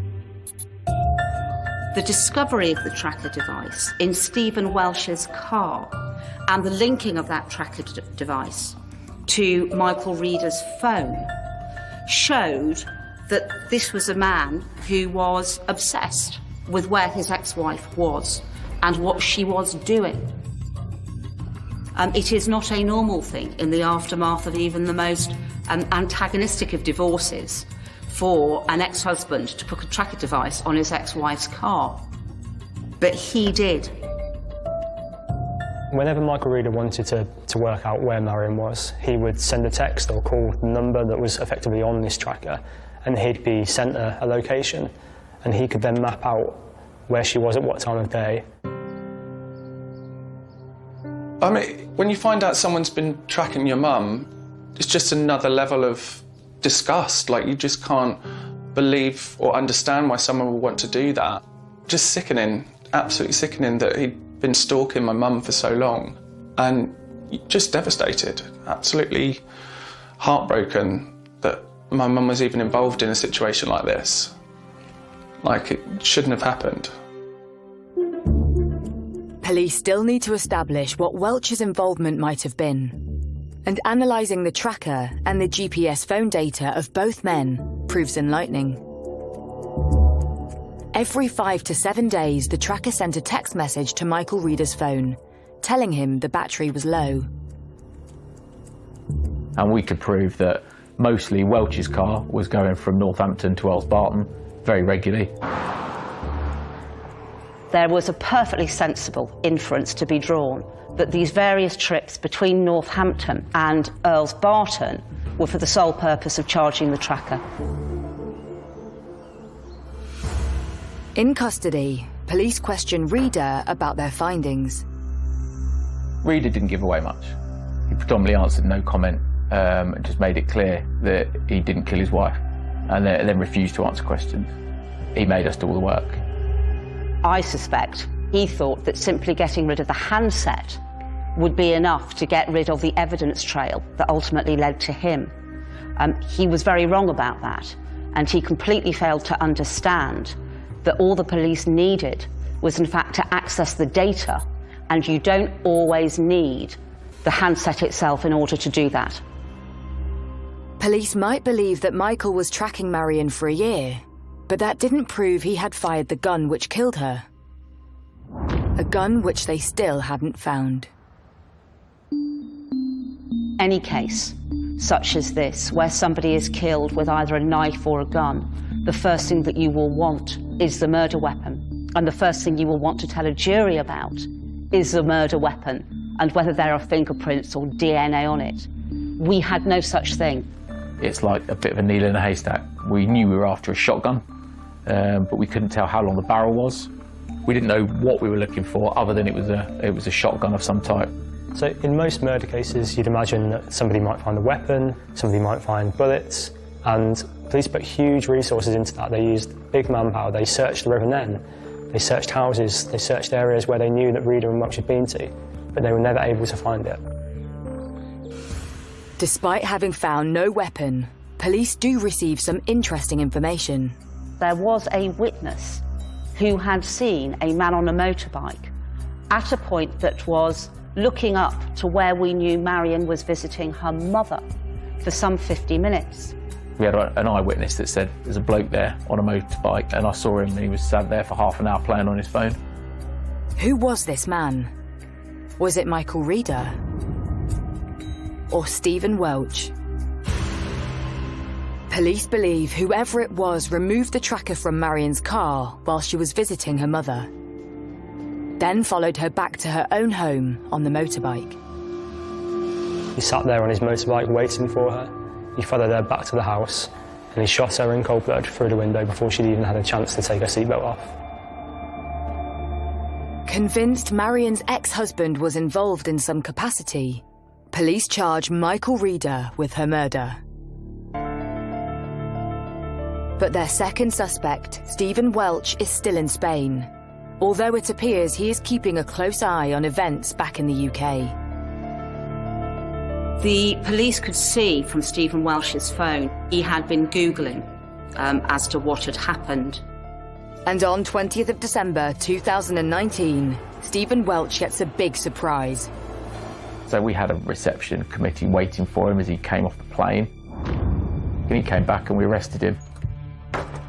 Welsh admitted he'd been ferrying the tracker backwards and forwards, and he admitted in evidence, I was complicit with a long-term stalking operation. I'm disgusted and ashamed of myself and everything.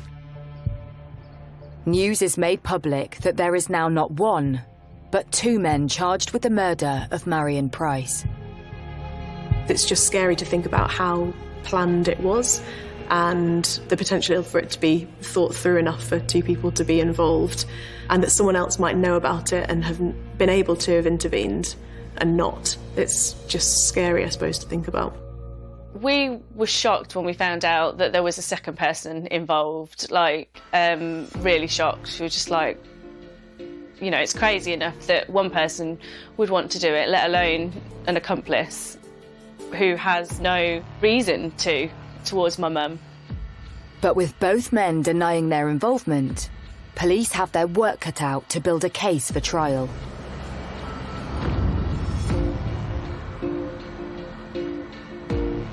Seeing Reader in court for the first time, I remember my heart racing, just pounding. I just felt sick when he walked in the room, but I just didn't want to show any emotion at all.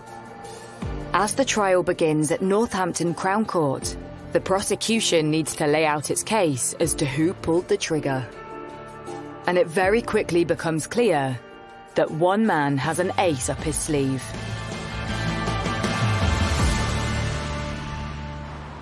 In the first few days of the trial, Stephen Welch and Michael Reader sat in the dock together. They had the occasional chat. They were best friends after all. But it soon became apparent that actually it started to dawn on Stephen Welch that Michael Reader had really landed him in it big time. Within a few days of the trial starting, an extra dock officer was placed between them in the dock. Stephen Welsh had known that Reader had his ex-wife under surveillance. He did admit that he was playing a role in that. But at no time did Stephen Welsh accept that he'd known what was about to happen or what had happened. As the trial unfolds, stories emerge revealing the truth behind Marion Price and Reader's relationship. Listening to the court case, there was a lot of things that came out that we didn't know. That was upsetting and shocking. He'd hit her a couple of times and that he threatened to kill her a few times. Marion initially dismissed her children's concerns that something was wrong.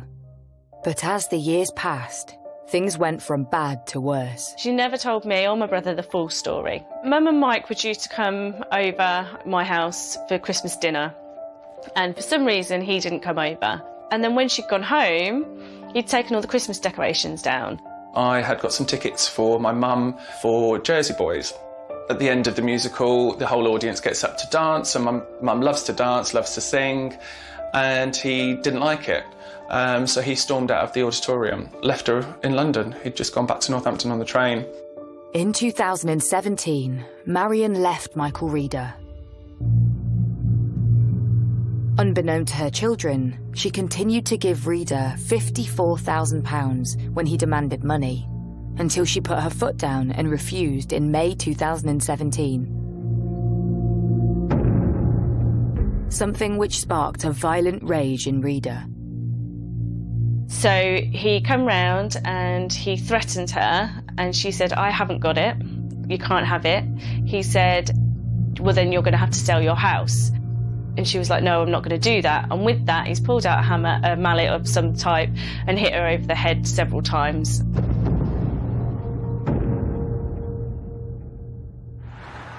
Marion was taken to hospital, where she had stitches for a head wound and treatment for a broken finger.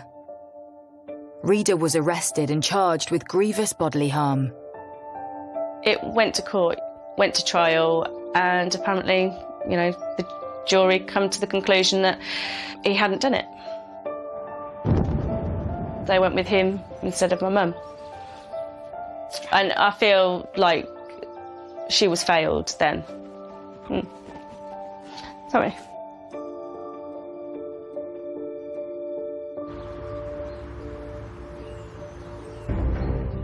He managed to convince a jury on the first occasion that went in front of a court that it was an accident, that he'd tried to push her away and she banged her head on a doorpost, and that's how she broke her head and fingers. He'd managed to convince people that he hadn't done something, and he got away with it. But having been cleared of attacking Marion in the past, he now stands accused of her murder. Reader, on day one in court, day one of him giving evidence, he walked in and he thought he'd charmed the jury into believing his side of the story, that somebody else did it, it was nothing to do with him. He was so confident that he could get away with it that he thought he'd planned the perfect murder. Having convinced a jury of his innocence once before, could Michael Reader once again walk away an innocent man?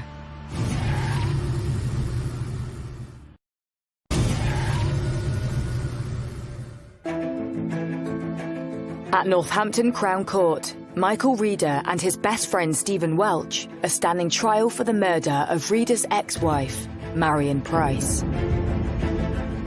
We never found the motorbike. We never found the firearm. They'd planned this really well. From the outset, my concern was that Reader had not only planned to kill his wife, and he planned to get away with it, but he'd planned a fall guy by using Stephen Welch as that fall guy. The court hears how in November 2018, Michael Reader bought a tracking device and burner phone in order to start keeping tabs on Marion, something which the prosecution believe turned into a bigger plan. What started off as stalking her to understand who she was with and where she was and whether she had a boyfriend and what she was doing with her money to help him with his divorce turned into the ideal method of tracking her so that he could kill her eventually. And after being ordered to pay Marion £10,000 in a divorce settlement, Reader snapped. When she came in and told me about it, and she was, upbeat, she was pleased that it had all gone through and it was done. But there was just a niggle, there was just something that made me think that it wasn't all over. Reader was full of hate. He couldn't get his head around why Marion would leave him. He couldn't live with the fact that she'd left him, walked away, carried on with her life, had a family that loved her. He wanted to take that away from her. It was just jealousy, it was coercive control, and it was just him trying to have the final say on what happened with her life. The court hears how on 15th of December 2019, Marion visited her sister to get her hair done before going shopping. She then drove her silver Corsa back to Earls Barton to her mother's house, where she unloaded shopping between 4:15 p.m. and 4:30 p.m. It is here the prosecution claims the tracker was removed from her car. Marion was followed home and shot dead through her window, before she'd even taken off her seatbelt. But who actually pulled the trigger? Reader's defence was he had nothing to do with the murder. He accepted he was sort of directing what he referred to as a surveillance operation on his ex-wife, using Stephen to do that. What he didn't accept was ever travelling to Earls Barton himself. And his insinuation was that whilst they both knew there was a surveillance operation going on, it would have been Stephen Welch that took it one step further, outside Reader's knowledge. But the prosecution argues differently. We believed, knowing all that we did, that Michael Reader would have wanted his ex-wife to see that it was him who was about to shoot her. And they present the evidence they believe proves it. This is where the Google data, the GPS data, came into play, was in relation to Stephen Welch, because that showed not only had he waited patiently at Michael Reader's home address whilst Michael Reader's phone went off to Earls Barton and was located in the car park behind Marion's flat at the time that she was shot. But also, soon as that was done, we saw Stephen Welch's phone move from his address to meet the phone of Michael Reader in what turned out to be a garage slightly north of where Marion was living. The jury is told that after executing Marion in cold blood, Reader once again turned to his trusted friend Stephen Welch, calling him to meet him at a nearby garage to dispose of the evidence. He said that Michael Reader gave him his coat and asked him to get rid of it. He drove up to a reservoir in order to get rid of it. There was evidence that demonstrated that Welsh had travelled up to something called, I think it's Pittsford Lakes, and then down to the River Nene in the hour or so after the shooting in order to dispose of paraphernalia connected with the murder. Stephen Welch tried to say that he was simply a man doing a friend a favour. He said he had no idea what had happened, yet he had been asked to dispose of clothes without asking any questions. He'd been asked to meet Michael Reader at quite a rural location without asking any questions. He flew to Alicante the next morning. He saw stories online about Marion's death and he asked no questions. Who does that? The court hears that following this discovery, police searched the river. We found a bag with some clothing, a rucksack that had been thrown into the river there that became quite crucial at trial. And despite Reader's insistence otherwise, the prosecution is adamant he was the one who pulled the trigger. Whereas the prosecution case against Reader was, he was the shooter. The case against Welsh was, he was not the shooter. He was involved in what we call a joint enterprise. In other words, he was actively involved in the planning and assisting of the murder. Having both denied their part in the murder, on 30th of November 2020, the jury retires to consider its verdict. Would Michael Reader once again walk away a free man? Once the jury went out to deliberate on their verdicts, we really were as confident as we could be, even though it can always go wrong with a jury. And I have done a number of cases over the years in which a jury has come back with a verdict that was not expected. After 3 days of deliberating, the jury returns its verdict. Stephen Welch is found guilty of murder. Michael Reader is found guilty of murder.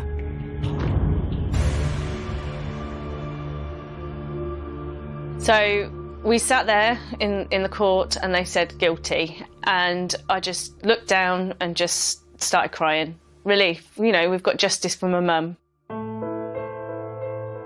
You don't feel like there's anything to celebrate when the verdict comes in. It's very sad all round. You know, we've lost our mum. Their families have lost someone in their family to prison, and it's just there's just no one wins in that situation. No one comes out any the better. On 21st of December 2020, just over a year after the brutal murder, Michael Reader is sentenced to life, with a minimum term of 31 years. Stephen Welch is jailed for a minimum of 27 years. We were pleased with the sentencing, and the judge's sentencing remarks were great. She knew what they'd done. She sentenced them accordingly. It sends a message that this behaviour, that in this county you're not going to get away with that sort of thing. I'm sure that will be something the family will take heart in. Not from a vindictive point of view, from a point of view that he won't do anyone else any harm. I think that Michael Reader was motivated by loss of control. He lost control of Marion. She had the audacity to leave him. Despite the sentences, the pain of losing their mum is something Marion's family will live with forever.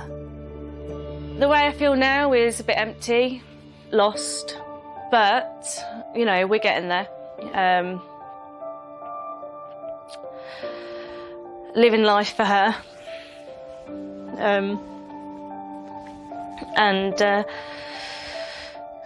Just, we're not going to let it break us, or, you know, we're going to be happy, and I still sing around the kitchen and clean. Not as much as she cleans, but, you know, I'm trying. and we're getting together and we're making memories with the boys, and we just talk about her all the time.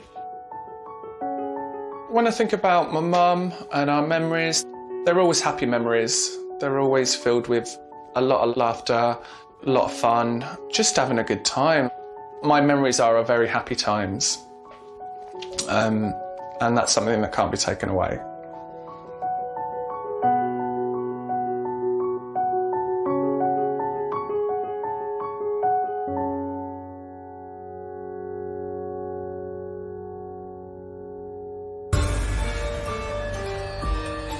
The team lurched from one crisis to another with an enemy that is impossible to predict. Cobra Cyber War is new Thursday at 9 on Sky Mix.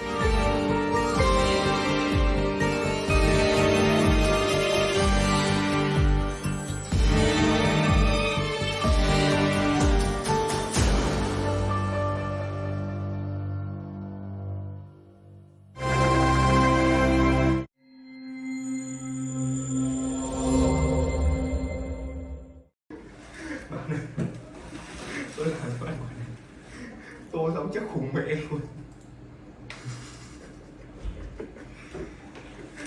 Thử tranh tô màu con vật xem nào.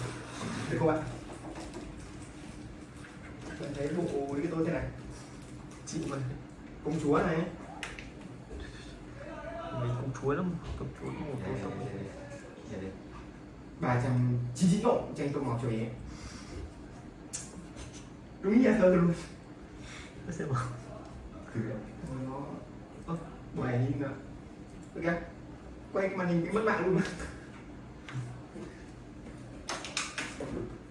Trên của các bạn thì đúng là nó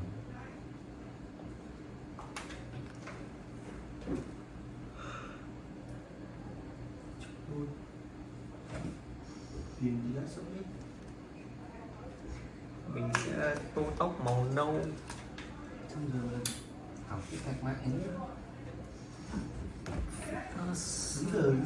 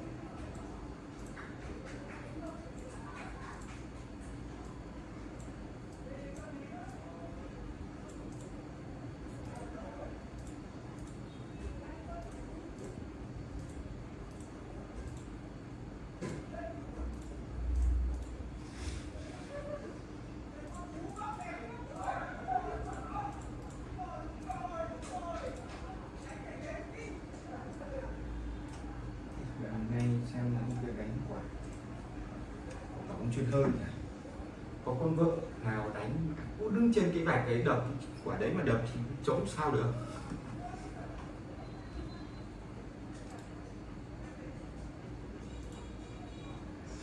Anh nghĩ là có bóng truyền hơi.